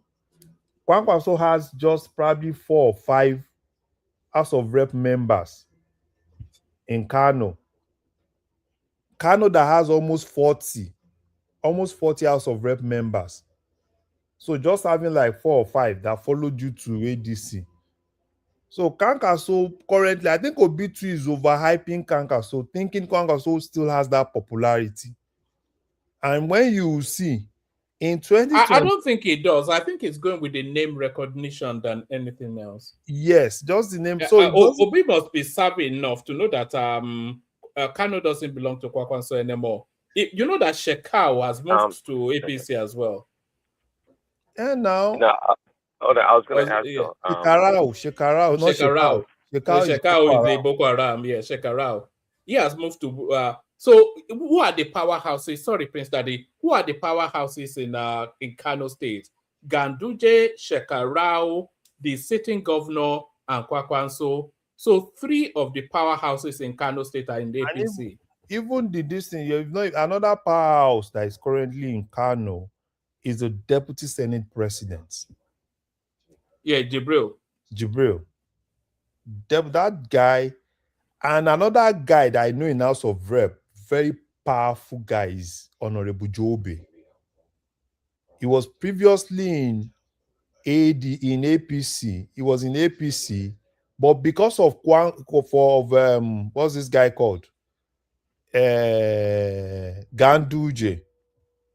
That was why Honorable that Honorable left, Jobe. Because Ganduje wanted his son as House of Rep member and he wanted the ticket for his son. So he got the ticket for his son. Jobe left for NNPP and beat Ganduje's son. So now Jobe is back to APC. You know something, Larry? I'm a bit disappointed that Kwakwanso is not as clever as I always imagined him to be. If Kwakwanso had gone to the APC, he would have immediately gone to the topmost in terms of the northern politicians in that space. He'll be bigger, he'll be as big as Ganduje, he will intimidate Ganduje. Who else is there? There's nobody else there, you know? So all of them are just low-ranking state governors. So there's no real heavy weight. It will be probably the heaviest weight in APC. And if he had used the 4 years to establish himself within the APC, then it has stood a good chance of getting that ticket in the APC. It's just basic. Hi, everyone. Hello, woman. Hi, everyone. Yeah, DLG. I think Prince wanted to go first, but I think. Okay, yeah, let him go. Yeah, I just want to. No, you go first. No, I think Prince has muted. Carry on. Okay, yeah. You see, these guys, Council and Obi, I think they are in the same league. I'm just surprised why Obi actually even think of joining ADC in the first place. With his experience in PDP with Atiku, he should have known that will hold no water. And me, I'm still surprised some Nigerians still believe this guy can do anything for Nigeria. I don't think Obi is smart enough to be the president of that country with the way he moves. Now they are moving to NDC. What does that say about Obi? You see, when people keep saying, "Oh, nobody, Tinubu has no opposition," this is what people mean when they say that thing. Because these guys don't even know what they are doing. Obi is busy jumping here and there. And to what end? Now they are moving to NDC. This shows how uncalculative Obi is. I'm sorry for his supporters. Obi is not made, he doesn't have what it takes, honestly. Because an Ajala, you know the people, you know an Ajala now. Ajala travel all over the world. But, do you think? I think he's doing that just because he's too desperate. You know, I'm going to download that music for Obi for the politics. You know, especially when you move. Yes, I'm going to download that music. He's desperate, but sometimes you learn from experience. I just feel I've said it after the last election. If Obi was smart, if he was a smart person, he would have looked for by all means to resolve whatever issue that is going on in LP. Even if there are people trying to hijack the party, if you are smart enough, you look for ways to kick those people out with what you have, and the noise with the obedience were carried then. But it was not making any move. After the election, it just went back to. Let me ask you. It was one that's actually. Sorry, Simba. Let me just, because I don't want him to go away from that space. If Tinubu was in Peter Obi's situation in the Labour Party and some government was pushing against him, how do you think Tinubu would have handled it? The same. It's obvious. The guy is a smart guy. We see what happened even before primaries, prior to the last election. He weathered the storm. He was calculative. He was strategic. He knew what he was doing. Got some people to step down during the that guy. primaries. The Tinubu will buy. You just give him money. You see, my thing is, you see, I think from that previous election, let me give an example of it shows. Sorry. I think from that previous election, it shows that Obi has some backing. He could have capitalized on that backing, navigate his way, and manage to reform and reshuffle that party. A lot of people will still listen to him then in that party. But by the time the issue was thriving, Obi was, I don't know what he was busy doing after the election. I think he left it too late. It was too late before he can do anything. But DOG, it was one that actually created the problem now. Obi He was was not the one, but you don't have to be the one. Like now, people are saying, for example, No, he now, can't. So he a lot of created people the are guys, saying, problem. one voice. hold on, One guys, voice. hold on. Simba. A lot of people are saying Tinubu is the one causing issue in all this party. If he's smart enough to do it, why not? Is their opposition? If I can put nuke and blow up my enemy's domain, why not? So that is what I'm saying. That to me, I don't even see how people support this guy to be president of Nigeria based on simple stuff he just says that he doesn't even have any practical or any theory to how he's going to resolve or do anything. He just says what people wants to hear. It's like Obi's case is like a woman that has been single for years that now find a man that is saying everything he wants to hear. Obviously, you will fall for him, even though he doesn't have anything to offer you.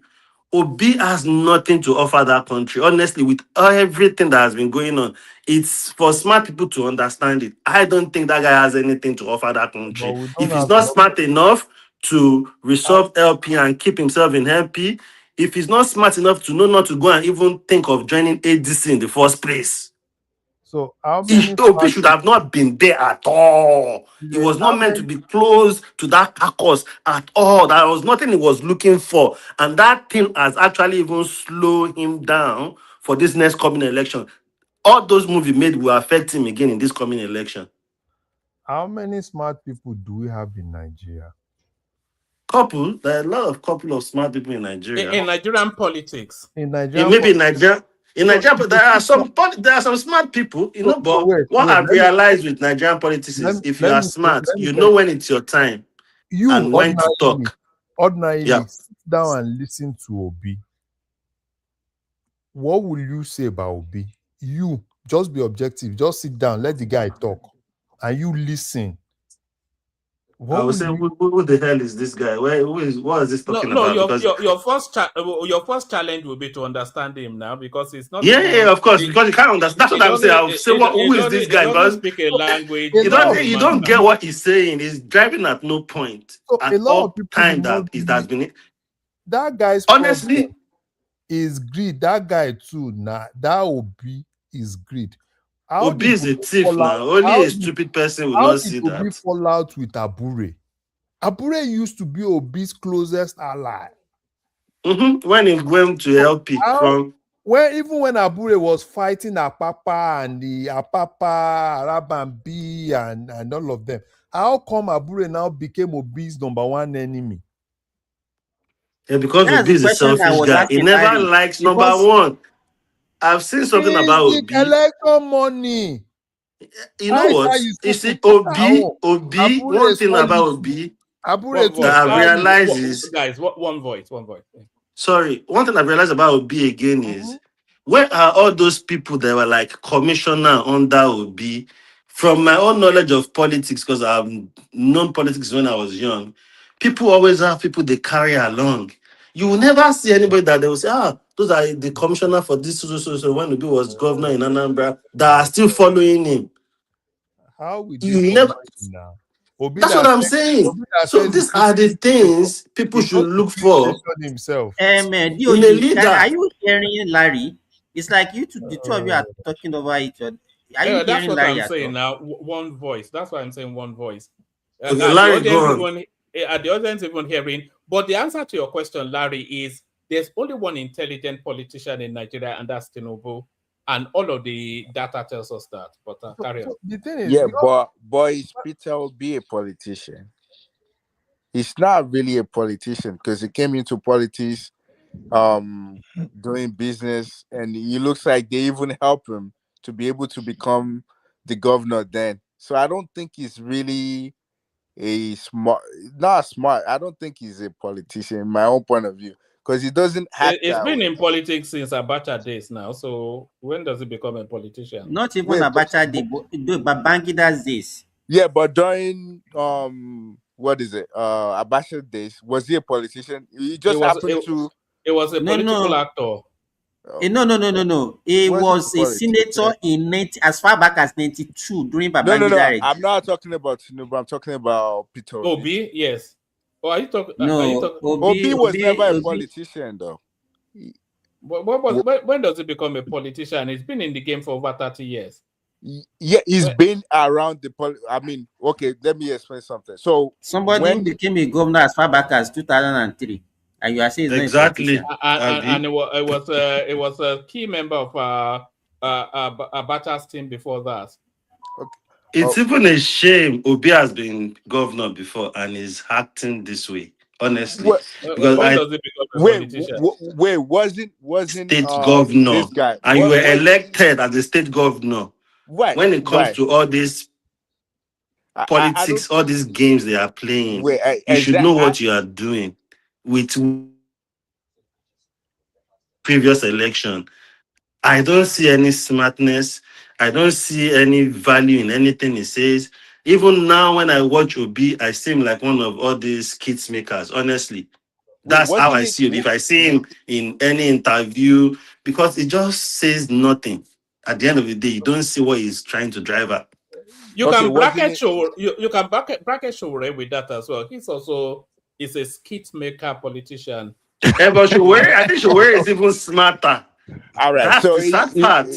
They are both skit makers. Me, I've never seen Showore as I've always said it. With the Showore example, I think you're not getting my point, because I was going to ask you, wasn't this guy Peter Obi acting very similar to how Jonathan was acting? It was more like they were lucky to get into politics. They're not really. I don't think they were built for this. They're not built. They're not playing the game like everybody else is playing that game. They're those, because when you look at Peter Obi now, he's not making decisions like based on how I see him. He's look like he's following crowd. Someone is telling him. Some people are telling him what to do. So it doesn't look like someone who's like at the forefront. No, I think you are misreading him. Let me tell you what I won't say what Peter Obi is, but what I think. You see, Peter Obi is one of those people, an undeserving opportunity presents itself, and then you push to get that opportunity, even though you know you're not deserving of it. So Peter Obi came in under the narrative of it was the Southeasterners' turn. He even said it all, that when will we also get a bite of the cake? Now, he had been advocating that. And then that window opened in 2023 that the country has not had an Igbo president, and it seemed like the perfect storm for him to get into that space. So he hopped from PDP to Labour Party, and he's been hopping around ever since. So Peter Obi is just an opportunist. So man. If you now look how he started his journey back when he was just handpicked by Abacha, that okay, go be the port authority, whatever the post they give him. He was just opportune to be in that position. That's number one. Number two, when he became the governor as well, this guy he wasn't really challenging. After they didn't, he won, but they give it to somebody else. He wasn't really. That's the point I'm trying to. It wasn't really what. He wasn't. Somebody else fought for him to be able to get the post, right? He fought for himself. If he had been smart. So it doesn't need. Toriola, let me tell you something. Look at Obi. Let's say Obi is not a politician. Obi is just probably an entrepreneur. Probably someone that owns a business. Right? Right. I agree with that point. Yeah. And his company has a problem. Let's say his company is Labour Party. Just normal interpersonal problem. Right? And the next thing he does is to leave the company and run to another place. So will you categorize that person? Because what happened in Labour Party, it doesn't even need to be that big politician to resolve it. It's just people and people, bring them together. Okay, you concession this, and solve it. God bless you. I think you see, I would say, honestly, I don't think Obi actually even really capitalized on that followership people gave him from the last election.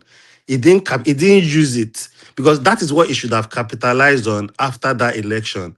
Yeah, but and talking about, hold on 1 second. Then talking about Nigerian politics. You see, Nigerian politics is different from every other politics elsewhere in the world.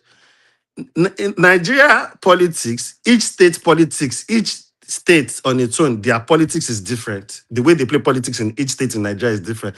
So you have to be smart. And that was my point. Let's say Obi, like one man said, is an opportunist. For me, you've been a governor, you know what happened in PDP. The same Atiku that chased you away, all of you, a lot of you, Wike, Makinde, all of you left because Atiku came and pull his muzzle on you people. Now, you carried yourself again after all those fellowship, all those noise of Peter Obi, obedient, to go and want to join Atiku again. What kind of calculation is that? Instead of you to be looking for ways to even, if you will start forming a new party, if it was this NDC, you thought, okay, me and Kwa Council, we can start something. If you have done that initially, his moves are always late. It's always not calculative. I just think it's not made for the Nigerian politics. Maybe elsewhere, maybe he can go to Rwanda or somewhere and he will win election there. So in But that for case, can we still blame Tinubu for being the only party that is still standing? Can we still blame You can't blame him. How can I blame my son for being first in the class all the time? Yeah, but so we can't blame for them not being good in politics because they don't. All of them, they're not on the same page. That's number one. They don't know what they want. They don't know how to play the game. So now, if you listen to every other people that they're talking about politics in Nigeria, they will say, "Oh, Tinubu is trying to make Nigeria one political system," which is not.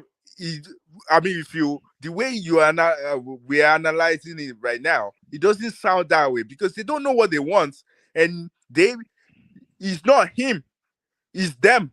So we should be blaming we are blaming the wrong people.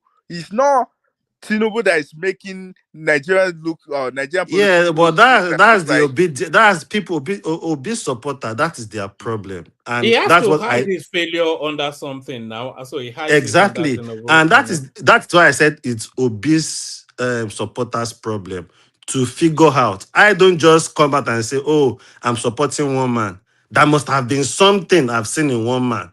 And everything opposition I've said about one man, I've gone on my own to research and say, okay, this, and I'm truthful to myself. A lot of Obi supporters, they don't know anything. It's not only they just support Obi, supporter. and whatever they pick that is of advantage to Obi. Wait, listen, it's online, not on media, and everything, they run away with it and hold it. If you talk to them, you can see. Right, but it's not only Obi supporters that is saying Nigeria is turning into one political system. It's not just him. Even Atiku supporters, every other politician supporters are saying the same thing. Of course, because they are opposition party. If I'm saying Obi, then I'm talking about everybody opposition to APC. That's what. I get the point you're making. I'm just saying that if you watch TV, they will see it that way, but that's how the game is played. If okay, bro, on a normal day, me and you, we are on the pitch, we are playing football. What do I expect my attacker to do? Once my attacker are turning to defender, you will attack us more. It's a game. Politics is a game. People want to win. You want to do things that will draw people to vote for you. You want to make move that will make strong people that have followership join you. That is what you do. And that is what I was saying about capitalizing on what he had from the last election. I hear you, but what I'm saying is every single thing that is happening to other political, the disarray they're all in right now, it's not really, I don't think majority of that thing is coming from the Tinubu side. I just think of course, number one, of course. Sorry, can I answer that, please, quickly? Yes. Number one thing you should understand is, you see, most of everybody opposition to Tinubu now, none of them has any design of anything to make Nigeria good. Most of them just want to hijack power. And that is why you see people like Atiku and all those people. Obi is selfish. Obi just feel, oh, with this obedient noise, I can be president. He's looking for every opportunity. Let's just oppose this position now. Let's put somebody like Atiku in Obi's position, having Obi's followership, or obedient, like, oh, articulate, with that noise, and Obi in Atiku's position in ADC. Don't you think if Atiku go into that ADC, it will even hijack the party from Obi? Okay, With I hear your point, this, but the reason why yeah. I'm saying this is this. So I was watching a podcast that this Shehu Gaba, I think that's it. Oh no. There was Shehu one Sani. activist. Oh yeah. That's funny. And this guy that I had a class with. Deji, yeah.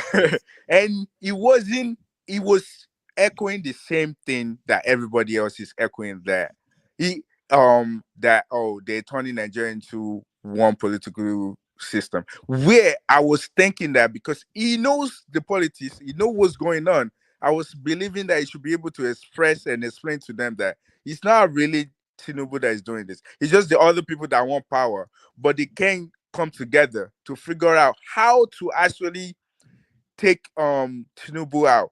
I was expecting him to say that, and that's why I was saying that I don't think Tinubu is actually doing every single thing that these guys are facing. I don't think is coming from him. The only thing I Part can of it is ignorant, and no, I think will tell you Tinubu one thing for is a fact basically now. using You Jack. see that clip one man played, him and the G. You see a lot of obedient and a lot of people that you think are smart people in Nigeria don't even know what is going on in Tinubu's government. They don't know what achievement he has made because they've just stayed in a position to be an opposition.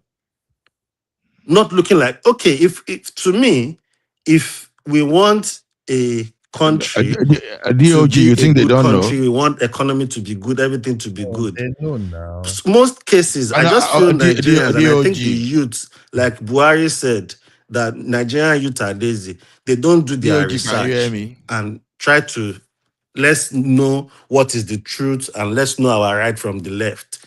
People just go with, because obviously, if you have an opposition, they will say everything that will make people look at you like the bad person, like you don't know what you are doing, so you can come to their side. But if you will know that, okay, my vote has value, before I go and support somebody, what this person said in that interview, is it really true? Can I research it? But no, people follow blindly in Nigeria. People are lazy. They are not ready to even think, okay, this guy, why is everybody going against him? And the more they go against him, the more it's as if he's getting stronger. And that is what is causing this array in between all of them. Because all of them are, see Aregbe Shola now. Aregbe Shola should be covering his face with his agbada all the time. There is camera and he's moving around with all these guys. Because all of them are all there for their selfish interest. All right. Hold on. I think Larry wanted to come in, and then Ola. I'm going to bail out. Let Simba bring it home. Thank you, everyone. See you tomorrow. The super chatters are DOG and Ayo. So thank you, everyone. See you tomorrow. Sorry, carry on. No, Ola can go first. I'll come off time. No, I just want to be very sure whether DOG can hear me. DOG, can you hear me?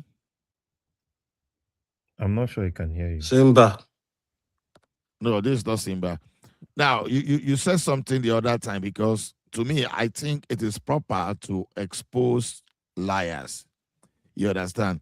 And people think Obi is not a politician, for example, but he has a trait of a politician, and politicians are good liars. You understand? And he has been able to lie and manipulate his support base. That is why they carry misrepresentation and carry false ideas just to promote these guys. You know, when... Look, can anybody hear me? Yeah, we can hear you. So, Obi just like Buhari is another branded fraud.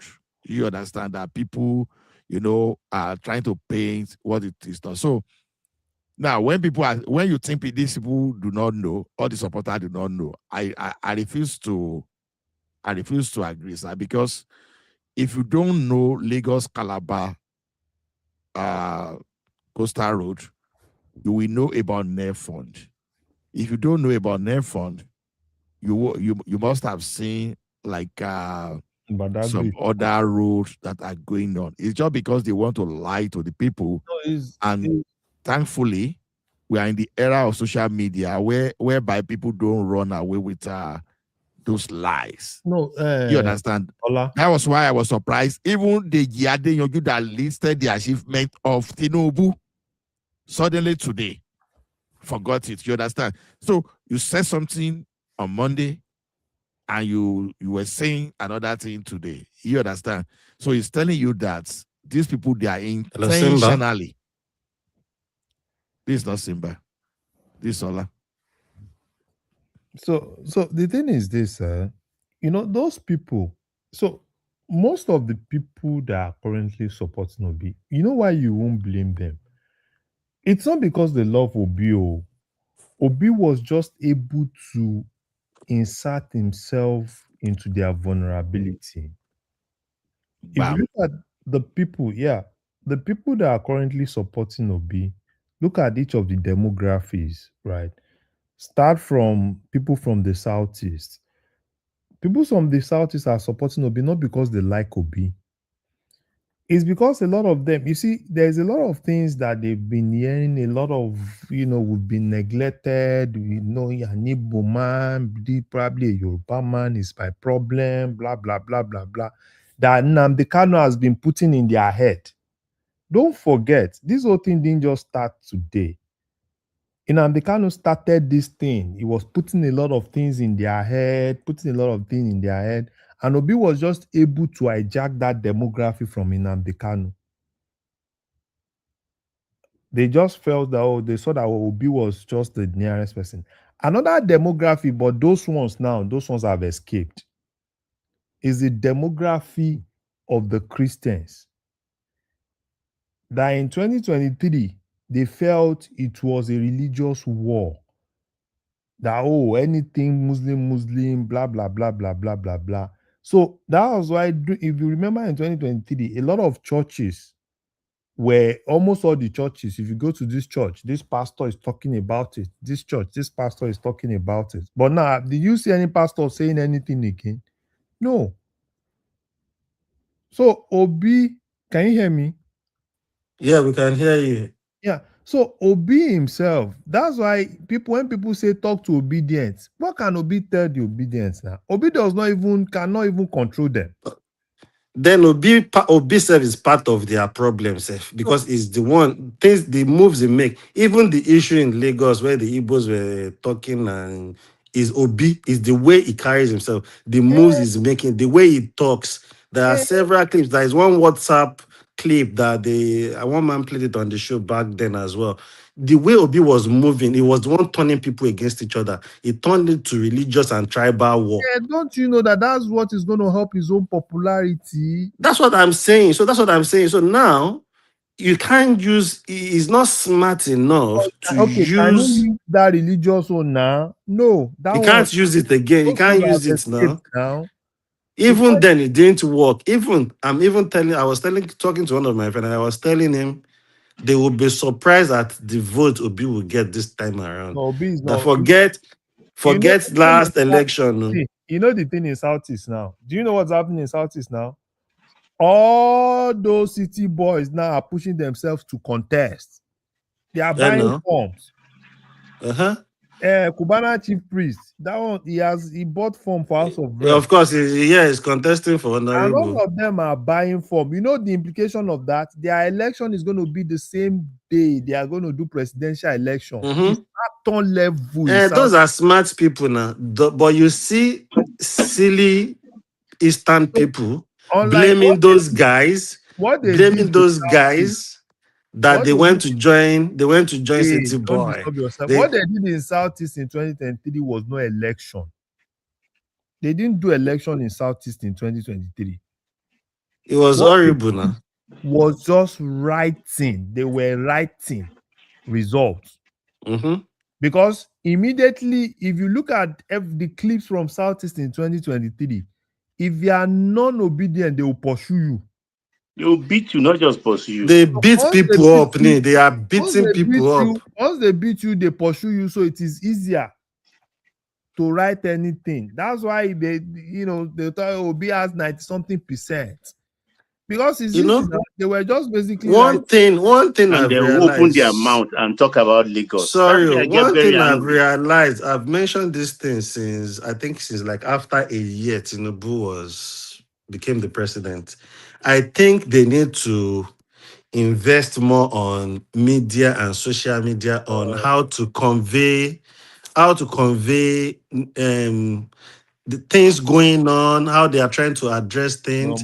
Because matter. I just feel where you see support for Obi is the social media space. And No, when all of them And are there are no talking, polling booths there. no. The and thing they are is, not pulling boots there. Then when all of them are talking, you can all see of them. ignorance. No. People Look, don't the even know what is. the It's only way not to measure it, the OG, is all since of them then we've are been having off-cycle election. Baba. They've never won one seat. And Baba. on 20th of June, we're having 3 senatorial, 1 House of Rep, and Ondo State, Ekiti State election, River State, Enugu State, and 1 other state for senatorial. Let them come again into the arena. I told No, them last time, this Lagos, I said, when we are going to do the local government election, where we have 51 seats available, they will not get one. And it happened like that. They keep their mouth shut. no, Baba. You know the thing is this social media thing. It's not those people's business. They are doing business now. All of them are just, social media. All of them are just making money. Aisha Yusufu, all of them, they are making money. Have you not seen them from Facebook? They'll go to They've turned the whole thing into banter where they give them money and yeah, they everything. are making It's money now. business. It sells for Okay, them. people that have joined like this lady, this Edo, that Edo lady that is always on red, and one other guy, that one that was shouting Which Edo electoral. lady? That's not Aisha now. I mean, No, which Edo wait lady? now. I'm bringing another click now. That Edo lady, That's spitting cobra. that one That's that what I was, call her. there was one other guy, electoral reform. That one guy that is always shouting electoral reform. All those people now joined Shore's business, organizing protests, making money from protests. You know the business. If it's not social media money, it's going to be organizing protest money. So this is a business. So You forget about. look, Larry, if you observe, he's gone with activists instead of strategists. Why didn't he go to that professor, Umubiku, those who registered the DLA party? We No. didn't go with them because he's not always comfortable in the midst of intellectuals. He should have gone there. They would have arranged strategically for him, but he went with the activists, the noise makers. Look at where people he carries along all the place. Then he started troubling elders who didn't know what he has signed to.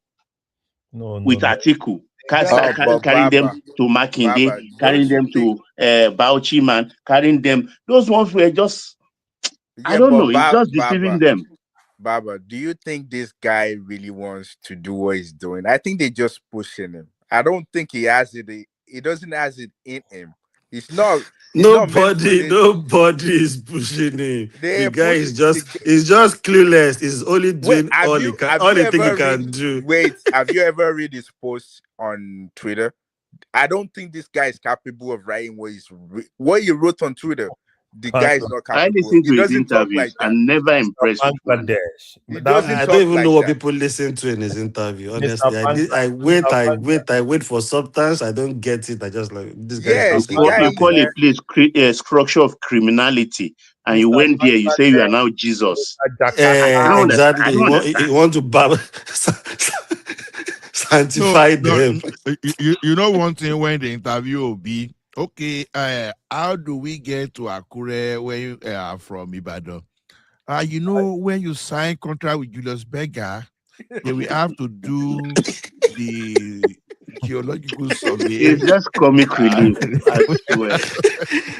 I saw one recently. I don't know what question the guy asked him. They say, you see what China did? The guy said, let's leave China. The guy said, let's leave China. After the guy said, let's leave China, Obi couldn't see anything else. No, why are you talking about China for crying out loud? That's why I said when you think people are intelligent, because ordinarily if you are objective, let Obi talk. And you being objective, will you even, if we are doing class captain election, will you even vote for being a class captain election? So why are you the guy? Me, You as know, far you know the recent interview with Honest Bunch. I think he thinks this thing is a joke. He told them barefacedly, "Oh, my landlord in Lagos." They asked him, "You have landlord?" "Yes, now I have landlord now." That you kind know of lie. that guy really used it. He used Jonathan. You know, Jonathan has me. Okay, Jonathan did not have shoe. Jonathan was one that did not have shoe. Obi came one shoe, Mr. One shoe, one shirt, one one watch, one wristwatch. And people started showing different watches he has worn. Abi? They started one showing watch, shoes he has used. And he no, will no, just no, move no. on. He will just move But, on as if nothing happened once they caught him in one lie. The thing is, he doesn't have people's skill. Where So are all those pastors do we that say rooted is for him? hunger? Do we say is hunger and the struggle in the country that make people just No, follow no, no. him Let me tell blindly? you for a fact what I know. And I draw this, I think, from Yakubu Gowon and from Baba OBJ too. General Yakubu Gowon came in an interview or was just a musing rant that if he knew, I think it was during Babangida's time he said it, that if he knew that people can be this corrupt and take our resources without people questioning them, he would have done the same thing. That was, I'm not quoting him verbatim now, but that was what he was saying, which Obasanjo did the same thing. That, so Obi has taken in state, a poor state. So he's been seeing what they are doing in the federal. Yes, he's a billionaire, but he's a trader. He's a wosi seller. So he wants to come to federal and also steal. And also steal. Because we say he's a billionaire. Amaechi, who has nothing, will outspend him 100 to 1. Ditto for Wiki and a host of others. I know they give shishi. You not get shishi. Baba Obi will collect donation now. Larry, can you hear me? Yeah, If you talk, they will say it's a billionaire. Does he have four liver, or does that make him have I want kidney? to chip this in. Sorry, guys. Obi was asked when he was talking about the amount of money left. He said in total it's about 36 billion, 12 billion naira. Is it? Yeah, 36 billion, 3 different banks. And then when you look at the 3 different banks, that time his brother, who was the Obi of Onisha, is the chairman of one of the bank. The other one is he has a controlling interest in the second one. The third one, maybe also his friend and everybody was also there. So this guy was smart crook. He put all those money there, generate the necessary interest. But when you now sit down and look at it today, and during those periods, a number of doctors were on strike for 11 months and does not deem it fit to use the money to pay their salary or whatever they are asking for. The same thing when you look at Obasanjo, when he paid out our debt of almost more than 30 billion naira dollars that he paid that time. If he has negotiated that money that 12 time, exactly. I don't know, 12 billion. If he has negotiated on that loan and used the 12 billion to build roads, infrastructures all over Nigeria, at least the coming president after him will build on that one.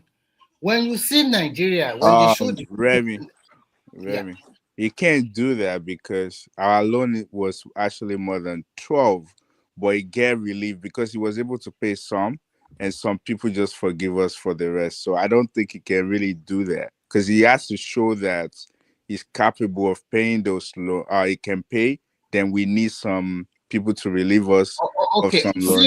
See what is happening under this current dispensation. The man also renegotiated some of the loan. Our revenue to debt when it came in was about 94%. As we are talking today now, it's below 60%. So what are we talking about? Where is it even getting why are people willing to borrow Tinubu money easily like that? why, for example, the 1 billion loan that we got from UK is interest-free loan. Remy is Good getting the credit. gist. That's Good credit. We have good credit. That's why. Remy is getting the So gist. Yeah. Obasanjo also have good credit with all of these leaders that time. I think what I just want to say is that What made Obasanjo got good credit was that paying off that loan, because before that time we were having issue even with our letter of credit, LOC. Obasanjo was their agent. They trusted him. No, Remy, hold on. I will tell you the truth. I don't have to. Remy, leave conspiracy theory. This is just a normal basic thing, right? Just let me not go deep into finance. Normal credit score. Just use your normal credit card. No, don't even look at credit card. Credit score. Scores, okay. You understand what I'm saying? Your credit is bad. Nobody wants to borrow you any money. Your credit score is so low, right? And you just paid back a loan that helped you to repair your credit. That's when people want to do business with you. So as at that time, because Obasanjo paid that money, gave Nigeria a leeway to be able to do things. So he doesn't have any option. For me, I would rather say, yeah, let him pay that money. But things that happen after are things, you could pay that money, get better credit, borrow, and do things. Because he has the ability to borrow and do, because a lot of countries were ready. Larry, somebody just wrote on the comment section that actually we are owing about 33 billion and 18 billion cash was write-off, and then that means you can see it there. Nigerian government. I will pay the 12 billion in tranches. Yeah. So what I'm trying to say is this. Unfortunately, do you think if Tinubu was the president during the Obasanjo regime, do you think he would pay this money off like that? No, Remy will pay. I will tell you. Hold on. The reason, a lot of things was going on because at the point Obasanjo came, our financial system was in total mess. You understand? Both. So even our business people, they could not do business the way people think like that. People would just think, it was just 2003 there. Look at Tinubu now. Why did you think Tinubu cleared all the money that we were owing the airlines? And why do you think he's able to borrow? Tinubu cleared? No. Buhari was unable to borrow at a particular stage, so we're pledging our resources. Can I come in? Yeah, Bishop. Okay, Number one, the money that was paid off to the airline was not a credit, it was a debt. There are two different things. Yes, now it's not like we borrowed money from them. No, it was failed obligations. No. It's called Bese. No, hold on. No, they had their naira in our bank, and we don't have dollar to release. Exactly. It was an old. Hold on, let me land now. I just came in a minute. I'm not even spent 10 Let me just say something. You will continue. You know that today, as you are where you are now, if you want to take money to Nigeria, you want to go invest in Nigeria, there is this document. I forgot. Maybe Baba can remember that document that you need to get from your bank, right? And you move that money into Nigeria at the normal official rate. And immediately that money gets to Nigeria, when you want to take that money out, CBN is obligated to give you that dollars because of that document, right? And that's the same thing that happened to those guys. We were supposed to give them the dollar value. Dollar, naira, everything we didn't give them, which means that we were owing. Okay, what I'm saying is this. I understand every explanation. What I'm saying, we cannot compare the paying off of the 7 billion in obligations that we were owing to the payment of $12 billion debt buyback under Obasanjo. When he did it, like so many other decisions, we applauded it. But later, with the benefit of insight, even from Obasanjo himself, by his own mouth when he finished, when he visited, he came back in one of his trips to China, and he practically almost regretted throwing $12 billion away in some debt buyback when we were in their infrastructural deficits. Now, I remember very well because that was nothing. We applauded that debt buyback, but with benefit of hindsight, coming down and seeing how other countries were able to restructure, because Obasanjo was shocked. He granted an interview, I don't know how many people will remember here, when he asked, when I he went remember to very China, well when he went to China regretted it. and he asked the China president that they were owing. You have this much of amount of foreign reserve. You are owing. Put the air. You pay all the man. The man told him that no, that the money everybody is owing in the world is everybody's money. You live on It's borrowed everybody's money. money. You don't pay That you, debt. that you invest your own money for how many percent? Then you borrow at, because it is everybody's money. Everybody is owing. America is owing over $33 trillion today. China is still owing as big as they are. So why would Yes, trust most of and their local Obasanjo? government. I'm coming. And Obasanjo practically regretted that. Wow, I just threw $12 billion away that would have been used. No, Bishop, Oh, sir. I'm coming. Let me land now. You will say your own With now. due respect, I've no, listened to you I know guys for exactly. over No, 1.5 or 2 hours. you are going the route of Remy. The truth is this. See, what Larry said. See, you can't compare ourselves and United States of America. I'm not comparing. I'm using that what time, Obasanjo said. I am quoting Obasanjo. Can you let me land? Can you let me land, please? Please, can you let me land? I'm quoting Obasanjo. If I'm not even quoting him verbatim and literatum, I am saying exactly what he said. That throwing that $12 billion was a bad decision. Look, there are certain things we applauded. For example, the ruling of Udi. People hailed it then, and Zaki Bian. People hailed it then. But when this General Sulaiman happened in Jos, and the culprits were arrested, if we have approached it that same way, like a civil, like, look, we are not in there, maybe we would have been able to arrest those people that perpetrated something that led to the massacre of the. So then we applauded it, but with what we know now, I don't think anybody will have $12 billion or $20 billion and just throw it because we want to get some credit relief, debt relief, sorry. From debt relief. Yeah, it was a good decision there. But looking back now, our infrastructural Was a deficit stupid where we move. were, Yeah, but at the end of the day, you see, okay. Can I say something? You see, on the surface, people think it was a bad idea. It wasn't a bad idea because comparing Nigeria and China, it was a wrong comparison. You understand? No way, because there is no there's no even basis for comparison, because ours was like a no good destination, and China was like where the Western entrepreneurs were running to. So, now the thing for our own is this: even when we were even paying those debts, when Obasanjo came, he could not even figure out how much exactly was Nigeria was owing, and why some crooks Nigerians were even doing business with this as a normal corruption now with all these debts. So we've paid over even what we bought over and over and over, and this debt was not going away. So he had to negotiate that thing. And don't forget, as at that time too, we were having a lot of issue in parallel. Our financial system was not okay, and while Soludo was fixing that, then our credit system, we wanted to do a lot of infrastructure projects, and we could not secure loan, not because of the debt. So those were the things that triggered this guy to negotiate. It was after we finished that negotiation that all this idea that China started throwing at us, and when people started running after us, without paying that debt, we were going nowhere at that time. It was just as early as 2003, 2004 there. It's not too far ago, not too far away, but it looked too far. So all these credits. Ola.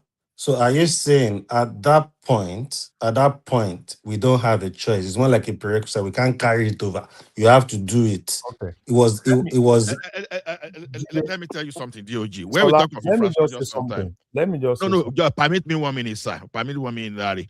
See, let me tell you something. When you are dealing with depth like that, you understand. You have to be very careful because the signal you are looking at, okay, Obasanjo should carry that 12 billion and put on infrastructure projects, right? It sounds very good. Let me tell you one thing. Nigeria is a deficit of 150 billion infrastructure deficit as we speak. So it means that as currently what we are now, we need average of $150 billion for the next 10 years to even bridge our infrastructure gap. Now, when you are owing like that, you cannot do that because you need both private and the public fund to fund your infrastructure. So if you are looking at it from the narrow end of the public, you are missing out on that private, because if you cannot honor your obligation, then people will avoid your country as the right destination.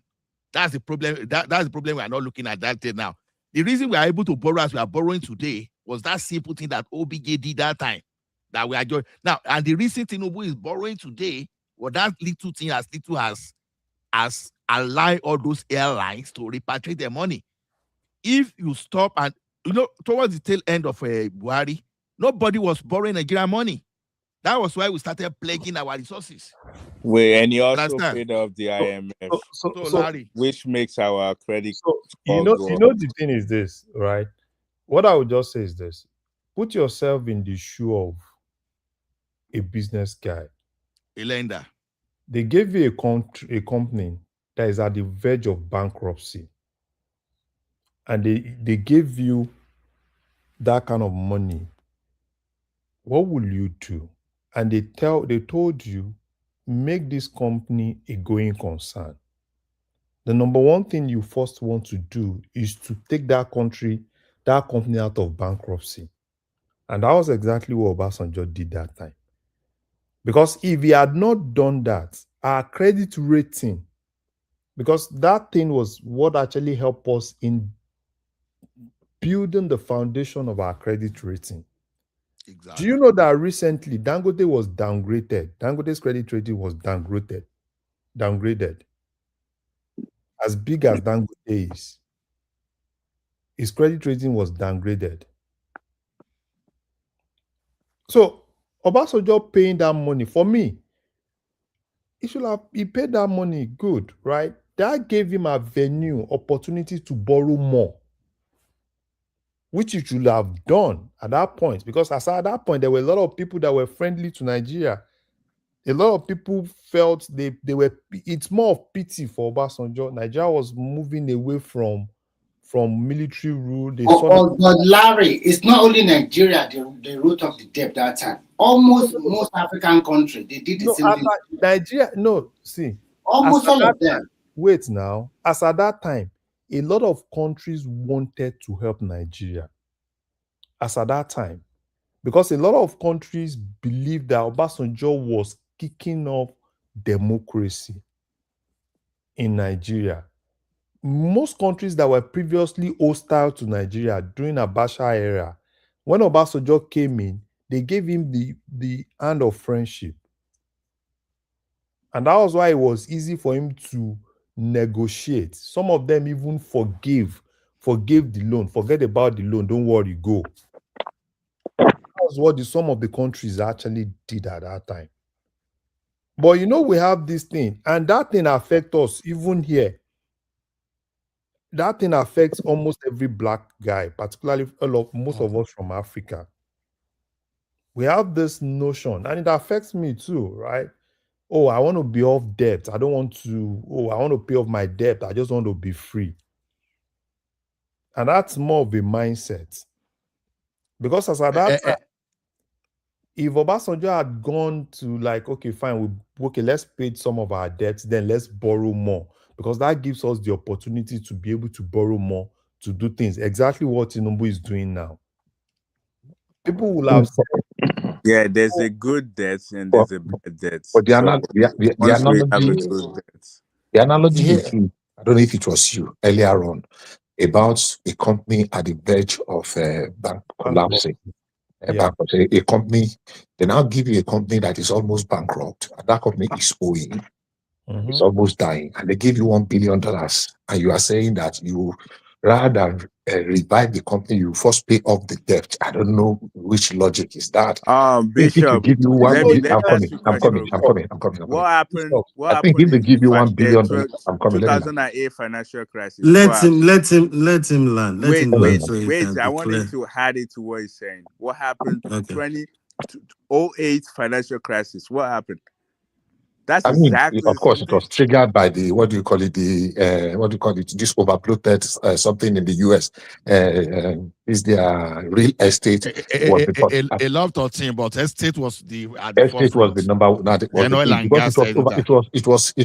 it was a bubble that was Yeah. starting to crash at some point, to burst at some point, and it busted. And we saw it, we felt it. So it was it was a global meltdown. Yeah, but remember, too big to fail. We were preserved because then, after the oil boom, we had this money that was saved, that served as a buffer. So our dependence, so we were kind of protected from that shock, the global shock, that because we really did not feel that 2008 financial. You mean Nigeria? Yes, Nigeria. Yeah, that's correct. Yes, Nigeria did not really feel it. What I'm saying is this: I really, really applauded it when it happened, but listening to other people recent times and the same analogy that you presented, and look, this company is almost collapsing, and somebody give you 1 billion, but because you are owing other people 1 billion, you just paid the debt off. You have not helped that company. So, the first thing to do is to use the 1 billion to revive and put the company on the path of production. No, Bishop. It's not always like that. Okay, Larry, go ahead. You are missing this thing up, right? When a company is at the verge of bankruptcy and they gave you that company to run as a going concern, you need to first save the company. Yes. Right? How do you save the company? And as at that time, Obasanjo needed to save the company because as at that time, nobody was ready to do business with that company. And that company cannot. That's not totally correct. Please, let's get statistics correct. No, that's not totally correct. We were adults. We were adults. No, we were adults there. One of the biggest challenge that Nigeria was facing was because we were a pariah nation. I'm coming. Larry was very correct. I'm coming. Let me speak my part. I'm coming. What was the biggest challenge we had then? Yeah, we had financial problem. Well, because Nigeria was actually a pariah nation. If we remember very well, especially after the November assassination and December execution of Kesarowiwa. I'm coming. Let me land. Let's talking about history. I'm telling you about. I'm not talking of history now. We are talking of events that recently happened. Bishop. What Larry is saying? Okay, that's okay. I listened to you for almost 2 hours now. Make a talk. Okay, thank you. Okay, Bishop, I'm just saying that what Larry is saying is actually talking in terms of finance, not because the technicality of finance is not as straightforward and commonsensical like people think it is. Yeah, I see what you are saying, Ola, and I get what Bishop is trying to say. But what I was even going to chip in is, would we now say, comparing all the presidents, would we now say Tinubu's educational background and career path has actually helped him when it comes to dealing with stuff like this, even looking at it from when he was governor? Absolutely. We don't even need to argue that at all. I think everybody know about finance in one way or the other. And most of these people on this platform, they are quite experienced in one way or the other. No. Let me finish. You always... Okay, go ahead. After you. Let Larry speak. See, when you say you know about finance, let me tell you one thing. Me, I know about finance, but some people will talk and I will listen. And Larry is one of those people that will talk that I will listen. It's not about me just want to speak whatever. Let Larry speak. Listen, it doesn't mean if Larry talk, I'm not listening. I look at things objectively from different perspectives. Everybody will do like that. I'm looking at the inside that if at that particular moment that Obasanjo, $12 billion at that time is a lot of money. And when you know that Nigerian books are not really clean, whether you like it or not, these people will cheat us very well. Okay, let me shock you, Remy. No, let me finish. Sorry. For them to write off the rest of our money, I'm not saying it's not good. At least it will put us in sound footing. But when you now look at it today, that sometimes there is a way you can renegotiate your debt and spread it for so many years so that you can give your people what they really want. That's the point. That's the point Bishop was driving at. DOG. At that 8 years of Obasanjo regime, you cannot pinpoint to one particular special project he did all throughout 8 years. Fine, you can say during his time there was GSM, and then. But that would I believe that would have come whoever was there. GSM would have come. Okay, DOG and Remy, since you don't want Larry to speak now, let me tell you something. Let's go to the history a little bit. That debt that ballooned to 33 billion, do you know how much it is? It was 13.5 billion borrowed between 1965 and 2001.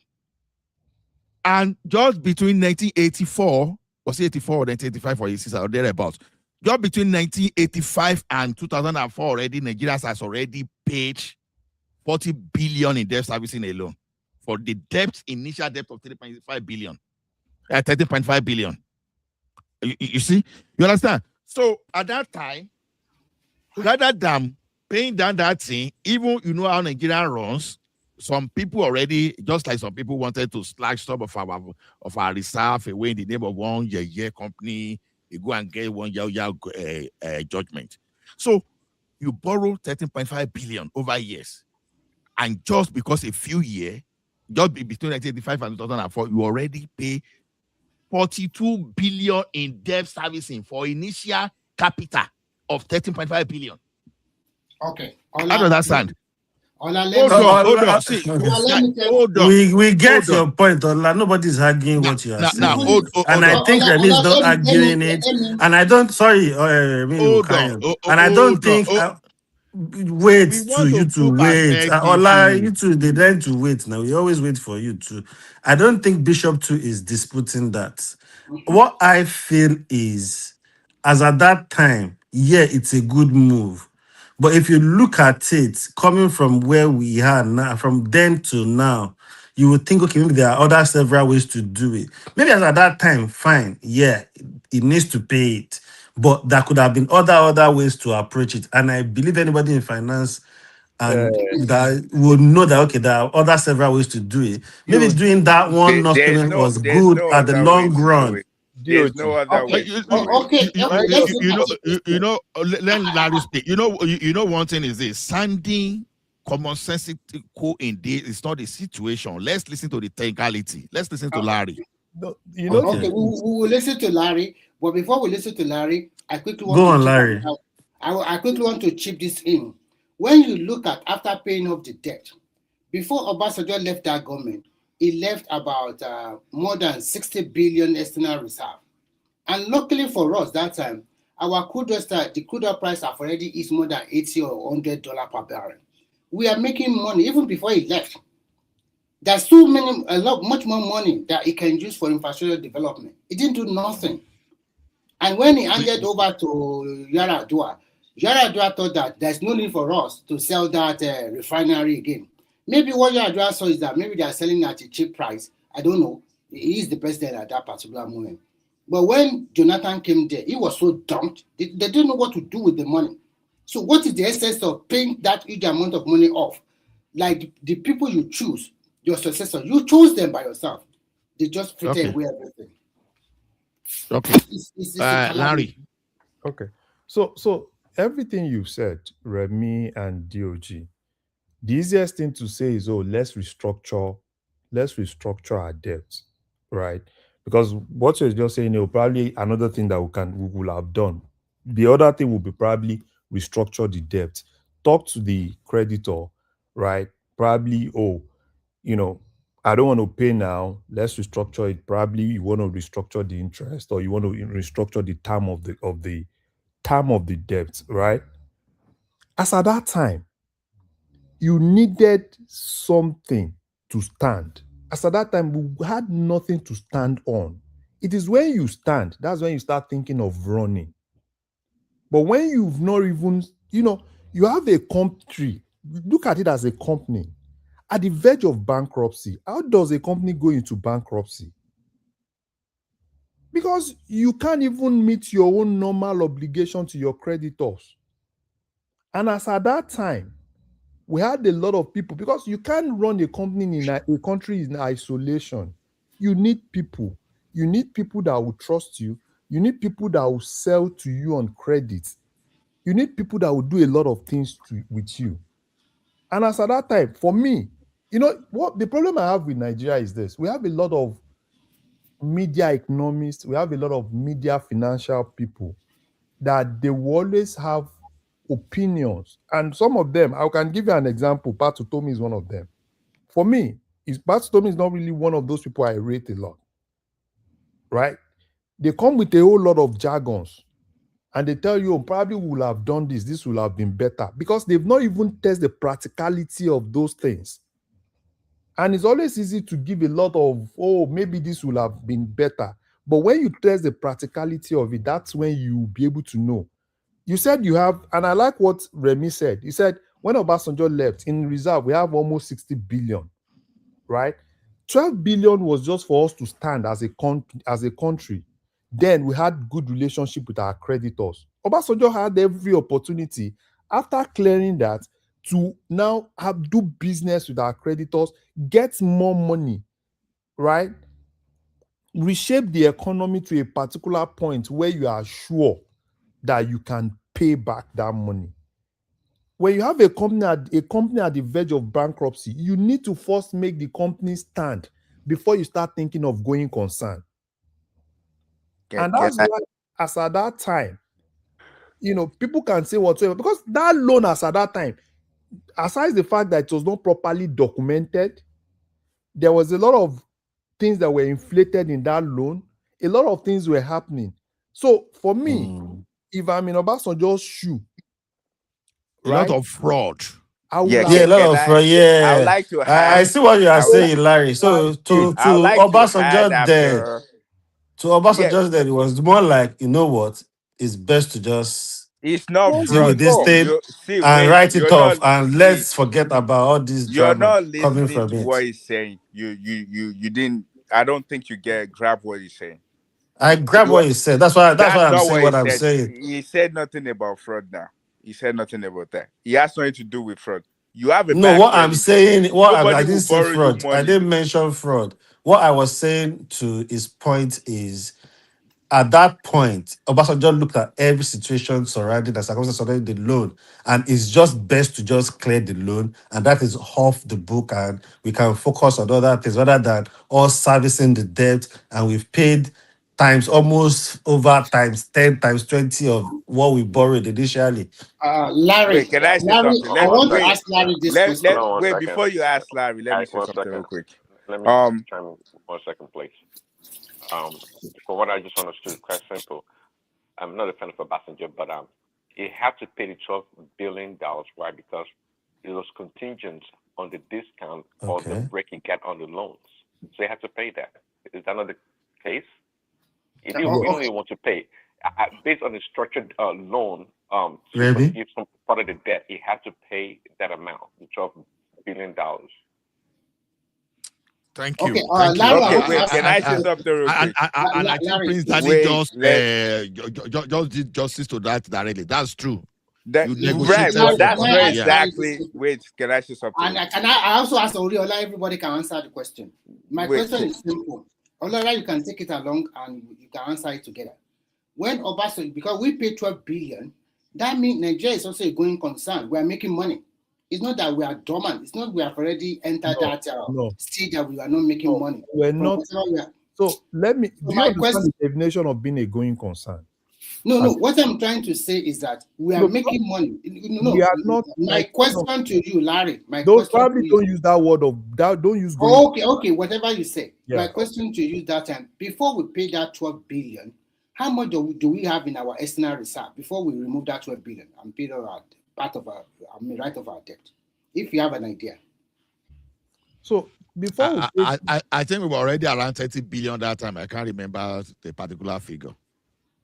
I can't even remember the particular figure. So Because the reason why I around asked you 30 that to 38 question, billion the that reason time. why I asked you that question is that let's assume we have 30 billion and we yank off 12 billion like that away. Do you think it will affect the economy of that country at that particular moment?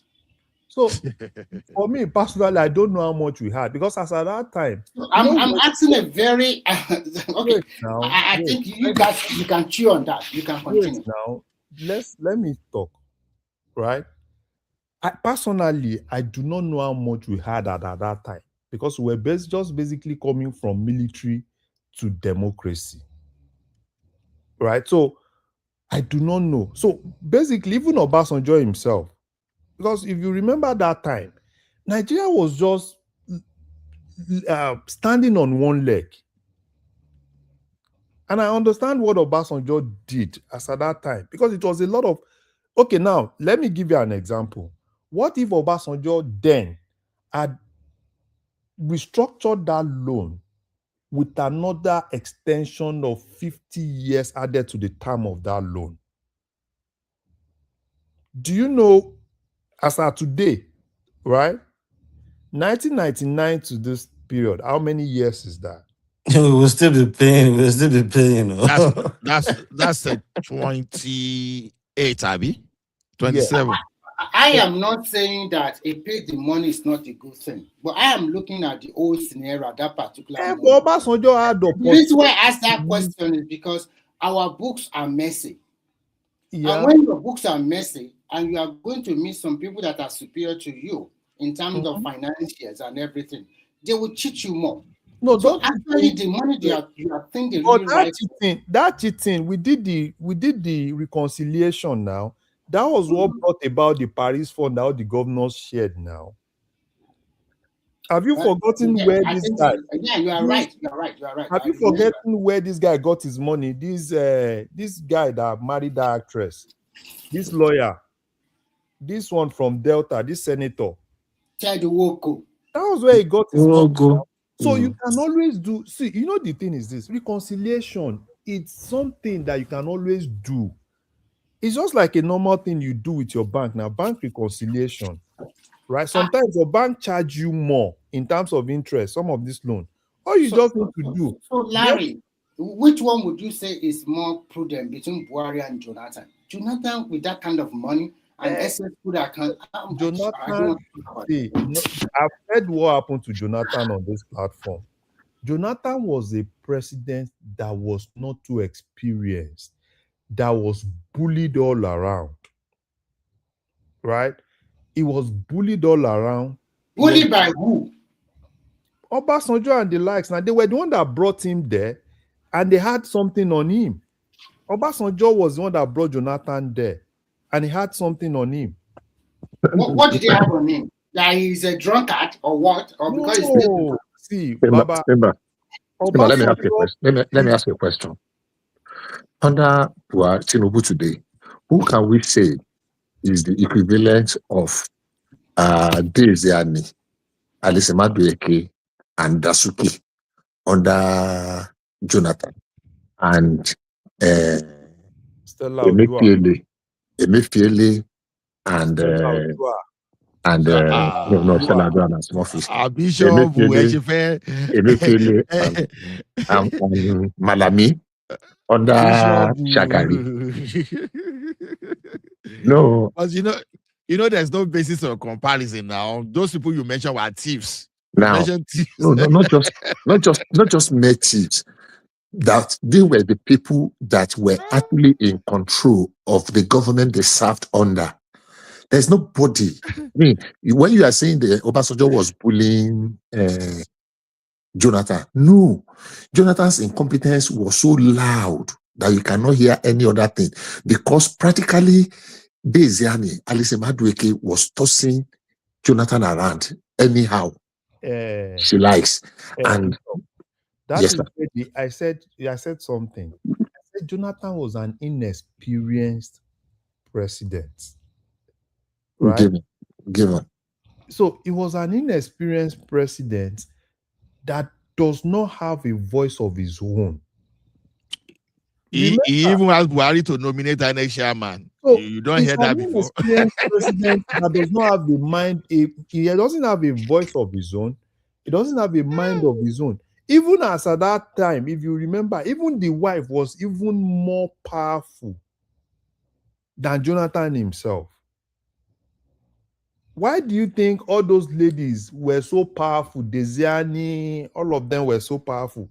Because Jonathan, as at that time, that's why sometimes if you have you a calling CEO, Jonathan a weak man? Is that what you're saying? no, he's not a weak man. We have people like that now. But he was weak. But he was weak. That's the truth. Yeah. So Jonathan was very weak. Look at Jonathan as a CEO, right? If you have a CEO like Jonathan, and you want to be aggressive, you now have probably an aggressive competitor. Do you think your company will survive? It's on record that Jonathan will have meeting with his cabinet and they will agree on something and he will go back home and the wife will argue it and Jonathan will come back and change it. But they have already agreed on before. It's on record. People reported those things. Was as at that time, because you said what did Obasanjo had on Jonathan? Obasanjo was basically one of the people that put Jonathan there. If Obasanjo had not stood up with some world leaders, the cabal wouldn't have announced that Yaradua was dead now. Yaradua was far dead before that time now. No, that's not correct. That's not correct. Don't let's stretch it for that. No. I think the consensus is that Jonathan was a weak president, to be honest. Andwaka, you remember anytime I see this guy, Andwaka, what's that man's name? Andwaka, now the Attorney General. That guy is another guy. When you see some of them now coming out, that guy is another guy that did Nigeria dirty.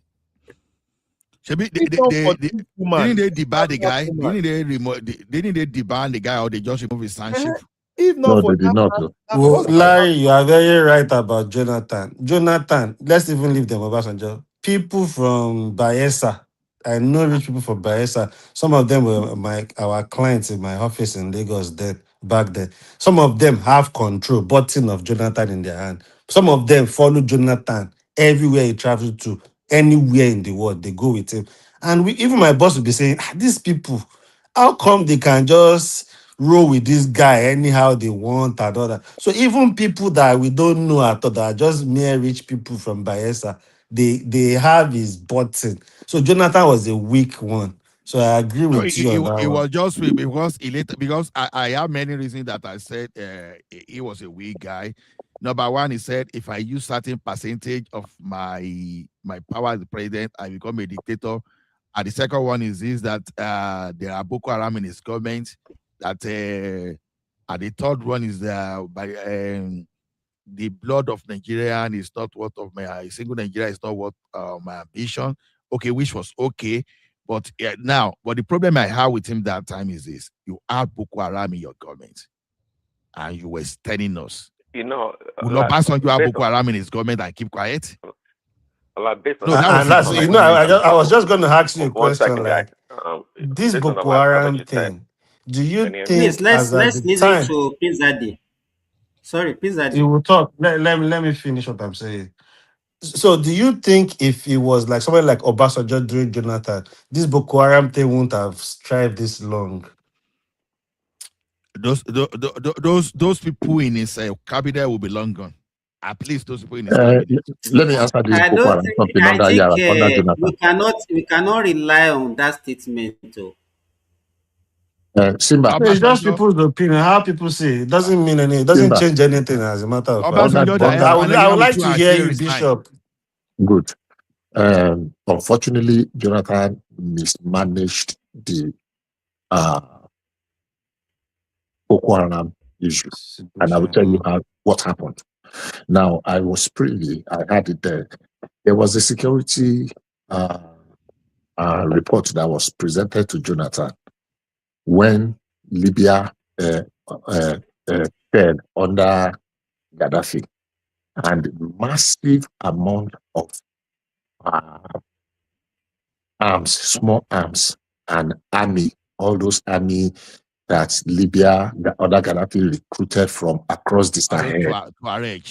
And they were coming down. If you go and look at one documentary by Sahara reported, I think Sons of the Savannah or something, Sons of the Desert or something. Now, they gave Jonathan that information. That's, look, we need to boycott and bush those arms and mop them up. And it was going to cost about $1 billion. Quite honestly, if you had spent that $1 billion, it would have been one of the best investments, because if we cannot arrest 100% of those arms, at least from the report, we would have gotten more than 70-80% of those small arms, and would have been able to neutralize more than half of those Tuaregs that were flooding out.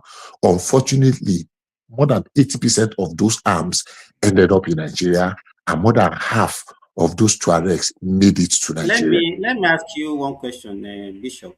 Right. Why are the Northern Africans not affected? Not affected. Because they were not because they practically have nothing to lose. Go and see those places we are talking. Look, I've said this before, and no, I don't what do you mean by they have practically nothing to lose? What do you mean by that? Bishop, and those people were already experienced in this type That's of. That's what I'm saying now. You need to see that documentary I'm talking about, Sons of the Sahel or something. You need to see the documentary. If something started from, because all this claim that okay, it's Libya of the thing, I think it's more than that. But even if you assume that okay, everything is from Libya, the other countries in let me finish my question.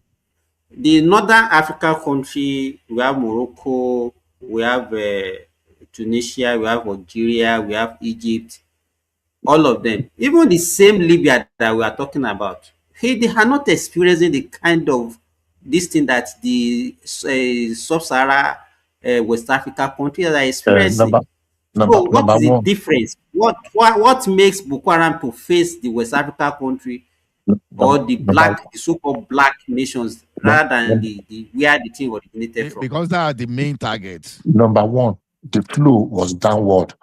What influenced or what informed the flow to be downward? I would not be able to answer that question. So, I can, you know why I ask the question? Because me, I know the answer. I know the answer. Let me tell you this. Go ahead. Okay. Well, let me tell you. Go and check how much those countries and the military strength of those countries. You know now what Algeria is spending. Wait now. What Algeria? That's just Larry. it now. I'm coming. Hold on.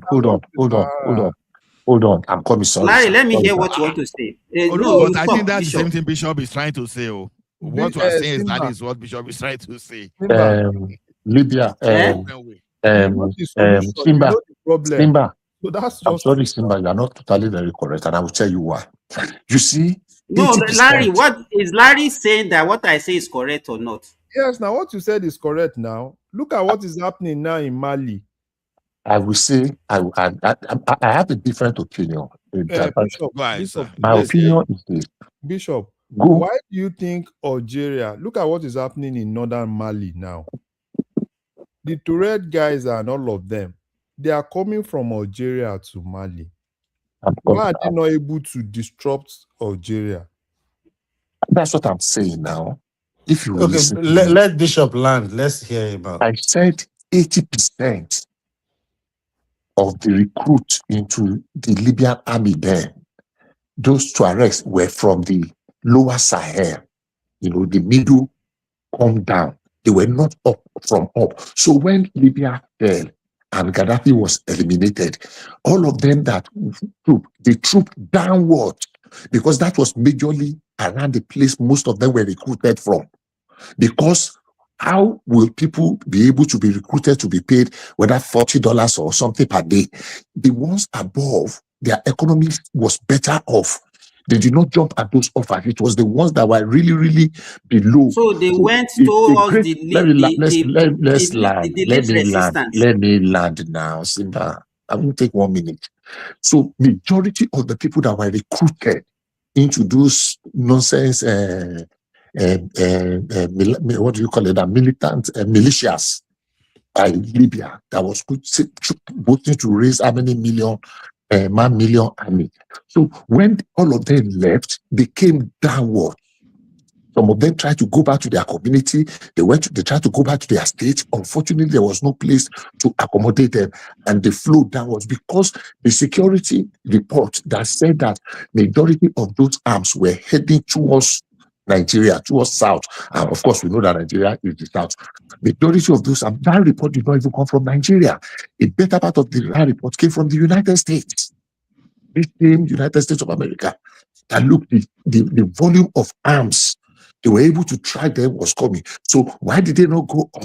Maybe there were other reasons, but mainly because majority of them were recruited from those places. And whether we want to believe it or not, we are paying seriously for that lack of discretion of mopping up those arms, because we have probably the highest concentration of small arms in the hands of non-state actors in the savannah at the moment now.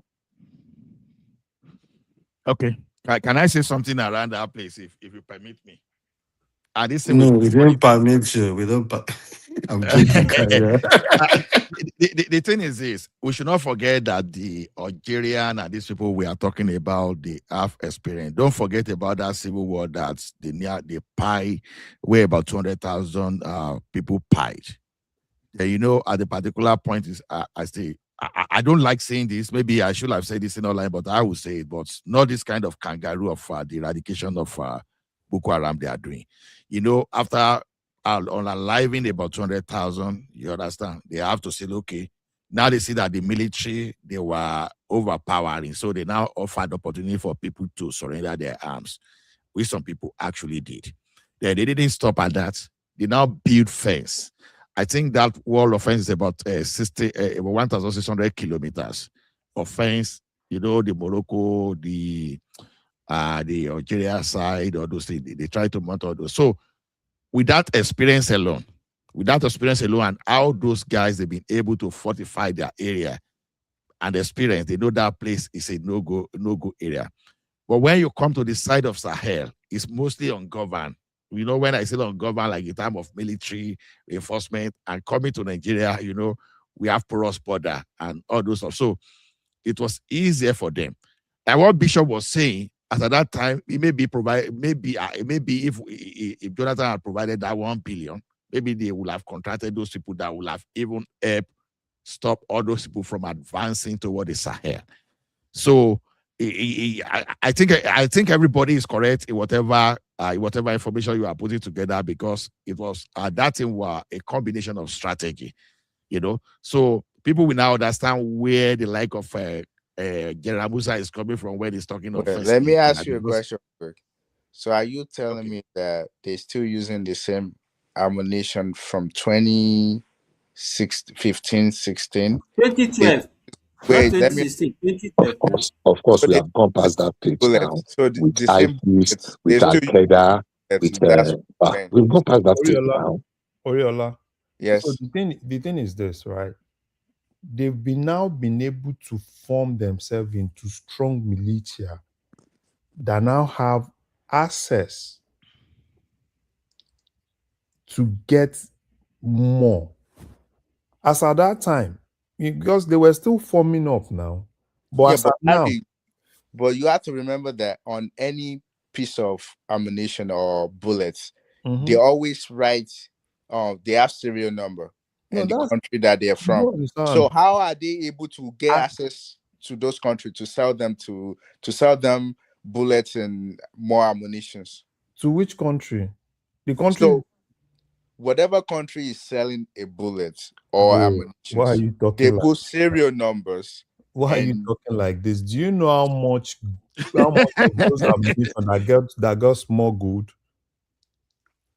Even now in Nigeria, do you know how many of those things that get smuggled from Russia and I even watched a documentary. Iran.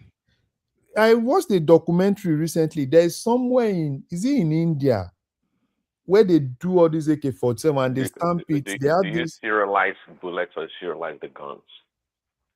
They have this way of even mounting tags and everything.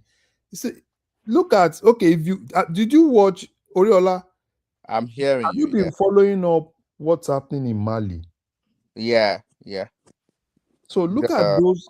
The Look at juntas and the rest. Please give us the update on that Mali, Gary. Hope Mali is not falling. no They fell already.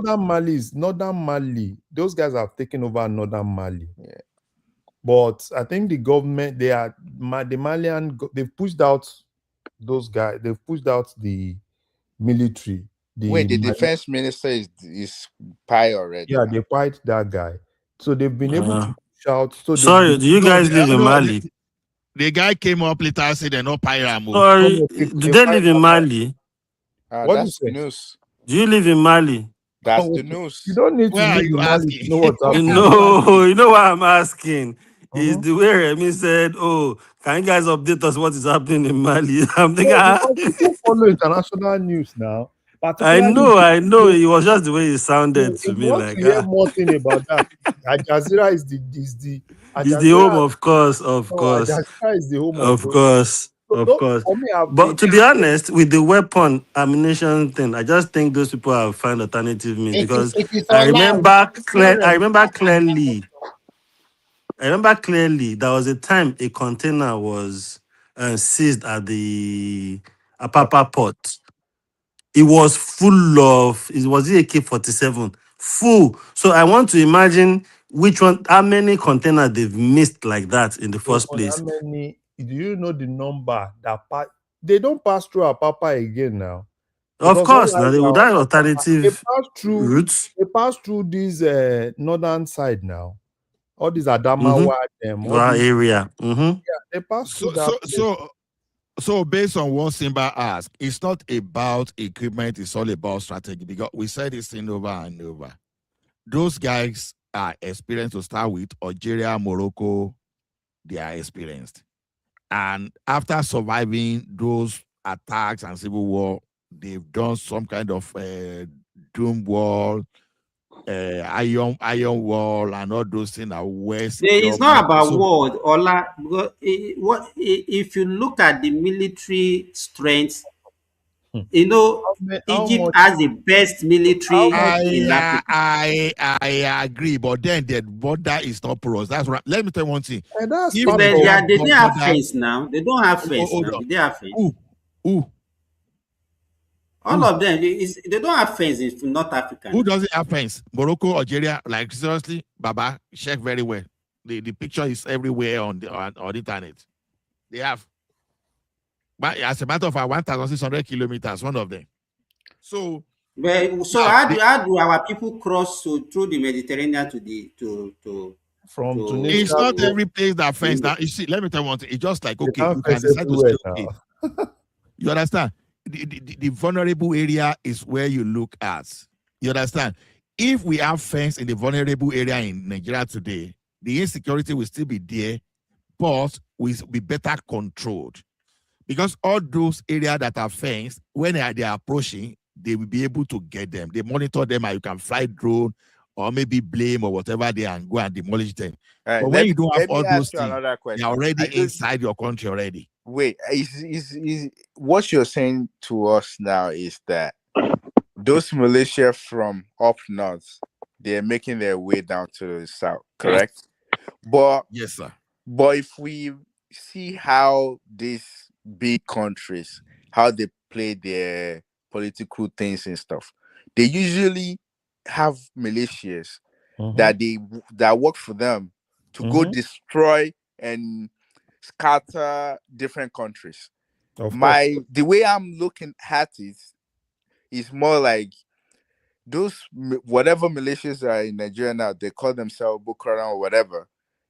Some countries, big powers, are using them, and we even heard that shoppers would go into maybe Sambisa forest or whatever and just to put weapons to these guys. So I think that's the way I'm looking at it. Oriola, you know how you look at it. How do those guys get trained? Somebody is obviously training them. Right. Somebody is obviously training them. So they get trained. And even look at now, Mali is now blaming Nigeria. Because most of those guys, they come from Algeria to northern Mali, right? That's the thing. And for me, if you ask me what Nigeria can actually, I've been thinking, well, okay, what exactly can Nigeria do? I think Tinubu still needs to talk to those guys. He needs to sit down with Niger Algeria. and Burkina Faso. Oh, okay. Because we can't do it alone. And the fact that we are not talking, that's why we are all fighting in units. Because let's be candid with ourselves. If Mali fall today, Burkina Faso fall, Niger fall, then there won't be Nigeria. Wait, Larry, but Mali depend on Russia. But those Russia forces or whatever they call them that they depend on, Oriola, forget all those things. All those things are propaganda. You see all these Russia. So you think Russia is not in Mali? No, they are in Mali. Their capability is not as big as people see it on the internet and everything. Look at what happened. Look at those guys now. They came in, they pushed everybody away. They killed even some of the Russian machinery. They pushed everybody away. What you see on internet, most times they come on internet, they put a lot of propaganda. Oh, the military, they arrested all of them. I saw a lot of AI videos and everything. Forget about all these. See, I think this is going to really teach particularly Burkina Faso and probably Niger. This dependency on Russia might not really take them to where they feel is going to take them to. Because after that day, they were actually expecting, probably, those guys came in, pushed them away. You see some of the videos now when they enter the minister's house, they enter the governor's house now. Those guys in the sitting room and everything. Yes. So you should know that they've pushed everybody away for them to walk freely. Some of them were even going to the fridge to take Coca-Cola to drink.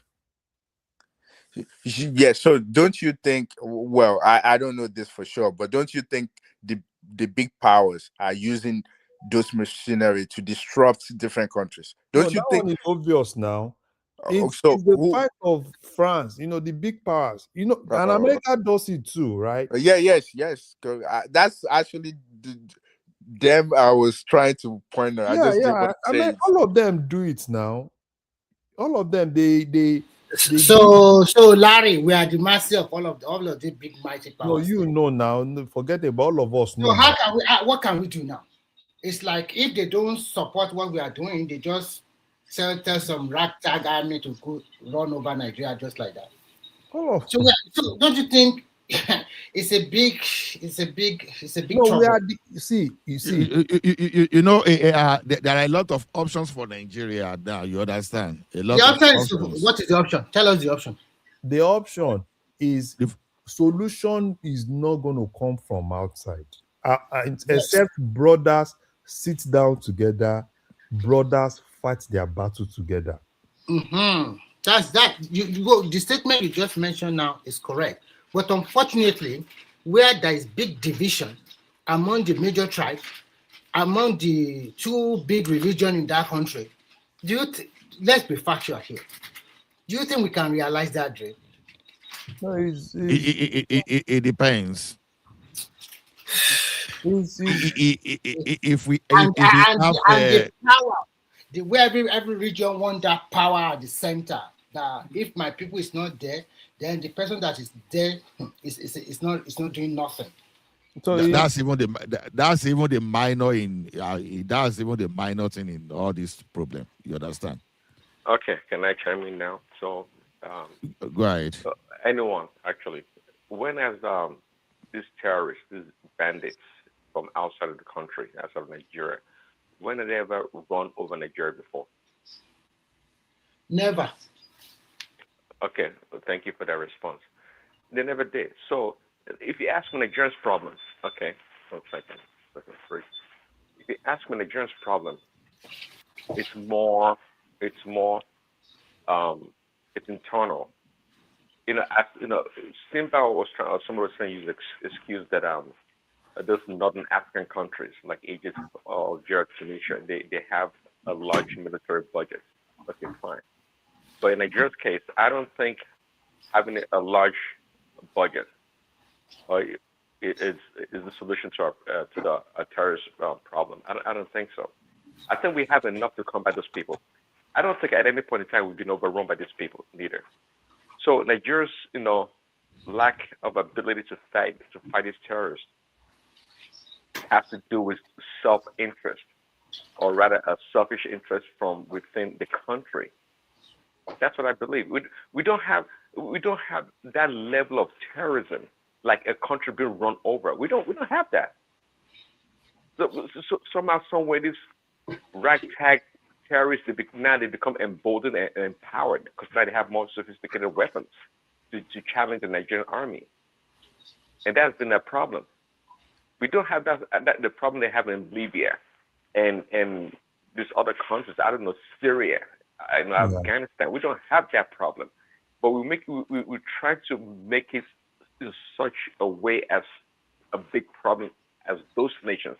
We don't have that. Prince Daddy, the problem we have in Nigeria and why those other nations might not have the same problem. Nigeria is just, let's just be candid, is the amalgamation of different people. If you talk about Algeria today, majority of them are Arabs, right? It's one country, one Algeria.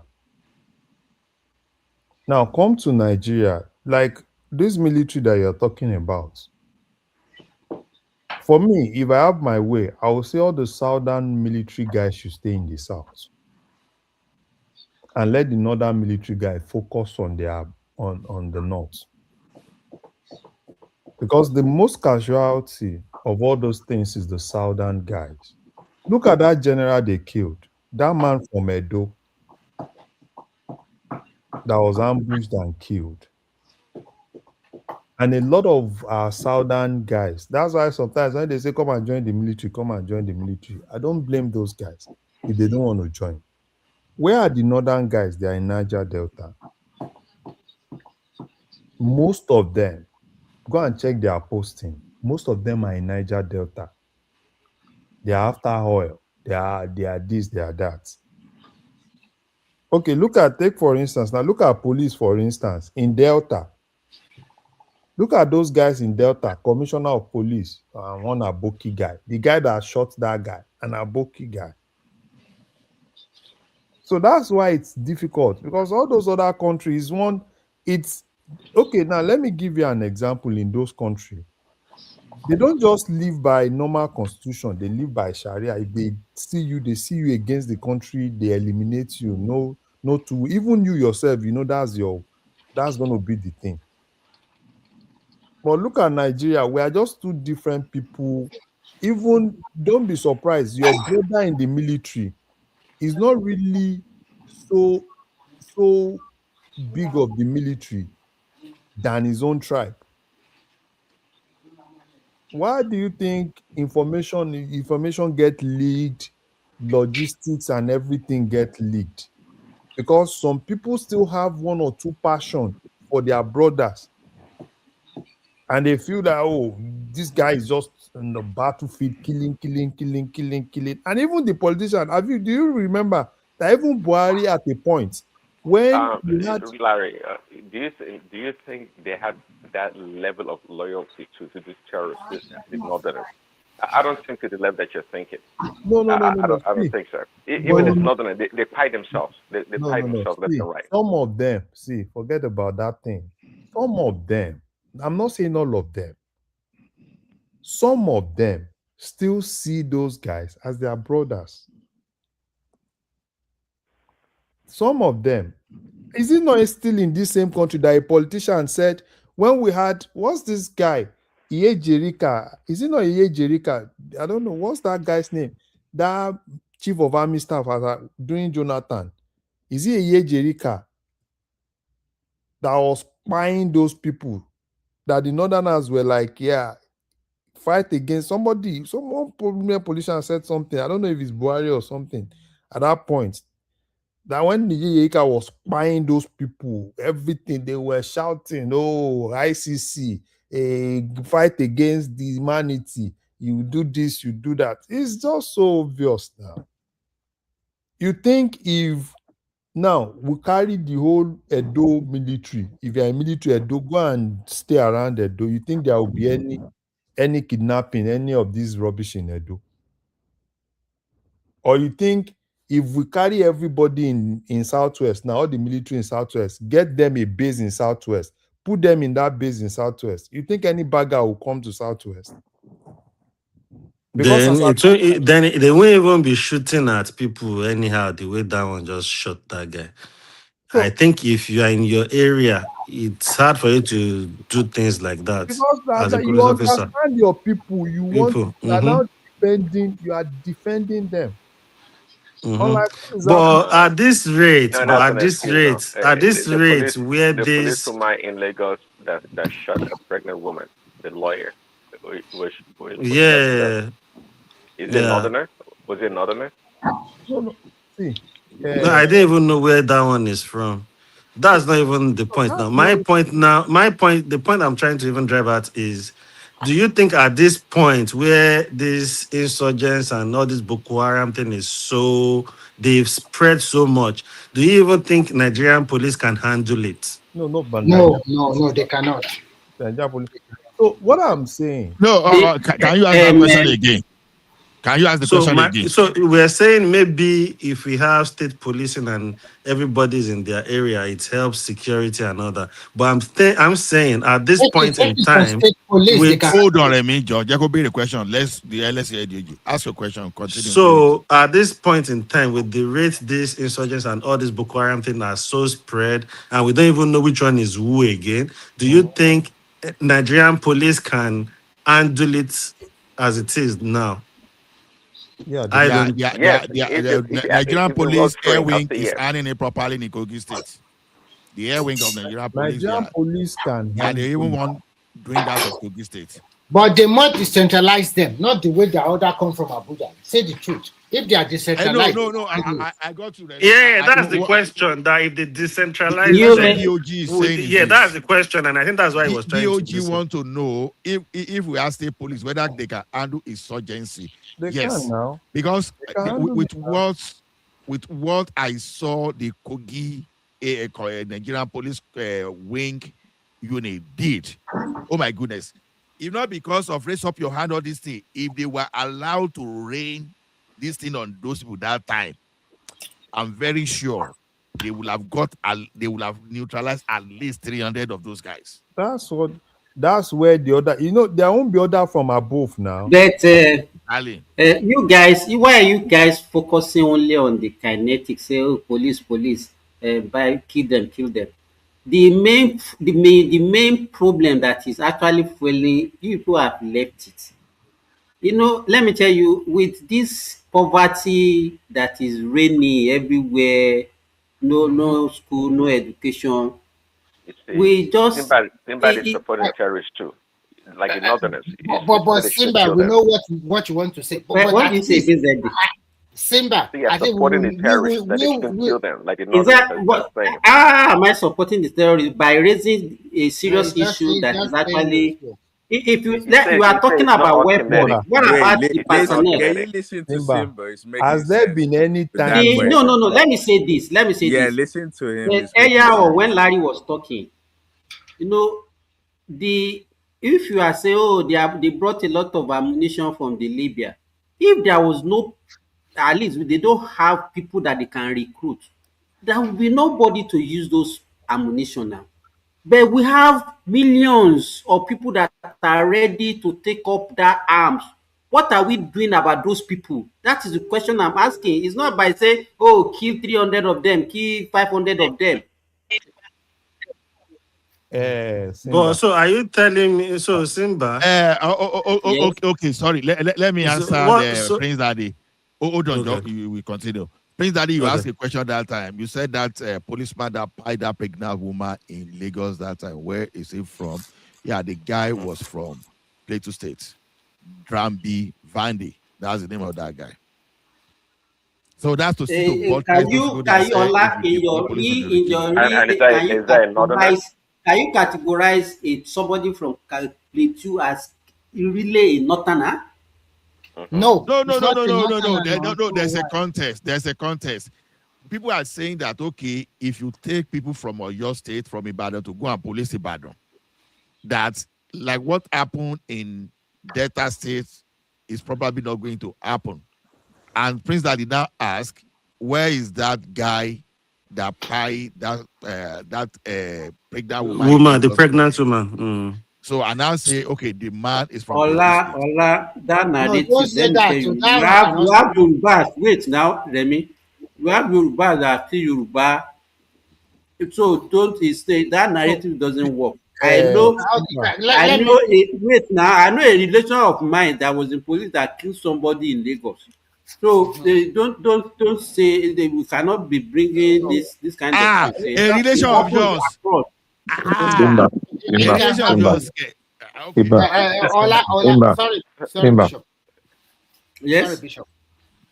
Sorry, Simba. I know, Simba, the other time you were talking about poverty and lack of education. Fine, you are right. But at least we will know which state are poverty stricken and which state is not taking security.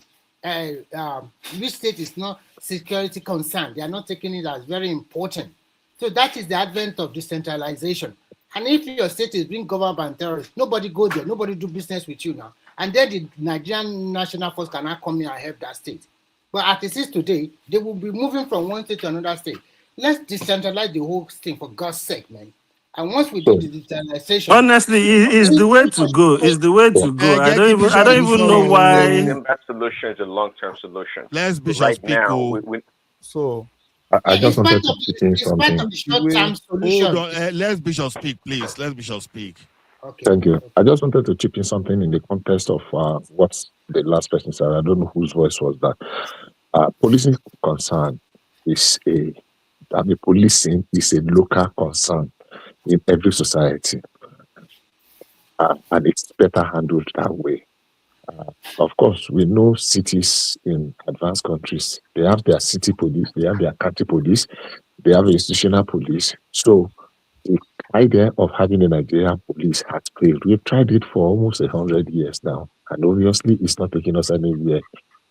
Each state, if we can adopt this, not just state policing now, community policing, local government, so that people can take responsibility of their immediate environment, it is going to move us up. Now, we talk about, look, there are enough young people in the name of Almajiri that will take up the terrorism. Those ones that are Almajiri now that are 10, 12, 14 years old, in another 10 years, they will be 24. Maybe only 5 of them will break out of the shackle of poverty. If we have 20 million, just remove 5 or 10%. That means we have about 18 million that are ready tools in the hands of these people that want to recruit them. So the truth of the matter is that local policing will still be the way to go. So if we have people that are policing their community, their society, their state, it will not eliminate, definitely. I mean, there will still be criminality because there will always be criminal tendencies. But it will reduce it to the barest minimum. So the earlier we embrace it, the better for every one of us. Honestly, I don't even know why they are delaying it, because it's just...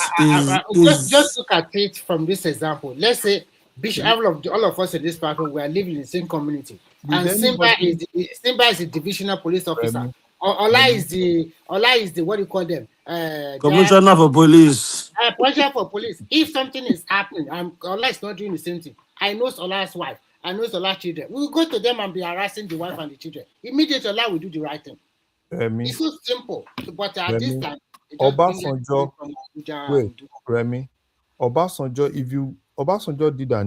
did he was speaking somewhere recently at I think there's a book launch by this former Inspector General of Police from I think the one from Ondo. Okay. No, Ondo, the one from Ondo, Eindero. Okay, yeah. Eindero. Obasanjo said one of the things that one of the regrets is this issue of local police. Yes. And it's true. For me, I'm not even talking about local police again. No, we need to decentralize army bases. Yeah, so that one is But very key. Important. That is important as well. But my question again, I have another question. Do you think? Just split Nigeria if you want to do that. Wait, Basically, So just sorry, split sorry. the country. I think what one of So the another MDs. question, Oriola, guys. Another in those question days, is: wait, let me just finish this. In those days, it used to be like that. Because for me, When my was primary that, Larry? school, When was you used to play that? wait, now They those used to, days, I do heard you I know think in Kaduna Abeokuta, and there's somewhere we call Alamala Barracks. but it's not the same thing as MGA now. Wait now, let me finish now. Those days, because I still remember when I was in the barracks, at least during the period of when they were going to wars in Liberia, I was still in the barracks. My mom was a teacher in the barracks. At least I still witnessed, when I in my primary school, I still witnessed series of time that they were going to war. It was Babangida that disrupted Alamala barracks. A lot of them, almost all of them, went through Alamala barracks. Ikeja, that Ikeja that you see, we used to have a lot of things in Ikeja. Do you know that they've taken everything out of Ikeja? Go to Alamala barracks, a lot of things were taken out of Alamala to Kaduna. I know Tinubu is trying now to decentralize a little bit. yeah. So that goes me. My question that I want to ask is: do you think all these top rank officers doesn't even want that decentralization because it reduces their control? Oh, you know what decentralization will do? Will make more people want to get enlisted. As at now, go to Southeast now. How many people want to enlist in the military in the Southeast? Even in the police, they don't want. Go to even Southwest. How many people want to enlist in the military? But when you bring those bases, if there's a Southeast base and they know that they are in Southeast, I am telling you, majority of them will enlist. Yeah, but that's not answering my question. So let's say the decentralization, state policing, and all these things.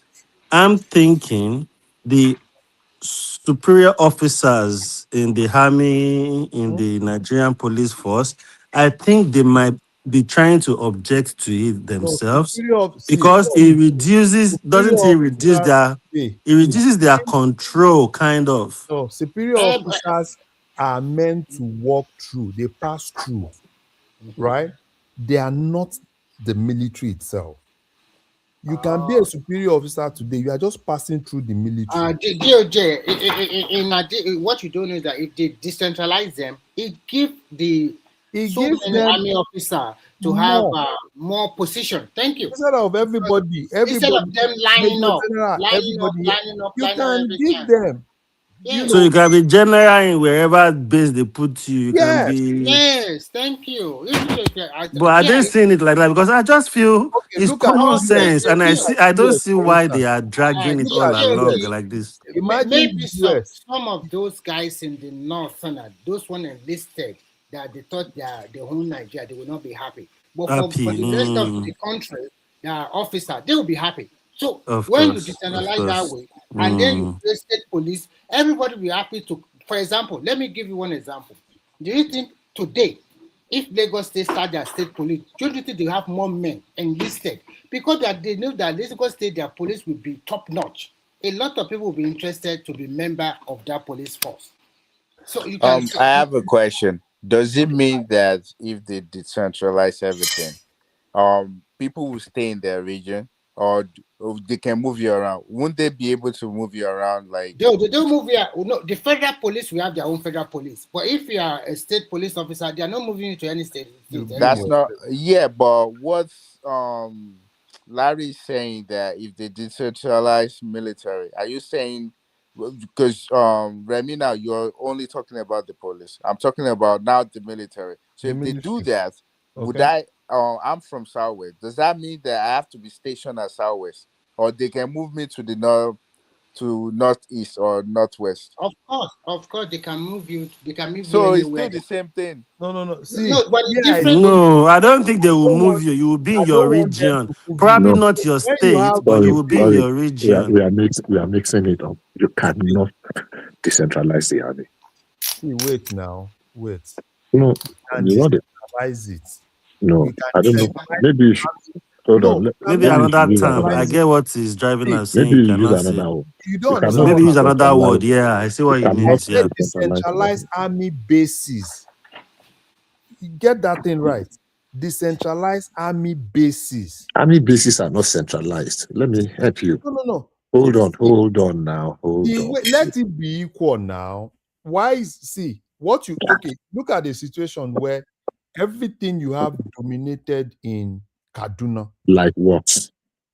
almost everything. Like what? Go ahead and tell If you me. talk about every military, most of every military, everything I'm apparel, asking you now, like what? Okay, if you say the training institutes are no. concentrated around, hold on now, let's have a conversation. Okay. If you say the training institutions are centralized somewhere around Kaduna, I can tell you that first div is in Kaduna, second div is in Ibadan, third div is in Jos. We have 82 in Enugu. Because of the theater of war now, we now have 6 and 7 div. Now, all of them are specialized. We have the armor corps, we have the infantry, we have the signals, we have 82 in Lagos there. What's the 82 division? Those are divisions. Now, which is apart from the army headquarters, Nigeria Army headquarters, the next big things are the divisions. And the divisions are 2nd Mechanized Division in Ibadan, 3rd in Jos, Rukuba, the 1st in Kaduna. So if you are talking, and the 82nd in Enugu, which is the division, the other one is infantry. Now, if we are talking of the army bases, those are the bases. Those are the powerhouse of the army. If you are not talking of the training institute, Nigerian School of Infantry, we have Nigerian Signal School, we have Nigerian Armor Corps, School of Armor in in Bauchi. If you are talking of the training school, and one of the reasons why they gave them, but now we are now having, for example, we have decentralized, we have broken up the Nigerian Army Depot from Zaria, which has always been. We are taking one to Oshobo and the other one to Ebonyi. We are breaking the police academy now from Kano Okay, to wait. Abeokuta. Wait, you just said something now. What did I say? I said Tinubu is trying to do it now, right? I'm trying to make a division, a distinction between wait. decentralizing the army. What you will mean is that the training institute, the army cannot be decentralized. We can have, because we already have this. It is one Nigerian army. Wait You now. cannot say let us have a Western region army or No. Eastern region army. How I think you understand what I'm saying? This is how I think it should be. When you are an officer, you can move. When you become an officer in the army, they can move you. But you see all those lower rank, keep them in their region. No. We can't. See, There are more implications to that. Forget about the normal, how is Nigeria one nation, one this thing. Now, But it's hard to do with the army. That's what you're not getting. forget You about all can't. those things. This is the problem we have now. That is what I'm saying. If you want to solve the problem we But have you now, think it will even be easy? Even the police, they are still struggling. bros, why are you talking With like army, is a bit difficult because now, army is more do you know the federal. It's problem more now? a federal. See, do you know the problem now? In a normal situation, every state is supposed to enlist. Now, a particular region is not even enlisting at all. They said they are not interested.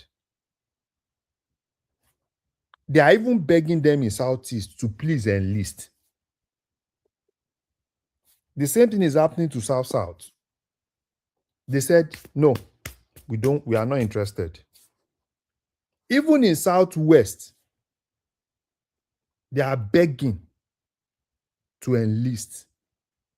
So how do you ensure that people enlist? Until they have that sense of ownership, people will not enlist. And the strength of your army is the amount of your citizens that believe in your country that enlist in that army. But sorry, bro, I see your point. It's not as if I don't get your point. I get your point. It's more like the Awusas have actually even taken over the military and they just do what they want It's with not like whatever they do. It's not like they are taking it over because people are not enlisting. Because of the situation, the Awusas are more in the top rank and they are the one playing It's not their the fault. whole thing. Bros. They are the one playing the games in that aspect of when it comes to army. They are sending people to where they want them to be, sending their own people to where they want to keep their own people. Don't blame the Hausas on this. This is No, I'm not blaming them. I'm not blaming them. But that is why people are not enlisting. Because if I'm from the Southwest, number one, I don't want to be posted to somewhere in Kaduna or in the North. So why would I even go and try anyway? If I know I'm going to probably go and end up in those regions where I'm probably not safe, and probably won't have the backing of my superiors. I'll probably be the one they are using as pawn to wage everything and sending me to wherever they want to send me, which I can't say no. That's part of what you are saying. People are not enlisting because of all these reasons. But I just feel it's a bit difficult with the army to do that with the army. They might try to reshuffle the ranks and all those things and people in position.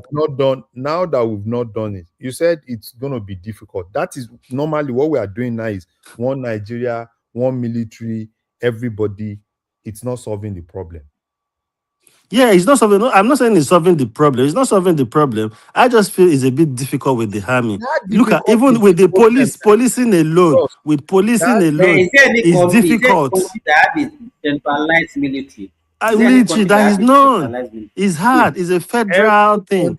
That's why they say chief of command in armed force is a federal thing. It's not under any. No, in the that's what I'm saying. Even with policing, they are struggling. I think what Larry, I understand what Larry is military, army. It was to be more even difficult to do what Larry it. is saying is this. They might just look for a way to, inside to shuffle the ranks around and all that. That might help with the military. But policing is difficult to do as it is right now, which is just anybody that has common sense will just this is the way to go. But it's difficult. They are finding it difficult to do it. So that's my point. I think what DOG, what Larry is saying is not saying that each region or state should have their own army. Let me tell you what those, especially Babangida, he weakened those army bases in the south. In fact, he took a lot of military hardware and everything away and put them in the northern part of the country. I think that's what Larry is talking about. They know now. They are just all of them are doing as if they don't know. Simba. So even in let me say something, because we are talking as if even in America here, all the military in America, is it federal? Is it the normal federal military? Don't states have their own military? No state has military, not a single one. So wait, that National Guard, right? You just said National Guard. You just said National Guard. Wait now, they have their bases in states. They are scattered everywhere.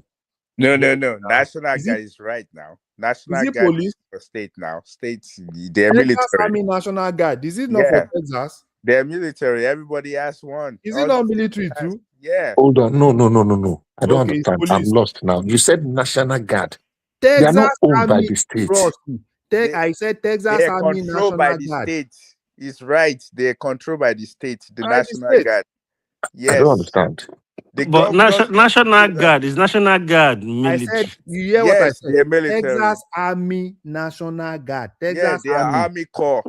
They call them Army Corps. They are not U.S. Army. Oh my God, they are using they are not U.S. federal. Army. They are states. They're U.S. Army. They can call them to go to any country anyhow, but they're controlled by the state governor. Because in So Nigeria, we think everything is, it must be like this, it must be like this. It cannot change. It cannot change. Nobody is saying that, but so when there's something that they're not something is not working, you are saying it cannot call change. the National Guard. I'm not saying it's working. I'm not quarreling with you. I'm not even arguing with your suggestion. My point is, I'm just saying, I think they will even find that even a bit more difficult. If you say they should carry, if you say, no, wait, if you say let them create, maybe get some other people into military and make a state do their own military, state, army, whatever, that might be possible. But if you want them to this particular army we have now, to turn them to what you are saying, it's difficult. And I was saying with the policing as well, it's even difficult with the policing as it is, not to not talk of with army. That's my point. Bros. Anyway, guys, I need to leave. I need to pick my daughter from wanted the to understand something. Let me tell you something. You see this thing, there's no such thing as difficult or impossibility if they really want to do it.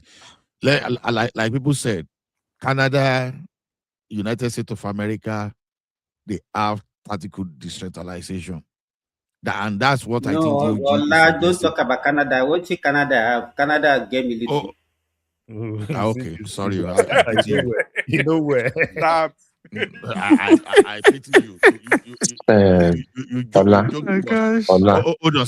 Hold on, sir. Even in our first republic, even though they call it, they call it informal regional decentralization, it was still decentralized in the first republic.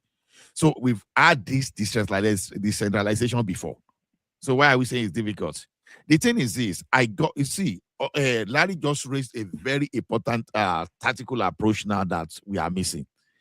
Okay, you want people to join the military, people are not interested just because the way it's centralized, you understand, the way it's centralized, people are avoiding it because nobody want to finish his HND or bachelor degree or finish his secondary school and just to go and join the military, and you carry them by Sambisa Forest. You carry people from the north, you carry them south. But if everything is done in a decentralized matter, people will join. But as it is now, it is even risky for the nation when a particular region of that country is populating that military at detriment of others. Maybe because some of us here might not know. Did you know that during Babangida regime, we actually established a National Guard in Nigeria? Yes. But that one is different from that of America. This I think the way it was structured is that wait, you know that National Guard, they're military. They serve the state they serve the state and the federal. So they're military, the National Guard. No, the National Guard is the National Guard under IBB was no. I'm talking about military. The US. I'm not talking about he's talking about the US. But even here in Saudi Arabia, we have National Guard also. Yeah. So why can't we have the same, just like he's saying? The only thing that I think, the only problem I see there is we politicize a lot of things. Exactly. That's our problem. Like this is the beginning. Now you are talking. That is why it's difficult. That's why I say it's difficult. The politics, everything. Politics is applied to everything. Yeah, but that's the best Nigeria. way to go, though. If people are scared that they're gonna take them to where they know they're not safe. Okay, let me even ask him about something now. Best thing to do. What's the strength of what was the total manpower in the Nigerian military? What is the total number of Nigeria? I think about me. Is it up to 200,000? And Simba is saying Canada has no military. Simba is supposed to be more than that. America ló protect yín bẹ̀ yẹn yín sí yín appendage kìíní America. The strength of Canadian military is about 331,000. Wow, Nigerian military as of today, the count is 230,000. I think majority probably are northerners. 230. Yeah. Yeah, 230,000. That's too Okay. low for. Can you imagine a country of 230 million? Air Force? Oriola, sorry, can you check Nigerian Air Force and Navy? Nigerian Air Force, they are very small now. That one will be small. That one, I don't think they can be up to. They can't be up to 20,000. True, I think the Zafana 230,000 is inclusive of all our military, both Air Force and Navy. Mushakara Simba, Canadian forces are not up to Air Force. But should we say the northern region? Should we say the northern region are smarter with the way they read Nigeria? Because I'm thinking, before we are a military regime, if you look at the military now, it's full of malams are plenty. No, they are not smarter. That's not smartness. No, that's actually they are killing themselves in places where maybe smart is not the word. Yeah, maybe I've used the wrong word. But you get my point. You get what I'm trying to. Let me tell you one thing. That's recklessness and some kind of destabilization strategy. So let me tell you one thing. That thing you call smartness now is one of the reasons we are having insecurity in Nigeria today. That's not smartness. It was actually madness and recklessness and all those stuff. So I agree. I've probably used the wrong word, but you see what I'm trying to say. They want to be in everything that is in control. See, bros, you see that thing, if today, we decentralize that thing, just keep Southwest people, keep them around Southwest, keep Southeast. I'm telling you, Southeast, if you give them something that is close, no Fulani will do any rubbish and they won't bring it down. In Southwest, that Southwest that you see, all those that they are doing all those 30 months that run away, they will not run away. That they are just all those that they are just taking all the traditional ruler one by one. I say in Ekiti, 30 traditional ruler don't run away in Ekiti. You will see people will be ready to defend. You defend your land. The whole essence of military is the country, right? Ability to defend the country. But we don't have citizens that are ready to defend the country. People would rather defend their tribe than their country. Military can only work in a situation. Okay, now America. Yeah, but Larry, does it wait? If I defend my ethnic area, is he still not part of Nigeria? Bros, I don't like the way we are looking at this. If I defend my own people, I'm still in Nigeria now. You see, no, Oriola, we are talking about the reality on ground. People, in a normal sense, Nigeria. So the reality on ground in Nigeria, a Nigerian individual.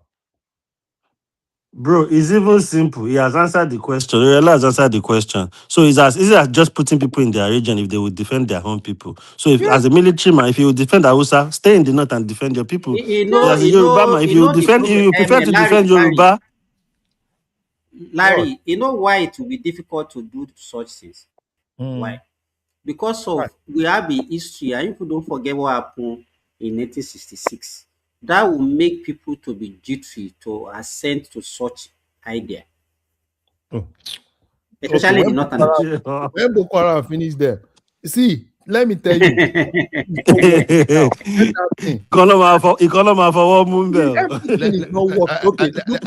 Let me tell you one thing. In that 1960, we did what the British did. Even though they say called it the British Army, but they have Scottish units, right? So there's nothing wrong in having the Nigerian military. Great example. Great Southwest. You have Southwest unit, you have Southeast unit, and you have all those units. Yeah, UK, they have the Scots, they have the Ireland, they have the Wales. Exactly. Come on, man. Why can't we do UK, wait now. UK is not a country now. How can you be using that example? Is Nigeria a country? Is Nigeria a country? That's the point. That's the point. Anyway, guys, nice. I like that answer. So let's not deceive. If we are deceiving ourselves, take care, guys. Take care. When we are deceiving ourselves, that's when you think, oh, Nigerian army believe so much in defending Nigeria. Foul. Nobody's America now, right? As an army, you know you are defending America, but it's not like that in Nigeria. So that's the reality we find ourselves in. Hello, good morning. Good morning. So that's the reality. You are not allowed to speak for the next 3 hours. So Aro, keep Can you quiet hear me? when we want you to talk. Don't know why this thing I is said messing up. we can hear you now. And, Can you hear us? and the guy is not even in Nigeria, and he's not even in Nigeria. That's the issue. Only God knows the kind of phone that Aro is using. In an Patoskio, they just use like and Arogidi be claiming say be engineer and be using fake phone. No, Turaya is using Turaya phone. Satellite phone. So I think state police, well-funded state police should be able to handle, but I just hope that we expanded this into banditry, because I know terrorism will be something like now. See, Mr. Ola, let me not deceive you. If we can do local, do that state local, it's short. At the point, you know what I was thinking as a point? I said all this one that Sunday Igboho said he has jazz. Our people from Southwest, if they need to go and soak them before they push them to military, because the way those guys are dying, they are dying like chicken. If military is telling you that this general died, that means almost 100 have died. Iba Gani Adams boys don't try that when they go arrest Wakili now. You understand? Gani Adams not be then go arrest Wakili now. Sunday go do Wakili. No, I OPC, that time. OPC now get mad that they do that one. Don't know anything. They don't forget. But the Wakili na OPC. You forget Sunday go fair for go cause wahala for that place, but those people eventually went to arrest those people na OPC. Forget that Gani Adams. That one we go everywhere. I think the difference between Gani Adams and Sunday Igboho is that Sunday Igboho go there from front, he go join you enter. But they see Gani Adams with that stick where they go carry stick everywhere. I mean, forget that man. Well, no try that Baba. Forget. All those Baba don't chop money now. Now money then they chop now. But you can't be a warrior and be chopping money now. Me and you know now. Okay. That Baba they even go chop money for abroad. Go they install people. Do you know that man goes to but Sani Abacha na warrior, na general, they chop money. No. So for me, if you ask me, because the rate because we are here, we don't know how much this thing has gone. Those people in Kwara now, if you are a traditional ruler in Kwara, you run. You won't even stay. Because you are one of the targets. Larry, I know. I said it's not even Kwara now. It's Ekiti now, because every border area in Ekiti State. I'm not even talking of so now tell me now. If we have the border area with the area in Kwara that has been affected is Ekiti Kwara. Exactly. So what now? Tell me. So the border areas like all those Lessemidi. No, Ekiti State is part of it. It don't enter Ekiti State. Go itself. Yes, now those areas that share boundary with Kwara now. So now tell me. Funny enough, military they there. Military those people. Ola, yes, sir. Tell me the airport bring one in, let's say in Southwest, and you, if you are there, they can move you around all the 6 Southwest states. You can move to Ogun, from Ogun move to Ekiti, from Ekiti move to this thing. And you are telling me that those guys will not face them? They will face them. See, if they form community police and they allow people to join voluntarily, even not necessarily on grant, me that are there, I will join as one of the volunteers. I'm recording it because soon they will form. I will Remy, Remy, from the way Remy, from Canada. Let me tell you one thing. Not just mouth. Let me tell you something. I've been one of those people advocating that they should nullify this Buhari executive order that used to withdraw. We agree. Hold on, Uncle Remy, I'm one of those people that. Here now that you are ready, when the now. Hold on, may I talk now? May I talk? As I speak to you today, if they begin the license gun for community, I will put the task on myself to buy at least 5 guns to be licensed to my local community. This thing, as long if they repeat that, That's not what you say. Oh, that's not what you said. Sorry, you said listen that. to me. I know exactly what I say. I said if they start this community police, I said as if they can allow people to join as volunteer, as long as not regular that I be participating. I said I will join. It seems as if you don't understand. Okay, for example, now let's clarify. Hold on, No, Baba let me say Farabale. this and you continue. Ola. Let me clarify. Are you saying you are going to join in spirit, not physically? First, clarify it first. Because Baba, hold physically on. means you are going to be in Ekiti. Oh no, Baba, in hold on. spirit means you are still in your Canada. Okay. Where's your hometown? Where's your hometown? That don't. I'm from Abeokuta. So what? Okay. Let's say we have Alake in council now. You understand? Alake in council. Maybe now Alake in council now organize local community police. So maybe they form like 300 community police. Okay, regular. And then say, okay, some people can join as volunteer. If like you can call reserve, or that volunteer will be one of those who that will be taking decision. Maybe those people that can even join to fund that operation. That's what I'm saying. I will join, not necessarily go and be an operational guy on ground. But when it comes to even raising funds, hold on. Thank you. That's what I'm saying. That's what I'm saying. Now, even if it comes to raising funds, I say me alone in my local government, in my hometown, I'm going to guarantee them 5 pump actions as long as they can license it legally. That's what I'm telling you. If you form a police and say, okay, you want to do launching for equipment for them, a person like me, I will guarantee them 5 pump action that can be licensed. You understand? I will just drop the money. That's what I'm telling you.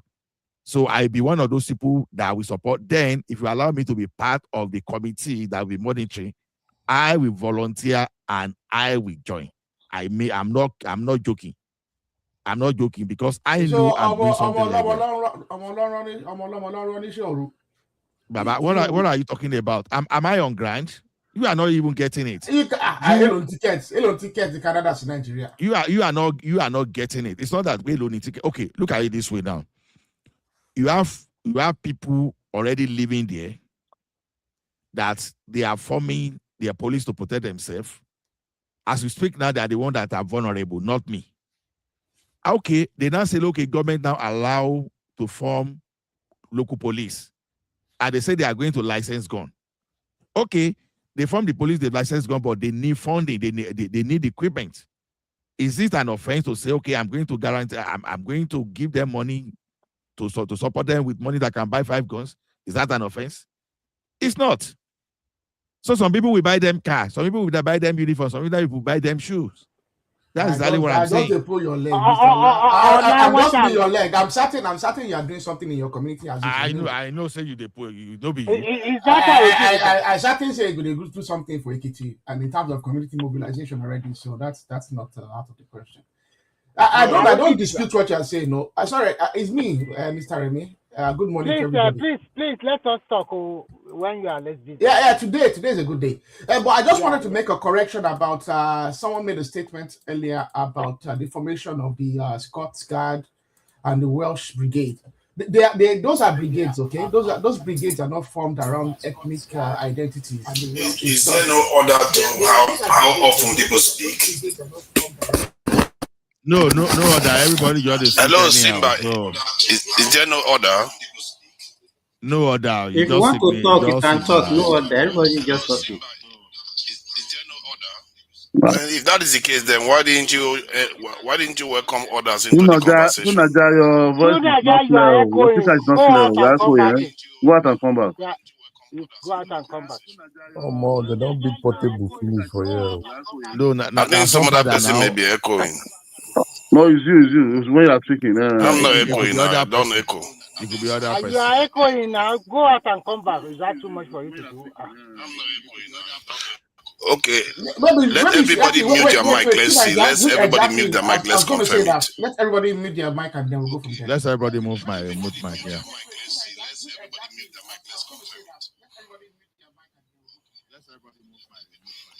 Oh, yeah, speak now. Ola, mute your mic. No, not. See, it's not coming back. I'm speaking now. That's what I'm saying. It's not going to be me now. So I'm not using speaker. I'm just using my headphone. Oh, now mute your mic. Naija, we are still hearing your echo at the background. Naija, it is you.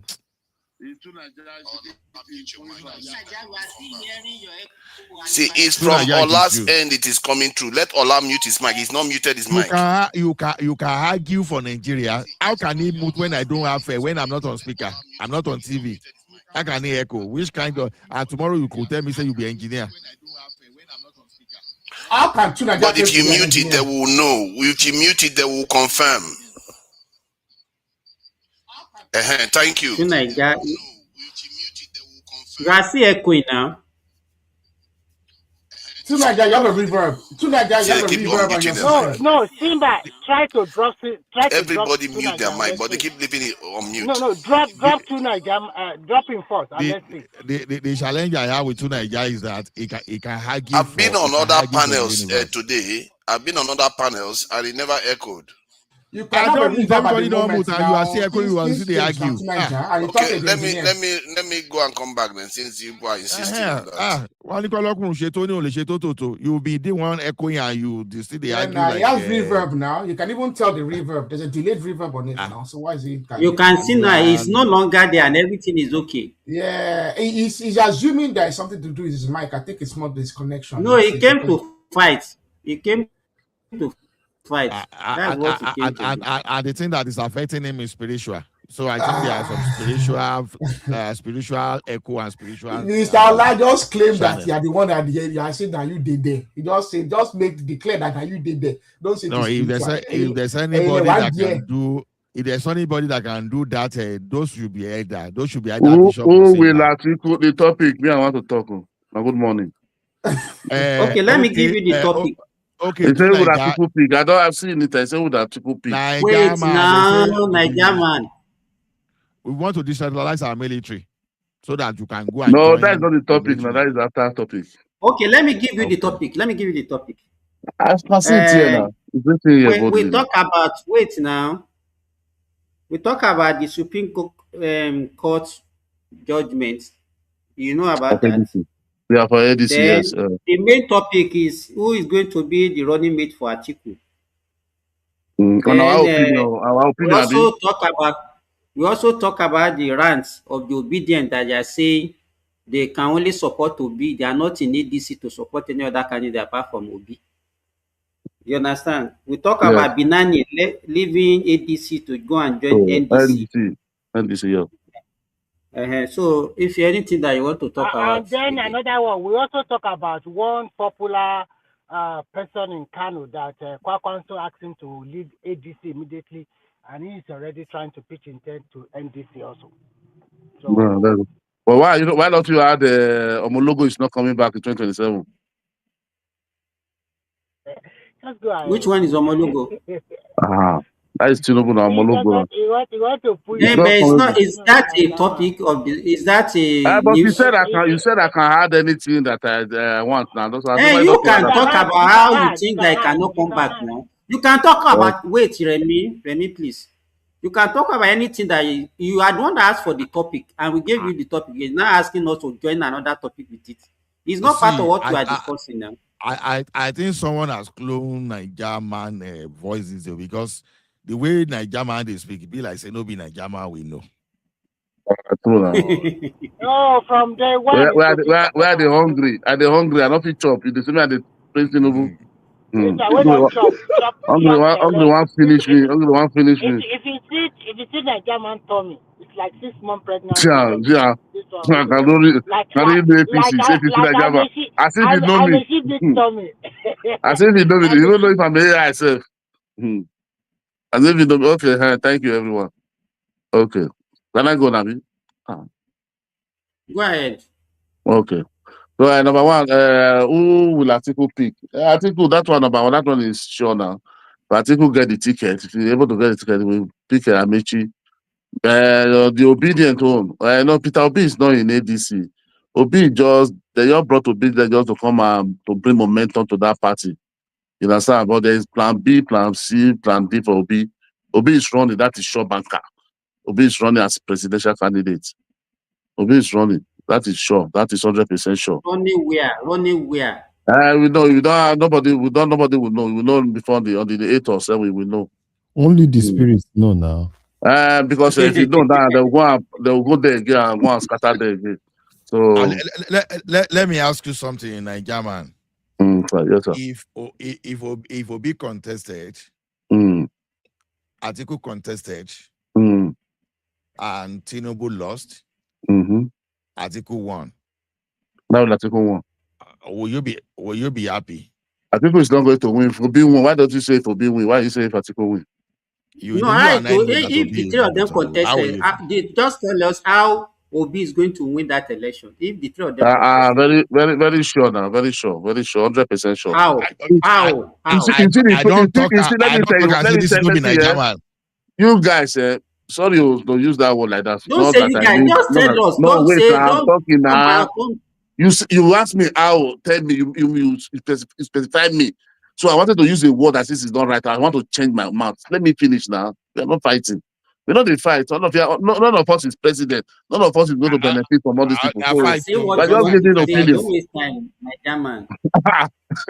Because I'm not supposed to. It's only one set of people that are doing all the talking. They are not allowing other people to speak. So let me just say what I want to say before I leave. Please. No. To Nigeria man is still talking. When he finishes, say want to leave. Let it go. So I'll continue. Let it go now. Thank you, Nigeria man. Don't mind bitter belly people. See, people that are saying that Nigerian military people are not joining it, that is an error. Because Nigeria, you have to show us an example. Can you let me finish what I'm saying? I don't. Can you let me finish what I'm saying? Oh, no. Look at Mr. Triumph. Since when have you become this way? So the Nigerian people actually apply, but they don't actually get taken in. From what I discovered was that I think over almost 2 million Nigerians have applied for the various Nigerian security forces, and most of them are not employed. The last time the police even floated, when I followed it, they floated a recruitment drive, and over 400,000 people applied. But they were just looking for about 6,000, or I think for the year, I think 20,000, that's what they were looking for. And they didn't even do that because the police commission and the police itself, they were arguing who is supposed to recruit people into the police. So that issue still remains paralyzing the Nigerian ability to recruit staff. I think they have resolved it now. I don't know. So even in the military, you see the same thing. And when people are thinking about this, the way you can reach your conclusion is that if you look at the military, even if they pay them terribly, they get a house, they get a pension, they get healthcare, they get education there for their children and all kinds of things that they get. Those benefits alone should indicate to you that more than 10 to 20 million grown adults in Nigeria don't have access to that. So chances are that those people will be attracted to applying for such a job, if, especially not to mention the prestige that comes with being part of the military, where you can use that to intimidate people, and anybody that talks nonsense, so you kick their teeth in. So people are going to look to join. Hence, they do apply, but they are not being taken in. And this is something I've been saying, that our military and our governments are deliberately ensuring that we are not even well protected. If you look at Canada that we talk about, that is even compared to Western nations and developed distinct countries, they are considered to be not militaristic. But if they were like Nigeria should be having about 600,000 soldiers. But they are not even that. That's based on their population. Nigeria should be having around 600,000 soldiers. So that tells you that Nigeria as a country is highly underdefended. Given what we are going through, we are not even close. It's like if Canada was going through what Nigeria was going through, they will have over 1 million in their military. They will charge you very, very quickly. They don't waste time. They will respond to it and deal with it. The question you should be asking yourself, instead of all to just be praising all these politicians that are not doing anything for us, is that why are these leaders not doing these things? Every year they are borrowing money. They are borrowing billions of dollars every year. And what they spend those billions of dollars on, I can tell you that those things are not more important than national security. But yet they do. So, Nigeria, what is your own contribution? They don't even spend the money. They share the money My own among themselves. So my own contribution is to point out these issues. And if Nigerians are, you don't know what I'm doing on the ground in Nigeria. If Nigerians are, the Nigerian government is serious about doing this, if need be, I'll put my own self forward too. Because I then know You bring that with your own money. Like now, let's. I will pay. See, and if you ask me to to contribute, the Nigerian Army. if you ask me to contribute to the Nigerian military every month so that they can recruit 1 million, I will contribute. I'm willing to contribute $100 every month to the Nigerian military if they are going to go and recruit. $100. I beg. What are you talking about? What are you talking about? One person volunteer contributing $100. If we have 1 million people like that in Nigeria, don't you know how much is that? We have 2 million. What are these guys saying? Just talking. But they are not willing to. You see, that's Every the problem. state now you open a police trust fund. Do you know how much is going to there from people, from individual? What are we talking? So you want you to go and bring $1 billion? Leave them now. 100 this in dollars. If you have 1 million people donating to that, you know how many for you salaries to say how we contribute to, for you to volunteer.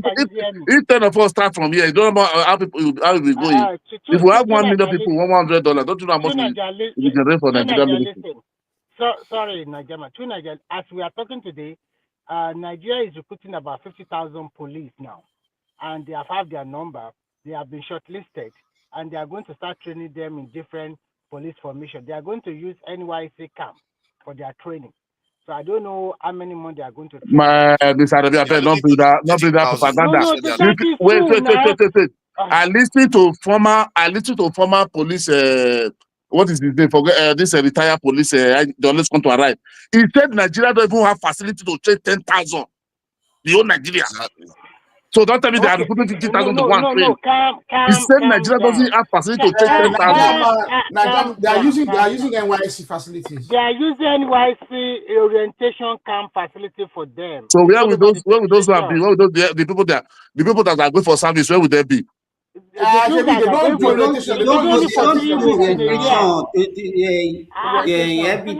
man, and you are fighting unnecessary over it. When Trump threatened Nigeria, that's when Tinubu decided that he was going to recruit 20,000 in the military and 30,000 in the police. Notice that it was when Nigeria was threatened, and he decided to do the right thing in the right direction. And that number is a drop in the bucket of what is actually needed. You need in excess of 100,000. When are you going now? When are you going? Why are you talking about when am I going? What am I saying? Is it right or wrong for your people? Let's debate it later on. And what should I say is right now? Everybody hold on. One after the other, please. Fire on. Yeah, thank you. So the Tinubu decided is going to recruit up to 50,000. That's what I think Simba is trying to highlight. And they talked about using NYSC sites. What did that tell you? Even when he came in 3 years ago, he knew Nigeria was undermanned, because that's one of the campaign promises that they made. They didn't build any facility to even recruit more until Nigeria was threatened. You see how black man is always reactive? We don't plan ahead, and they are borrowing billions upon billions of dollars every year, something that you need even half of those $1 billion to address the national security issues. But they refuse to do it. And I really think that our people need to be watching this, our leaders, and say, what do you mean by this? Do you think we should be dying, and you keep taking this money every year, and you're not using it to fix the most important thing in the country? So this is so obvious for us, and I've been calling up for this for years and years and years, and they are refusing to do the right thing. And I keep telling you that they all know it, even Peter Obi, Atiku, so they all know the problem. The question is, why are they refusing to do those things? Why are they refusing? They know what the problem is. Hey, Remy, hold on. No, I said Remy, hold on. Then you are talking. Okay, sorry. Let us be structured now. Sorry. Okay, to Niger, let me ask you, why do you think our leaders, do you think they don't know what to do, or they don't have the resources to do it? One, they definitely have the resources, because they borrow billions of they definitely have the resources because they borrow billions of dollars every year. And No, based on my calculation, let me ask you, because you can't just be throwing out the borrow. How much in a year? How much do you think Nigeria borrow? Let's say we borrow every year. How much do we about borrow every $20 year? billion altogether. That's what we don't Tinubu borrow borrowed 20 last year. billion. Wait now. We don't borrow. Nigeria borrow $20 billion every year. No, last year they did. No, come on, you don't know about this thing. Last year No, they did. That was that. Nigeria is mistaking the borrowing, that borrowing thing that includes state, That's local a borrowing government. plan. Over It's a borrowing plan over 4 years. Is mistaking it You over know single why? borrowing. Wait Just now. hold on. Don't Are let you us trying to make tell it me Nigeria rowdy. didn't borrow last year? The federal government didn't borrow Wait last year. now, How much was our budget last year that we Oh borrowed 20 God. billion in months? Nigeria don't borrow. If we are borrowing $20 billion every year, do you know how much will have been our debt by now? Not every year. Last year. To Nigeria, wait. It's very easy to just come and say, oh, they borrow money. How much is even the money that we are borrowing? Borrowing $3 billion, $4 billion. And you think, do you know how much Algeria, which has the second strongest military in Africa, do you know how much they spend on their defense? $25 billion. That is their defense budget for 2026. Algeria budgeted 135 billion dollar. That is their budget for this year. What is the budget of Nigeria? Just No, under because it's $3 very billion. easy. So it's very easy for us to come and say, why are they not doing this? Why are they this? Let me tell you, anybody that want to rule that country, it's not about saying maybe you are behind somebody or not. The question that we're supposed to ask that person, if you say you want to do this, let us ask the person, how are you going to get resources to finance whatever you claim you want to do? Nigeria budget for defense for 2026 is $3 billion. It's not even up to $3 billion. Tell me, and that one sef, I don't know whether they can even finance it 50%, because a budget they're is not very going to difficult to have. finance everything 50%. Impossible now. You That is why understand? the So figures I'm let telling us, you that they you know borrowed. what I'm Let me saying. give you the Wait. precise number that they borrowed last year. It's around 16.874 billion this is US dollars. That's what it's indicating here. And that is the one maybe they took into account. But the point I'm telling you, see, that money alone, that one Let me ask you and this. recruit way more Wait now, security forces. Go ahead. To Naija, hold on. You know, it's very easy to throw out what do we mean? Throw out figures out there. If you say Nigeria borrow, how much did you say? $16 billion or what? $16.74 billion. What does that? How much is that? Wait now, Remy. No. How much is that one in naira? We are looking at almost 25 trillion. Almost 25 trillion in naira. Not that I'm sure. That's rough. So you if I do it in pounds, it's almost 13 trillion. Well, you know, let us. It's not that good for us to just be throwing out, and we cannot scrutinize and even think about it. That is it really possible? Okay. Is it really possible? That they can borrow that much? Our budget. Wait now. Our budget of 2025 was about 58 or something trillion naira, which is less than $40 billion. You understand? So if we borrow 16 billion, that means we are borrowing like almost half of our budget. And then that means the remaining one, because let me tell you what the way our budget was structured last year, it was half of what we budgeted is going to be financed by borrowing. But we could, in fact, even that borrowing, we couldn't do half of that. You know, when you go to AI and then all these AI things that you normally come and be giving us here and say, oh, because you just check, and those things are not factual. They are not factual. They are factual. Nigeria, How can you reject them? Wait. By that standard, we should not accept anything then by that standard. Because they are actually the data that see by that standard, we should not accept any data that comes through them because you can say they are not factual. So that is the information we have. To Nigeria, the question for you now is this. So that borrowing, you are saying all our borrowing now should be going into what? Into to defense. Security. If you spend $16 billion on Nigerian defense, our insecurity is going to collapse. But I'm not saying they should do that. I'm saying they should be spending somewhere around $4 billion extra. For a country that is facing such insecurity, you can use that to recruit over 100,000. And at the same time, the $50 billion in excess in GDP that we are losing every year will reduce. If you cut that down by even 50, if you cut insecurity down by 50%, it means that we are going to be losing somewhere around $25 billion. Wait, are we losing or they are stealing it? So don't say we are losing. We are losing because they are stealing it. No, GDP. The GDP in the idea is that if your business activity is not going on because people are you want busy, to bring oil test, all this oil test, who are doing all those things? You don't understand, Nigeria. You don't understand what Nigeria is saying. If you have insecurity, it will reduce your production. It's not about stealing. It's not about stealing. Why do we normally have everything about stealing? You have it will make your own production. That's what it's talking about. If you have insecurity, we reduce your production. Those people who are stealing that, who are taking that production, that do that production, who are there? So if you don't do agriculture, you are stealing your agricultural produce also.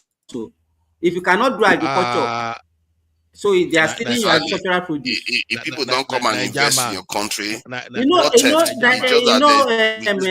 Nigeria, I think all of us, the only thing that we know is to criticize, but we don't understand even the rudimentary about how government work and how things work. Everybody can just say, oh, they are stealing. Oh, this one is this one is this, without even having a keen understanding of the situation. They are stealing now. We are not saying we are looking for Messiah, guys. So we know that all you are not saying. What Nigeria is talking about is not about stealing. What you are talking about now is not about stealing. Okay, Najama, hold on now. To Nigeria, hold on. How much do you think Nigeria spend on defense annually? How much in dollars? From the budget, it shows that they spend about $3 billion. And based on my calculation, when I calculated even manpower, salaries and pensions and everything, it comes out to like $2.7 billion. But their budget for military was 3 trillion now. And that's not true. Nigeria is spending now about 7 billion. No, that's not true. So let me tell you one thing. In 2023, yes, hold on. In 2023, Nigeria budgeted 4.14 billion for defense. 2024, they budgeted 3.21 billion. 2025, 4.77 billion. And 2026, 6.80 billion. Now, one thing I want you to know. When you are how much did the military did they get for that out of that money? You have to check that one too. How much did they get? Hold on, sir. How many aircraft do you think they are going to deliver into 2026 alone? About 49 aircraft. So now, let me tell you something. When you say this man should go and employ, don't forget that this man is pushing for state police, and at the same time they are recruiting a forest guard. So if you just say the federal government should go and employ now, so what will the state police do by the time they finalize that state police structure this year? So all those things will still. Where did you get that $7 billion from? Because you are the only one using it. Shabi, you are using. Put it in the naira. I'm able to understand this is $1 billion. It's not up to that. But I know about the do this year. It's trillion. Because those aircrafts they worth 10 million, 20 million, 30 million. Especially the types we buy, they tend to be around 10 million, 5 million even. They're a lot cheaper aircraft, old aircrafts. That's the type we buy. So you can buy 200 aircraft and it barely even gets up to $1 billion. The point is that the salaries alone chew up 2-point-something billion. The salaries alone. And when people say the Nigerian generals are stealing all the money, I really wish that they check those numbers. I think if the Nigerian people, officials are stealing money, it doesn't show up in the budget at all. You know, they are, because when it shows up in the budget, you have to pay staff, you have to buy things. So, and when you calculate how much they spend on those things, there's not a lot to be stolen there. There's really not a lot. And I think that stealing you are talking about will be difficult. So when you go to the budget office, right? Budget office, when you go to one thing about this side is this side made this government side where they come with warm, no go this is so so I put the budget this thing here so that you can go to the budget so and go and look at it yourself so and put it in dollars. So when you see all these things, so it's not going to be like say no boju, right? So you download and you will see it yourself. So when you see it yourself, don't ask me a question again. No. Put it in naira. Put it in naira. No dollar. No dollar. No, to make sometimes you want to put it in dollar now so that we Can you not convert it by yourself now? I don't go school. I don't go school. I don't know how to do that one. That kind of question. Benjamin, how you doing? How you doing, my bros? I just they pray Tinubu, wait till they do anything. I just tired, man. So Nigeria, your issue now say that they praise Tinubu. Yes, now. You have been very violent about Tinubu. Our logo is not coming back. That is sure. No, when we form regional police, we will just go make him the zonal inspector general. So wait, is that meant to make anybody displaced over here? The idea that Omologo is coming back. Yes, now. Anybody let me see the way they may attack me. Let me see the way Doctor the Tatiba attack me. You come here. You came there. You said I should give you topic. And you left, you didn't discuss any of the topic that I gave you. No, two Nigerians said they want to go. I thought it's just 1 minute, 2 minutes. So don't see me, I go silent. Okay, let me take off then. Two Nigerians said that he's going 15 years. Two Nigerians is 10 years. When are you going? When are you going? When are you going? When are you going? You can go now.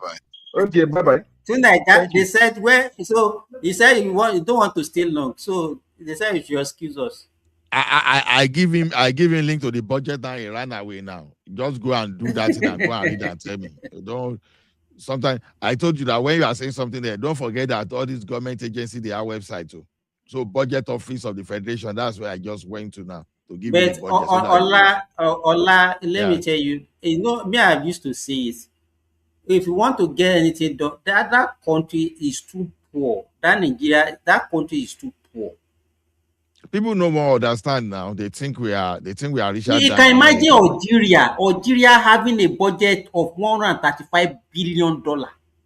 Algeria. No, Mr. Simba, everybody know that Nigeria. See, nobody, majority of us know that the budget of Nigeria is not what it can give give us any development or can make any life better. Everybody know. You understand? Let me tell you one thing. Well, I'm coming. Let me go land. Sorry. Right. You see, the problem we are having is like you have a little, and we are not still managing that little. That is the problem.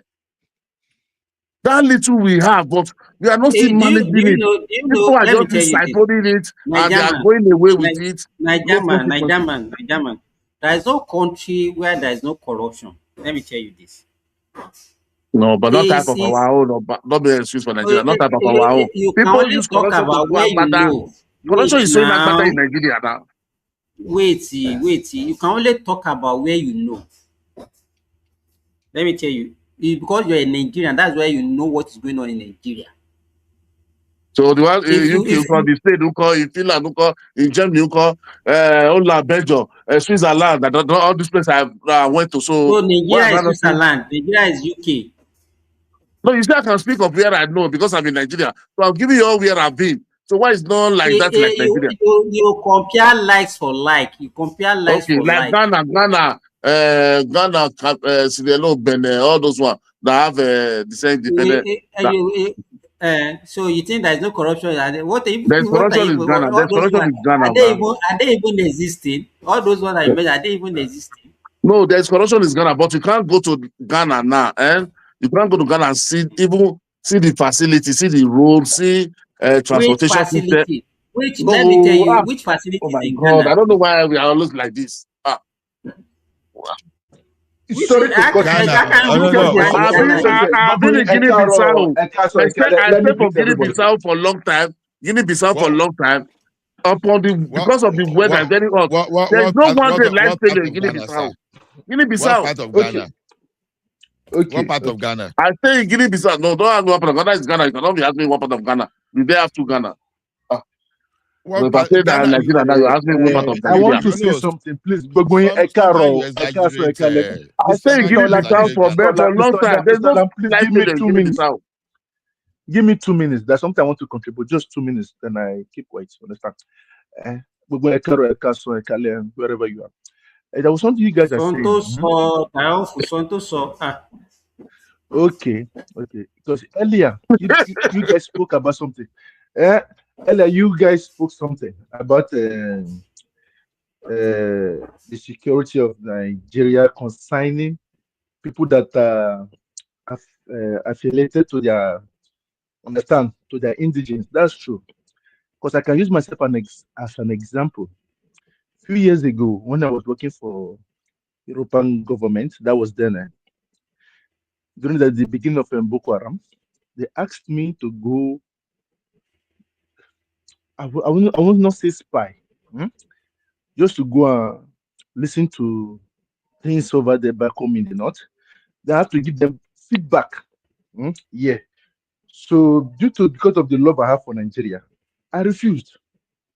So that's why it's only we Nigerians that can solve Nigeria problems, not external people. We know what is going on. We know what to do. I know what to do. So you understand. So that's why when people are saying that the North should protect their North, they should protect their South. I agree with that because nobody wants to kill by their own people. You understand, huh? Because you want to protect your own people. So that's just the honest truth behind it. Because I myself, I refused because I'm in Nigeria. I said no. You can send another person. You can send another person, not me. I cannot. It looks like I'm a threat to my own country. But I still have that love for Nigeria, even though I'm not in the country every time. But I still have that love. So that's it. Okay, that's why I came up in to say thank you. Is that how? I hear you. You see, why would they believe say Nigeria say SARS is safe? I don't know where we are getting those one from. If not our Boko Haram, what did they get for what we get for SARS here? Where Yahoo they buy all those guests any other they do ritual any other they say you must score 5,000. Not be defense SARS. Nigeria, we agree. We also agree. Sorry, Ola, let me quickly chip it. We agree that we have our own problem. At least let us manage our own problem. Don't let us bring another problem to us again. That's what we are saying. We have problems. Our problem is plentiful. Let us deal with our own problem. So everybody deal with their own problem. Then everybody will have peace. Not that when we are dealing with our problem, we also have to think about dealing with the other people's problem. You see now, the way you put it now, it's very clear like this. But when sometimes we want to put it as if the thing is only in the north, that we are just innocent, everywhere is okay here. You do not have the patience. We are okay, Najama, let me tell you something. Now, we are talking of whether Nigeria is rich or Nigeria is not rich now, right? Now, we are making money in Lagos. You are making money in South. You are making money in Southwest. And presently, I can tell you that only three regions of that country are functioning properly. Now, you have another name it now, Mr. Ola. Ejo, name it. Thank you. Southwest, South, and Southeast. Right. But now, you now have... Ola, why are you playing politics?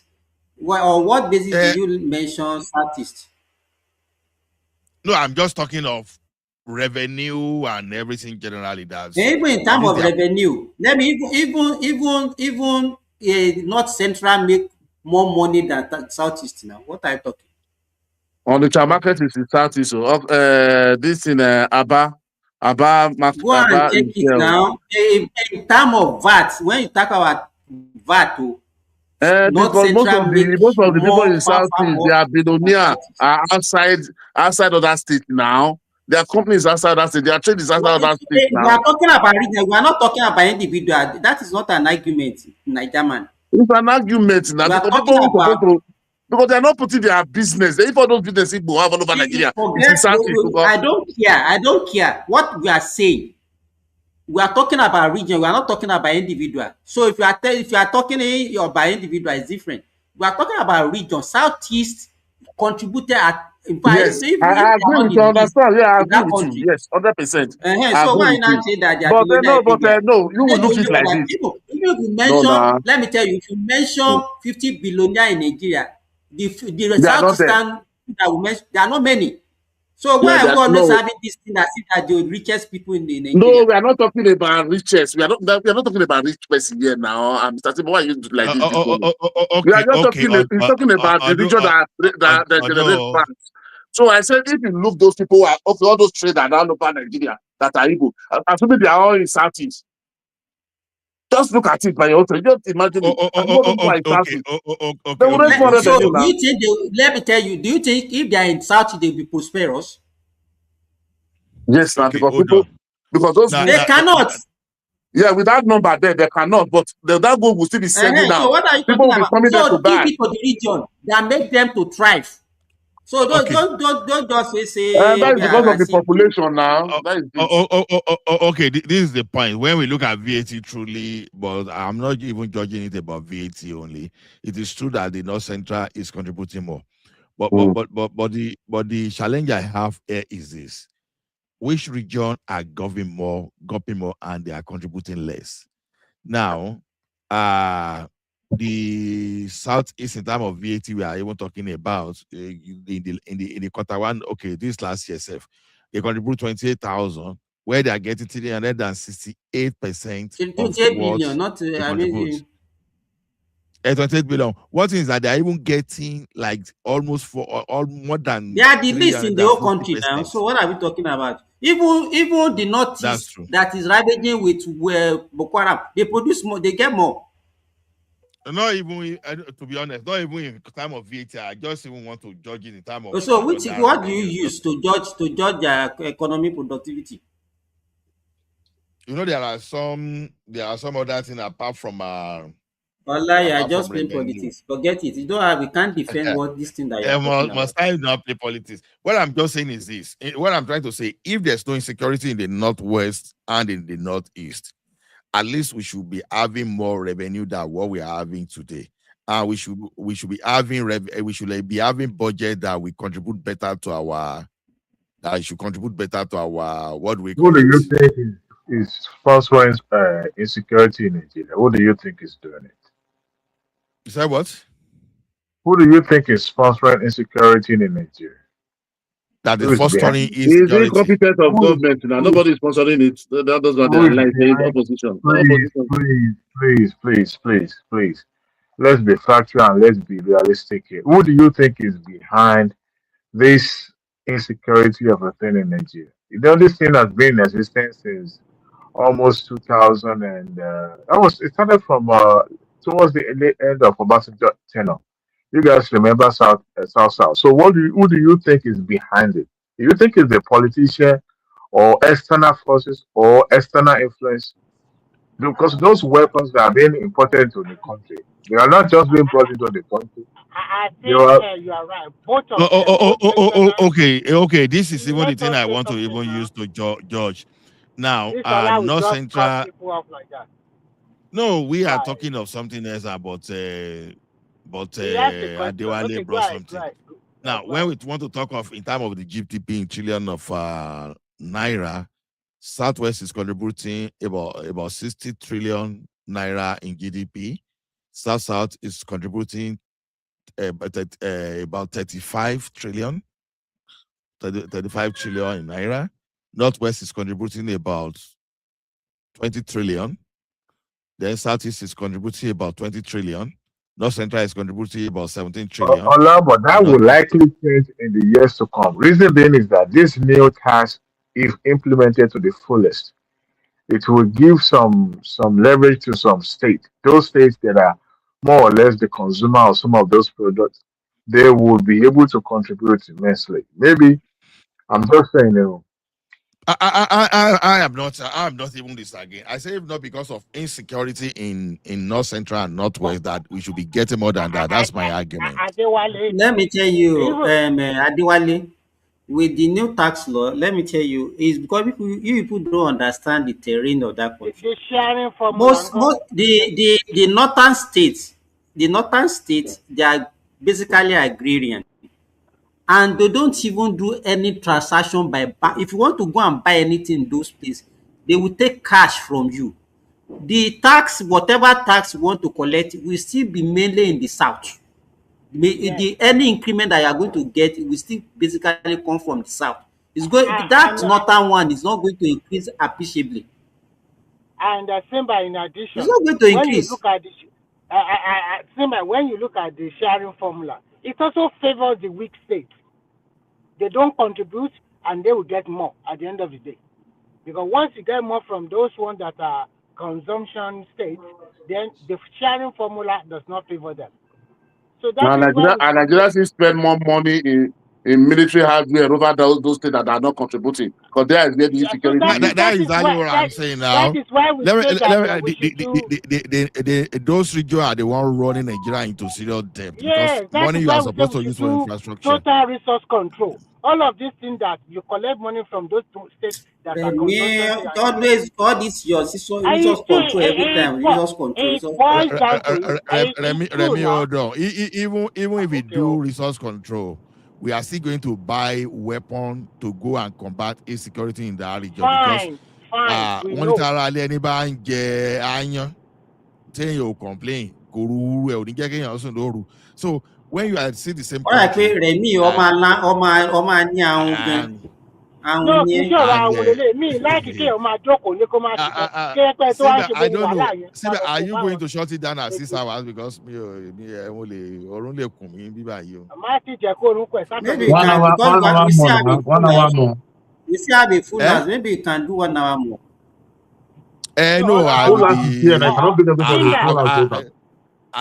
That's why I want to say I can come back later, but it does not encourage, it does not motivate or encourage hardworking people. When you continue to this system, if you continue this way, that country will never grow. I'm telling you the truth. Let's assume we have 6 super states like Lagos State. Then at least most Nigerians can realize their dream in those 6 super states. But unfortunately, we only have 1 or 2. It's unfair. That's why it's appalling, and it's unfortunate that people cannot really understand the significance of reconstruction of Murtala Mohammed Airport, Lagos, Calabar, Coastal Road, and Lagos, Badagry, Sokoto Super Highway. People don't really understand. Those two things that you see can create some kind of investment or maybe all economic activities. I think, sorry, don't bring Agbado in again. Okay. I think why? Okay. It's because he's not talking as me. It's just so that people that will talk will put them on stage. I think I have a beef with Simba. Simba just wants this status quo to remain. What do you guys see about? What do you guys see about? Status quo to remain. Just going to share the money. So that Calabar and all those infrastructure that Tinubu is creating today, they are capable of even adding over 100 billion in terms of GDP. So we are still not even talking of some other. So people don't realize you are expanding Lagos, Calabar, Coastal Road, and people cannot see that anywhere you expand in Lagos like that, it grows very fast. Before you know, all those estates that will come here, all those offices, and you know one thing is this: all these states that are still not taking care of their citizens, they are all still running to Lagos. So because someone was talking of Igbo contribution now. See, the contribution is where you spend that. Okay, if Hausa, Igbo, and everybody are in Lagos, it does not matter your region where you are coming from. You are consummating that economic activities in Lagos. So that GDP and economic activity belong to Lagos. So you count it as Lagos. So if Igbo contribution is low, I understand, because number one, they don't stay in their region. They move to other places. So it is expected. So to me, I think if everybody is moving to Lagos, how would the other region not develop? See, all over the world. All over the world. I didn't hear this thing I'm hearing is only this place where people are moving to Lagos. If you go to Spain, Madrid is the capital. Everybody moved there. If you go to Germany, Lagos is not the capital wait of Nigeria now. now. It's Abuja now. Why Oh you no, talking? Najama, let me Lagos was come in not the real former quick. capital. Najama, Oh my guys, God. Aligo Dangote is the number one employer of labor among when it comes to individuals, and also in fact I can really say is the best contributor in the southwest, the most I would say the person that contribute the most an individual company in the southwest, the biggest blessing in the southwest is that Aliko Dangote refinery there, Recently and now, it's it just yeah, started now. exactly. So and it's a northerner. But I don't see why people like Remy and Ola don't see those kind of people. When we go say northerner, they contribute anything. They go say you go they No, contribute, you go they contribute, you go they I contribute. don't. I think the way you put Hold it, on, that hold on. Like I I don't say you even. go they I don't. contribute, you go they contribute. You go no Hold on. like you. I don't. No, Mike, just hold it there. I don't even. I don't even. I can't even guess if you understand what we are even saying. No, We I've are been listening to talking you of. guys now. You make it look like Hold on. there's no northerner Hold on. contributing anything. Hold on. Like No, just You are getting. No, you do this thing. Don't mess up the argument. no, I'm not We messing are with any. I'm not here talking. to argue. I'm Oh, just here to present my own points. hold on. We are talking of economy consummated within a geopolitical region. We are not And talking that of part too. individual. Okay. No, hold on. Okay, go ahead. Yeah. Hold on. I said when the GDP in Igbo land in Southeast is low, I say I understand because the people go to other regions. So Igbo in Lagos now, whether Everybody you else don't want go to that region. Mike, your argument can be tiring sometimes. No, just I'm Listen to what I'm not. saying. No. You presenting that they go to that region. I see what other people don't go to that region. But go ahead, finish your point. This thing is not about ethnic or ethnicity of We are who are talking about there. We are regions talking now. of the region where they are consummating that economic transaction. Yes, So whether someone can come from UK, someone can come from South Africa. As long as you live in Lagos, that's where you are contributing that Lagos. So Lagos GDP is what we are talking about, nothing concerning with anybody where the person is coming from. So Lagos accommodates that contributors. So if Lagos is not conducive for Dangote will not. Are you kidding me? Dangote will not do his refinery if it wasn't Lagos. What's Lagos got to do with this? He can build a refinery in Delta or anywhere else. He could have built anywhere else. No, Mike, In fact, he's what trying you to are build in saying Ghana right now. is not an argument. And Forget about it. the If by the way, you know about business, you will not be talking the way you are talking. How can you be saying that you will put it I can't anywhere? really understand him. I can't really understand. his What kind of refinery. argument is that? You say you couldn't have Yes. built that refinery anywhere So else? you know, you can go and cite it in Dangote Borno. cannot build. See, let me tell you what. Yeah, you can Wait, go and cite it like in many Borno of us now. forget something. We have to look. I was worried before. Worried was like a small London before. Don't have you guys forgot? If you don't go to work to go and get a job, it's like you went to UK. You understand? But this insecurity of a team, all those very level. If you guys are speaking about where people, the And culture that accommodates, that's we what brought get that. money to place. That is why Lagos, like, see, why But hold Dangote is on, stable. Lagos is not safe for him to do the environment, and they have all I the get that. We facilities. agree. We agree with all that. We agree with that. It's the accommodating nature of Yorubas, all those things. We get that. But the wider point I'm making, it's not It was accommodation. rejected in When you Ogun want to State. cite It an was industry, rejected in Ogun wait. State. No but hold on accommodation now. of the Yoruba. Guys, let me make my own. The main point I'm It's going. not Trying to derail about me. being it's not accommodation or nothing. No, You it's have the factors environment. for citing an industry. Yeah. You understand? If you have to, it's not about say I like these people. Oh, these people are no. No. You look at Yeah. what they Okay, are I going get to that. I get produce. that. I get that. So But that's not where I was even going. Don't take me to that side. That's not the argument I'm trying to present. wait. It's not about say there's one northerner that come from somewhere and come and invest. If I can go, if I'm a governor of my state now, Mr. and I Simba, let put me help you. Let me every Simba, help but you. that's not the direction I'm going. Let me wait now, let me derailing me. finish Okay, my you thought. win that side. You win that side of the argument. Amaechi give Dangote everything he want to build that refinery in Port Harcourt. Because why my not brother, my conversation where why I'm going is not Dangote about Dangote. I beg. Let me just get to where I'm going.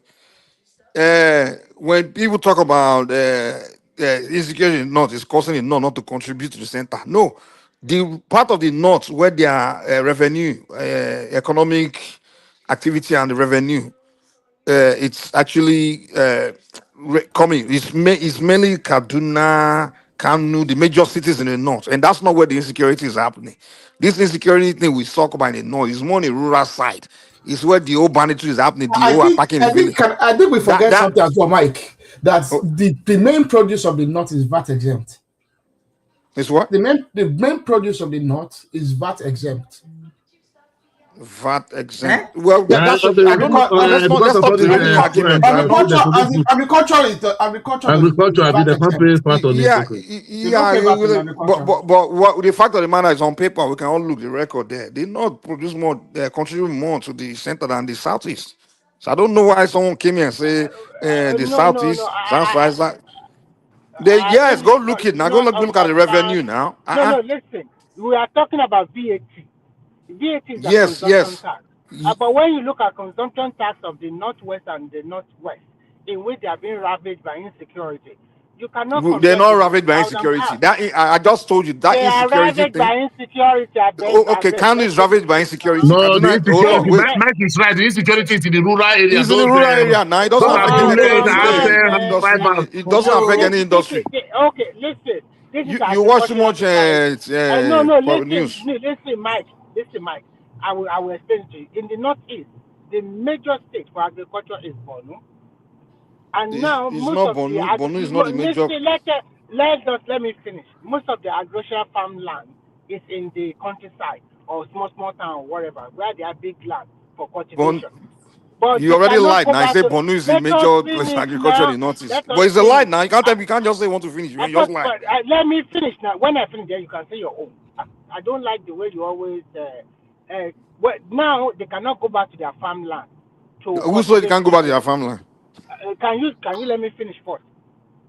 Most of them, they cannot go back to their farmland. If they go back, they have to pay royalty to this terrorist group. And they are not secure in their farmland. But recently, maybe the government has helped some of them by providing security for them. But still, you cannot tell me that the way they go to the farm maybe 20 years ago is the same way they go to their farm now. And in terms of consumption does not limit you to food alone. What about other aspects of life? How did they pay money for whatever, like we're enjoying the south, furniture, clothing, all the rest like that? I heard that What they is are the money on their farm. Is it true? I heard that they have money on their farms. What is this That's why guy they saying? kick them Is he out. still talking? No, he's not Mike, talking. Not Mike, I talking. can't hear Mike, him. Mike, Mike, let me say this. You said earlier Is on he that still talking? this is no, No, I have stopped. Simba that is talking now. Okay. It's First of Simba that is all, talking. I didn't even understand the second part about consumption. He said. But No, our no, first forget part about that about one. Forget about consumption. agriculture, first you What said you are Bonu saying, wait, is the the out mainstay, of agriculture. No, that's not true, man.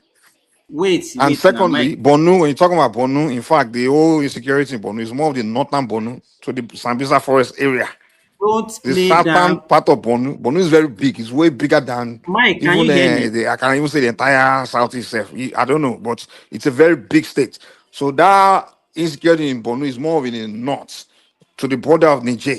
That's limited to that. So we get so much news about that small area, and we think, oh, the whole north is blowing up, boom, boom, boom, and then nobody is farming. The day the farming will stop in the north, you go feel the full price in the south everywhere. That insecurity thing is just we amplify, overblow it as if it's just like everywhere. Just do you know how big northern Nigeria is? You know the north, you can fit Do you want you to can go fit ahead? Let four me to say European how it's countries. You are overblown. downplaying it. Let me I allow you to finish your own. You won't let me finish my own. You let me finish my own. If we talk about the insecurity in the north, right? Yeah, which happens. We just do Nigeria is all the country where we cover everything. We point everything. Any small thing, they pick somebody pocket and we post now. We post everything. The insecurity, is there. But the area in the north, if you put the totality of spots where insecurity take place in the north, it's not up to probably 0.5% of the entire land mass where the insecurity is happening.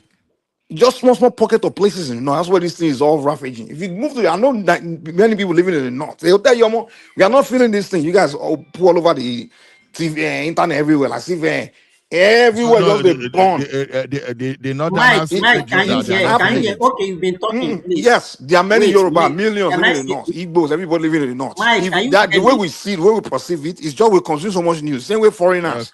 Hold on, Clap for yourself. calm down, calm down. I know because No, I lived it. I'm But not let me arguing with land. Let you. me talk now. I'm not Beg going to now. argue with Let you me now. talk. Yeah, don't argue. Let me talk now. You guys have been talking for hours. Let me do my own. I know many people living in the north, and I talk to them every time. And they tell me, they say, yeah, this thing. In fact, even within the state, they are saying is Northern Nigeria can fit about 4 European countries inside that place. It's just a huge landmass. So whenever we hear of, oh, something happened, can happen, they post everything. So we assume, like, just like foreigners, when they talk about Africa, they will think of it as if the whole place is just the whole continent. They don't understand. Even some people think when they land to Lagos, Boko Haram is just there. Some foreigners, they don't understand Nigeria. They think, oh, if you go to Nigeria, Boko Haram will just kill you. In the same way we Nigerians ourselves think of the north, as if something that happened is just the entire landmass is where the whole thing is just taking place, like just ravage. I was talking to my Mr. friends, Mike, the but you Yoruba guy believe lives that there is in insecurity in the north, Nigeria? lives in Jos. The But guy you said, believe that there is guy, insecurity? this thing, if to say as they think and as it be, all of us here don't fly on south. They said the day where you go, the guy said, hold on, let me land. No, you can't be Eh, saying boy, what you are not using. right, we want to see that Go when 5 somebody is minutes. No. saying something you don't like, you don't want them to I talk. hear you. Now, what are you saying that you've not said before? You Eh, but understand? let me finish talking. I You just didn't coming. even You get guys have been talking all day. you didn't even know where we are coming from. So I don't care where you're coming. I'm just giving my own presentation. Let Let me me just give don't land. change my the topic. opinion now, You Mr. can't Nan, let me divert I'm it. give not my changing opinion. topic now. I'm just giving my own point. Let me make my point. I'm not. Wait, The people Ola, told me, I Mike, say, the day or where, Mike, can you when hear me, the Mike? guy say, Mike, look, the day where you go here, say all of Mike, us, Satanas will can live you or not hear here, me? millions of us in Yeah, I Kaduna, can hear you. Kanu, all over, Bless the Mike, don't hear Mike, you. When we Mike, start are you hearing flying, me? when we start flying to the south, that's when you go believe, say, It's like Mike No, is I not will God hearing remove you. already Mike. born down. He said this whole thing I when will they post remove him. online, I Mike, just, I think it's not hearing you. We don't put up for Mike, question. can you hear me? function is the industry is still moving in the north. Mike, People are still doing their business. The farmers are still farming. They're producing food. And we are all eating, consuming in the millions of tons every year in the south. It's coming from the north. So the idea that nobody's Mike. farming anymore, this is just Nnamdi Moses, and his Mike, people's propaganda they push. which of your People are two farming. system are you using? Mike, hold on. Which of these two are you using? Because Simba is talking to you, you can't even hear him. Oh, I can't Which hear of him. the Oh, two? sorry. I can't hear anything. Which of the two are you using? Which of the that's the thing. Hold on. So the one of them. Okay, let me see if I can hear him on this one. I'll mute. Can you hear Simba now? oh, Can you hear no, Simba Mike. now? Mike, can you hear Hold me? on, hold on. In fact, Which the one other can one you I don't hear? even hear. This one that I'm talking to, I'm hearing, but the other one I'm not even hearing anything. So let me get Which up one? Okay, down. the So one you I will are get not up hearing. both of them. Okay. Yeah, the one you are hearing me from, I'm hearing you from that. No, But the Simba other is one, trying to Ola, talk to you. take You care of can. I Mike. can't hear Because him. me, I I can't hear can. him. So let me go out and come back here. I can't hear anything. You are the only one I'm hearing. Okay, can you hear us from here now? Okay, let's see. We will remove both. Ola, Sef. go ahead and talk. You will come back later. You know, it's very ridiculous for somebody to come here and tell us that in the north that it's only in the rural area. Where is it not in the rural area that the people do farming? I wonder. But that's what you say that it's not those farming. Usually, if you confirm it, they say they are agrarian. So those things, I don't say the food is fat exempt or something like that. Let me see if I can hear No, Simba no. now. Hold on. You see, Wait, Nigeria, the nah, problem let is me this. finish now. Simba, say When you something. see Let the me see if I can minister, hear you. no, hold on, Mike. Can Simba, you hear me talk. now, Mike? Okay, I can hear you now. I can hear you now. Okay. All Okay. right. Now, Okay. Nigeria, the thing is there. When you have government official confirming something that is happening in the place to you, but a Nigerian, not in the government, not having the statistics of what is happening, is telling you that that thing that is happening there is a lie. It's just like Tinubu came out today that, okay, we've just made revenue of 20 billion today. And you now see Mike say, Nigeria cannot make up to that 20 billion, no, because after all, this thing. That is exactly what you are saying. You understand? When you have No, a see, government official Mr. Olasi, why I support like that those things are rural area, because you see all the old videos, it's always rural area, no fire, no city. When I went to Ilori, wait, now, let me give you an example, my own example. Let me give you an example why I support it. When I went to Ilori last year, you understand? After I finished doing my passport, it was late after 10. Then I tell that customer that I cannot, I said, the immigration officer, that I'm not going out of that building. You understand? That I thought I would finish before 5 or 4 and go back to Ibadan. I said, I'm not going, that I'm afraid. They must say, they don't fear for this place, or this place, the most safer place. We were there till level, till 1. He just called Keke. At Keke, he said, make I come out. He followed me for their building there. He stopped Keke. He said, make take me to the nearest hotel. 1 a.m.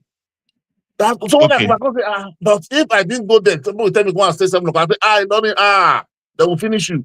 But I cannot believe I was outside by 1 a.m. Okay, you know, so, listen to this thing, because all those stories you are talking about, you just say, okay, listen to this now. Now, when they are saying the Boko Haram insurgency in Nigeria is costing Nigeria, when you put value in terms of 3.7 billion worth of agricultural produce, for example, you understand? So I just use that one as an example. So Is if that I a said, fact? Did they say that for real? You're making it. You're just saying it. bro, you have but it's not you have to turn it. his VAT that is going to Nigeria cost like that. that It's point those when they people. submit now. It's those people in He rural didn't area, say what he they are didn't say losing. it. So we are What they are asking if losing. is he making it up as an analogy, or is it what they actually said? That's what I'm asking. He said the cost of the agriculture in Borno cost us billions, something like that. He said he did not. Not.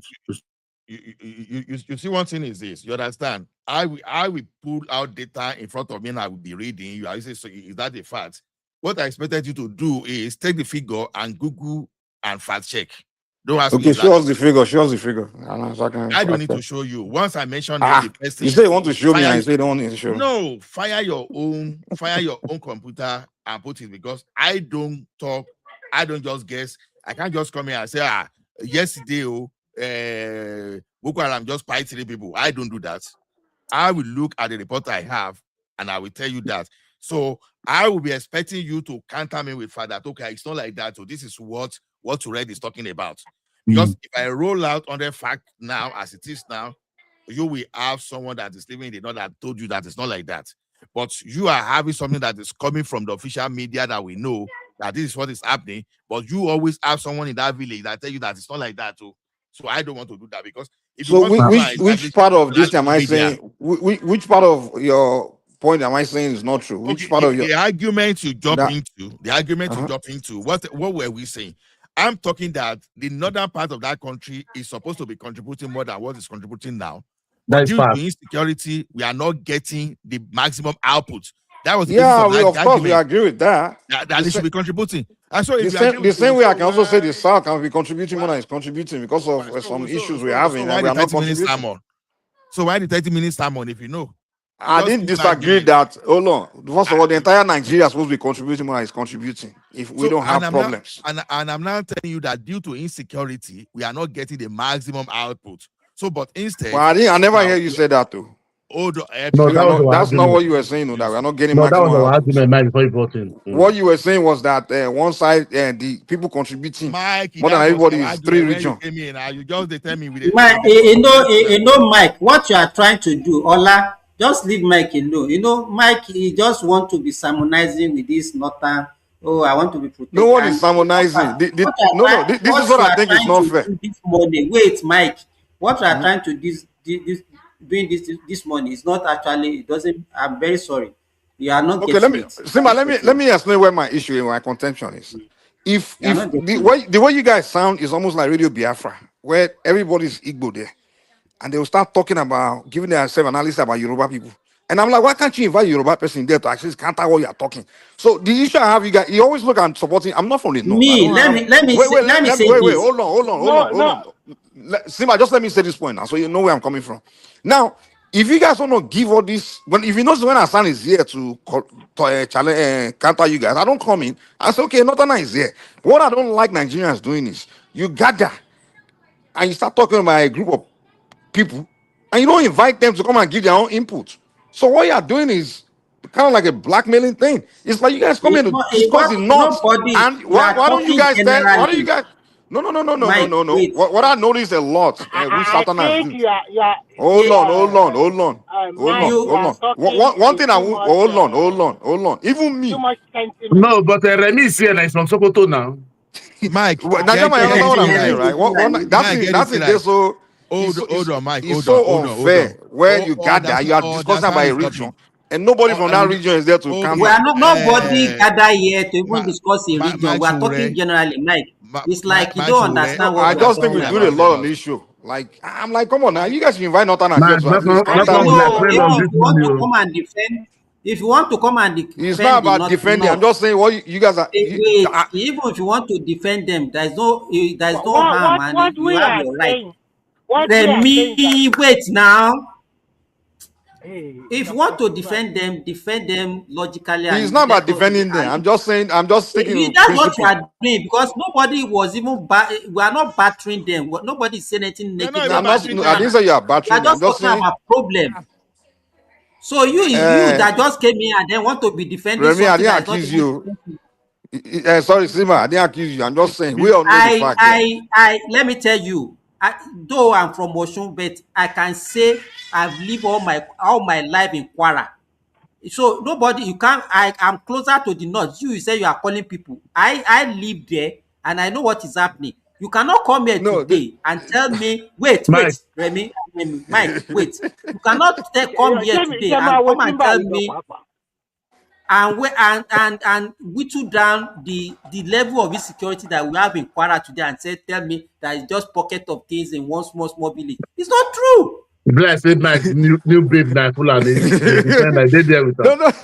no. One thing we do in Nigeria, where the thing, like the reason why I don't want to, even Let me me too, I tell used to you, kind of do it before.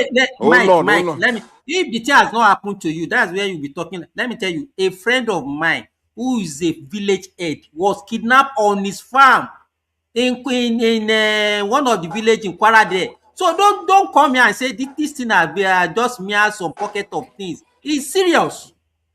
Nobody saying something is not serious. If you want to discuss problem, No, discuss that's what problem. you said. He said the thing Simba. just it's just in the villages. It doesn't affect anything. Just why are you saying this? No, don't say that. Don't take quote me out of 30 context. monarchs in Don't Ekiti quote me out of State. No, context. he said in 30, village. Did I 30 say anything monarchs in about? Ekiti Don't ran quote me away out of from the context. palace.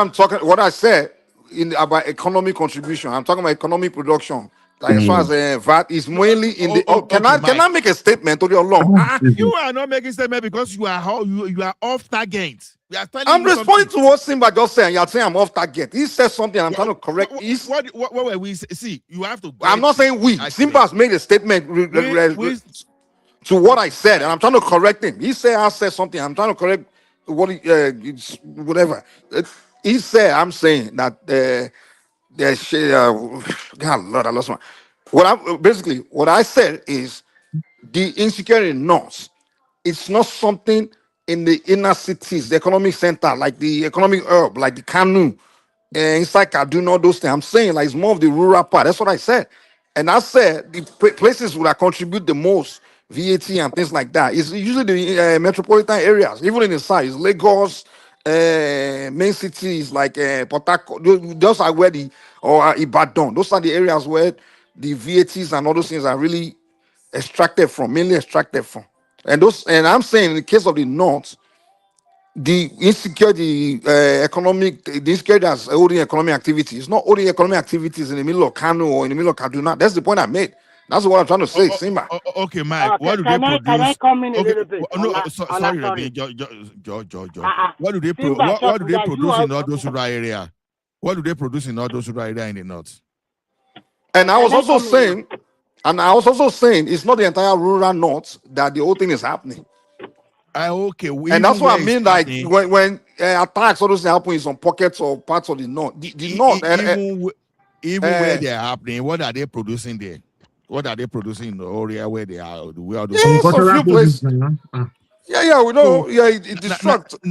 now the statistic is saying that in those agricultural produce that Nigeria is making loss of 3.7 billion in the northeast. Which statistic did you get it from? Is it written so I can look it up, or is it something you just pull out of? Is it Can I something I pull out the wall, or? Go ahead, Mike, I want to tell you this. Oh, I don't make up number. Guy. First and foremost, if you look at all throughout 8 years of Buhari regime, that Kaduna you mentioned, whether in their city center or big city, they never known any rest throughout Rufai reign for solid 8 years. And then Sata Kaduna now. Sata Kaduna. Even Sata Kaduna, their wala is almost every day. It's just after he left that peace came to that place. If you talk about Borno have not known rest, whether it's in their city capital or wherever they are. And But Sata Kaduna only be like that, right from ages. Not this democracy, right from the military. It's always like that. What I want to say is that number one job of most northeast or northwest, even including north central, number one job is agriculture. After agriculture, we talk about maybe cow rearing or whatever you are talking about. Lama. Is cow rearing not agriculture? Yes, agriculture. And when you see when throughout 8 years of Buhari, you see farmers others clashes. Everybody know what that meant. The farmers were crying nearly every day. That insecurity nearly finished Nigeria. The food price went up, Yeah, it's true. Did the food price go up because of that? It went up. Did the restaurants in Lagos say we don't even get meat supply again because of no, Mike, what you are saying is not an argument now. Mike, the point I'm making, Resima, is that those things exist, but it's not as big as people put it. That's the point I'm trying to say. It's not that big. It's not as big as Nigerian put Mike, it. Don't downplay it. It's serious. So let me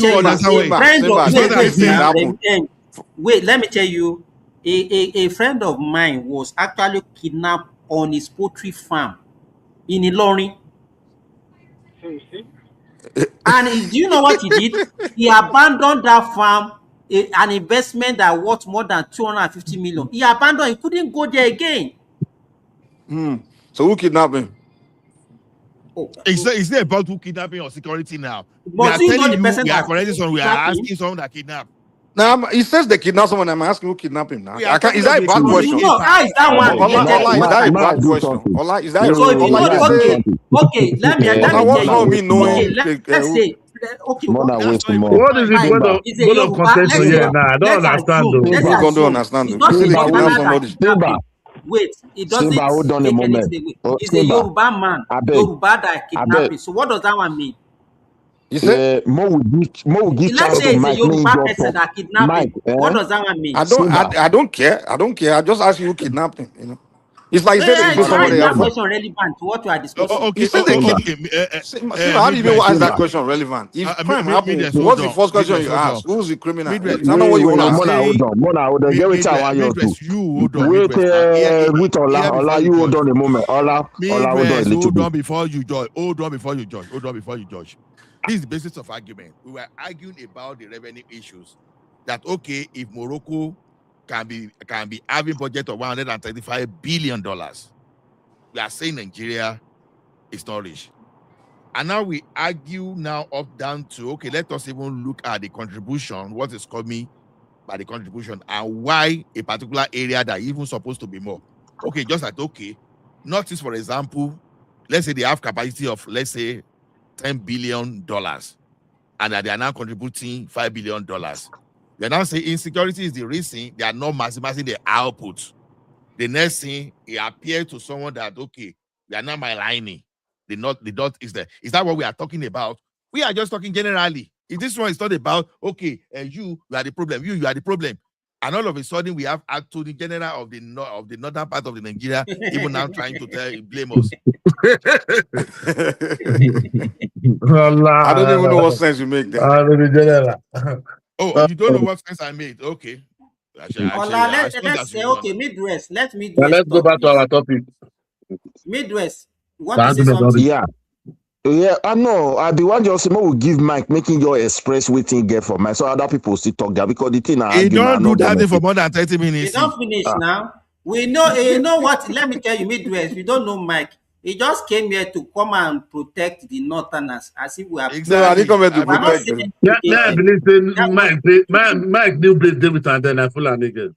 No, no, I'm this is what telling I you. believe. This is what I believe. Someone don't tell me before. Say Mike get No, Fulani wife. I don't see. No. I believe it. This is what I ain't been a hypocrite.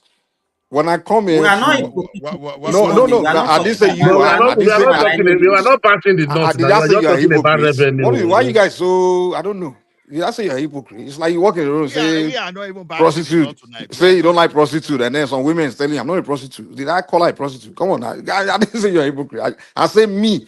I don't like being an hypocrite. That means me. Now, me. The reason why I don't like doing that is because the issue I have with Southeasterners is they will gather, right? They will make sure there's no Yoruba person there or no person of that tribe they want to talk about is there. And they're beginning to see propaganda about those people. Propaganda. And I always wonder, if you want to make accusation, talk about a group of people, at least invite one of them there now. You understand? Or have them there. So what I notice a lot is that here, we just I understand we're talking about it. If you wait. Talking about the But we problem of take the it time to say no be the please, topic tonight. Let us please talk now, the topic tonight. Any someone day we talk please. about that to talk. We are Please, talking about economic activities. We are not please. even Am I talking about your topic right now? I'm just trying to give Midway what he's asked me, and I'm trying to give him a response to why I act where I act, why I do what I do. That's what I'm trying to. That's how I'm explaining to him. And what I'm saying is, if you want to talk about a problem of a country or a problem of a region, we can talk about it. But to talk about a people to paint the people one way, at least let the people be here now to But respond to give today you. na Mike now. Even if you say Yoruba so talking so about the so north. so Me, so I'm not my Yoruba now. Mr. Triumph is not Yoruba now. I did come. So my thing is, a lot of time I notice like people are not here to talk about the problem of they just here to talk about just paint entire of those people one way when the people are not present.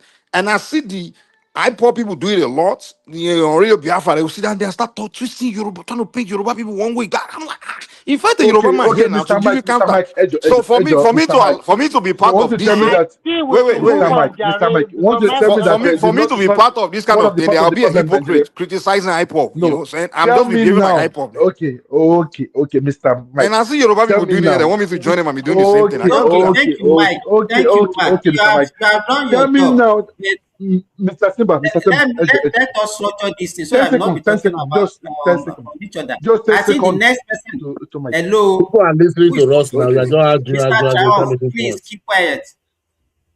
And the next person I want to hear his voice now is Midwest, please. Is not Brother, there. good Midwest, are you morning. there?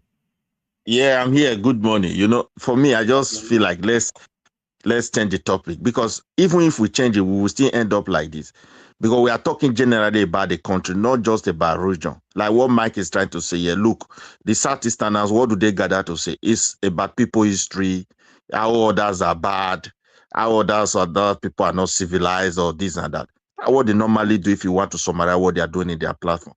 But here now we're talking about general problems that affect our country, economic, what is really draining our resources.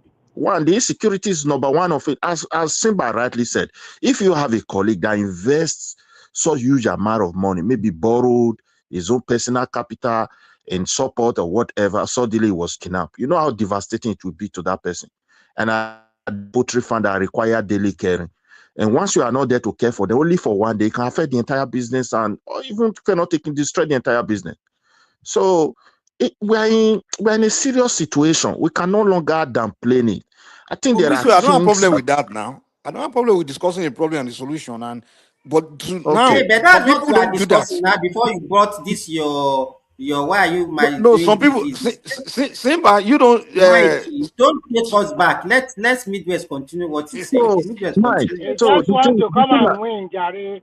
Continue, the Midwest. thing I want, Continue. the thing I will just say is that we must admit that we have a serious issue in our country, and we should try our best as much as possible to talk to our leader. That's why we are in this platform. They hear our voices. That look, they have to look into, they have to admit the reality of the situation, not by painting it. It's a serious issue. The president is not finding it easy. The people appointed, they are not finding their position. Is when they come to security, they are not finding it easy. All these generals and all of them, they're in serious situation. So even the commoners that they want to protect, how can they protect everybody? How can they protect people in the farm? How can they protect people in the city? And the worst part of it, this is not something that is not going to affect the bigger city if we continue like this. One, there is an international dimension to it. There are few individuals, I don't know whether I will call them devil, that are, betraying their country, sabotaging their own country for their own personal gain. So we cannot be discussing that issue and we will sideline the northern part of Nigeria from it. Because the genesis of this thing started from Borno and it spread to other part of northern part of Nigeria and down to the southern part of Nigeria. And as we speak today, the greatest No, it challenges. started from Niger Delta. Well, okay, if you say it started from Niger Delta, I also agree. But the Niger Delta dimension, you cannot compare with this ideology of what these Boko Haram people want. You understand me? Because the resources that the federal government has been giving to them. Both of it, at the end of the day, affect Nigeria economy, whether you like it or not. Both of the what Yeah, both of them are. I That's agree. why It it started affected from Niger Delta. it affected the economy negatively, seriously. But if you look at what the federal government have been doing for the northern people, particularly that Madiguri, honesty, giving them money, trying to do everything possible, I think that would have been enough to quench the effect of this ideology. But it continued to spread, and all that bad guys like Al-Qaeda, ISIS, and all of them, they are now moving into our country, looking for a way to take advantage. So we have to be very careful. It's a serious issue. No country can succeed under insecurity, and no country that can prosper under insecurity, except perhaps God bless us, we have our own local technology to manufacture weapons that can enhance our security personnel to do their job. If we don't do that, I don't think we're going to win this battle. That's just my own submission this morning. Thank you, guys. Okay, thank you. Akim, is Akim there? Yeah, Simba. Okay. Yeah, good morning. Good morning, everybody. Depends on where you guys are. Uh, Simba, I'm going to message you later anyway. After I don't know what time it is where you are. I don't know if it's No, I'm daytime free or if it's today. Today is a weekend, all right. anytime. All right. Nice one. Thanks. So, I just want to understand because I just joined in. Because I joined in when you guys were Okay, let me give you the arguing about topics that we discussed before this insecurity. We talk about the Supreme Court verdict on ADC on their leadership also. The main topic from one man is who's going to be Atiku running mate. Then we also talk about the obedient. They are saying that they are not joining ADC because of any other candidate apart from Obi. See that Obi or no other person. Then we talk about Binani leaving ADC to join NDC. And so those are the few topics, at least the one I can remember for now. So okay. any other thing that you think you also have on your own that you want to discuss, you can mention it. Yeah. So basically, uh, I think I will start from the ending, not the banana case, but this the revenue, the Morocco revenue, and the versus what Nigeria is budgeting yearly. I First of all, this is part of the things that I have issues with when it comes to the way the way the country is being run. It's not like we don't have, because if you look at the Morocco part of it, they have a monarchy system of government, so it's more like a centralized system. So that budget is the budget. If I'm correct, it's like a federal budget that goes down to different region. It's not a country that is run on taxation. It's more like a tourist. They generate most of their revenue from tourism and agriculture. So if you look at Nigeria on the other side, yes, we have federal budget, but don't also forget that we also have states budget. And this was one of the reasons why we have to advocate for the full practice of the true federalism when it comes to Nigeria, because a lot of the problem we have was kind of shown with the policies, or it's not policy, with the budget, with the awarding of contract that Oyedele announced 2 days ago or yesterday when he was talking about the federal government is going to build a railway in Lagos, Kano, Kaduna. Okay, I don't like that. Okay, that's not federalism. So it's a commonwealth of the people. Distribute it to the state and local government. Let them do whatever they want to do with it.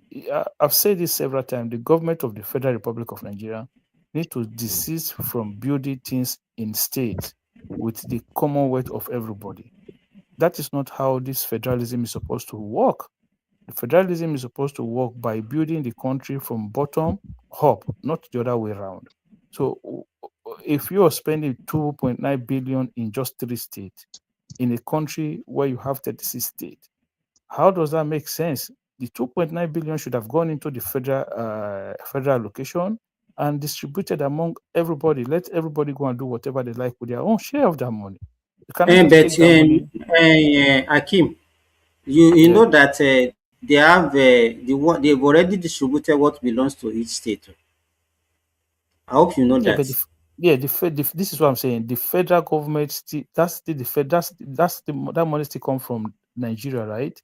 So in my opinion, that money should not have gone into So building. what you are saying in essence that the federal government should not do anything again. They should just be No, distributing no, no, all no, the no. money to Federal state and government local should government. build railway that travels from state to state, region to region, not not. It's almost like you're building a BRT for Lagos with the federal government money.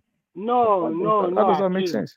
No, that is not a what do you call it? Light rail. What they are building is It's the interstate Lagos railway. Green Line. It's the Lagos Green Line. That's a state service. That's a state service. The federal government building that one for Lagos State. Yes, the No, Lagos where Green do you get? Line. Where do you get that? What do you mean? Where do I get that? I told you. I just told you. Taiwo Yedele was budgeting the money. Was approved the No, funding I for think it. the thing they are talking about is just Lake Kano to Maradi, the No, it's not completion Kano to aspect of. Maradi. Let me, please. Okay, I'll When I go and come here check to it. I'll speak, go and check it. No problem. I'll you go go and and check check it. it. You should go and check it before you come and start telling me it's Kano to Maradi now. Sorry, Come on, man. though that take time with. I'll go and check it. Okay, go ahead. Yeah, so Continue. so this is one of the things I don't like about how our system. I've said it before. I don't support federal government building universities. I don't support them running universities. I don't support them building hospitals. I don't support them running hospitals. They can do policies like nail fund. Okay, if you have policies like nail fund, if you have policies also in the health system as well that support or subsidize healthcare. If I go to a state hospital for treatment, I should have a medical card or something that subsidize my health, the cost of my healthcare. That is all the federal government should be doing. Stop building this, building that, running this, running that. We cannot get to true federalism. This is why I say part of the insecurity issues. If we don't get state police, it's not going to die down. Anything that comes to that country get worse. And the only way we can tackle the federal government don't have the resources to tackle insecurity the way it is spreading across the country because it's not a conventional war. If it's a conventional war, it's a totally different thing. You know, you are fighting army to army. But somebody that is wearing polo and a t-shirt and a trouser could walk past you, and the next thing you know, is coming up with something. So how do you tackle those kind of problems? The only way you tackle it is through decentralization of the security system, which is state policing. So locally, these people will have information. They know all the bad guys among them. They know the people who are growing up in their community who are the bad guys. So they'll be able to tackle insecurity effectively. And that is the only way to go. I still continue to advocate that we go the route of true federalism, break everything down.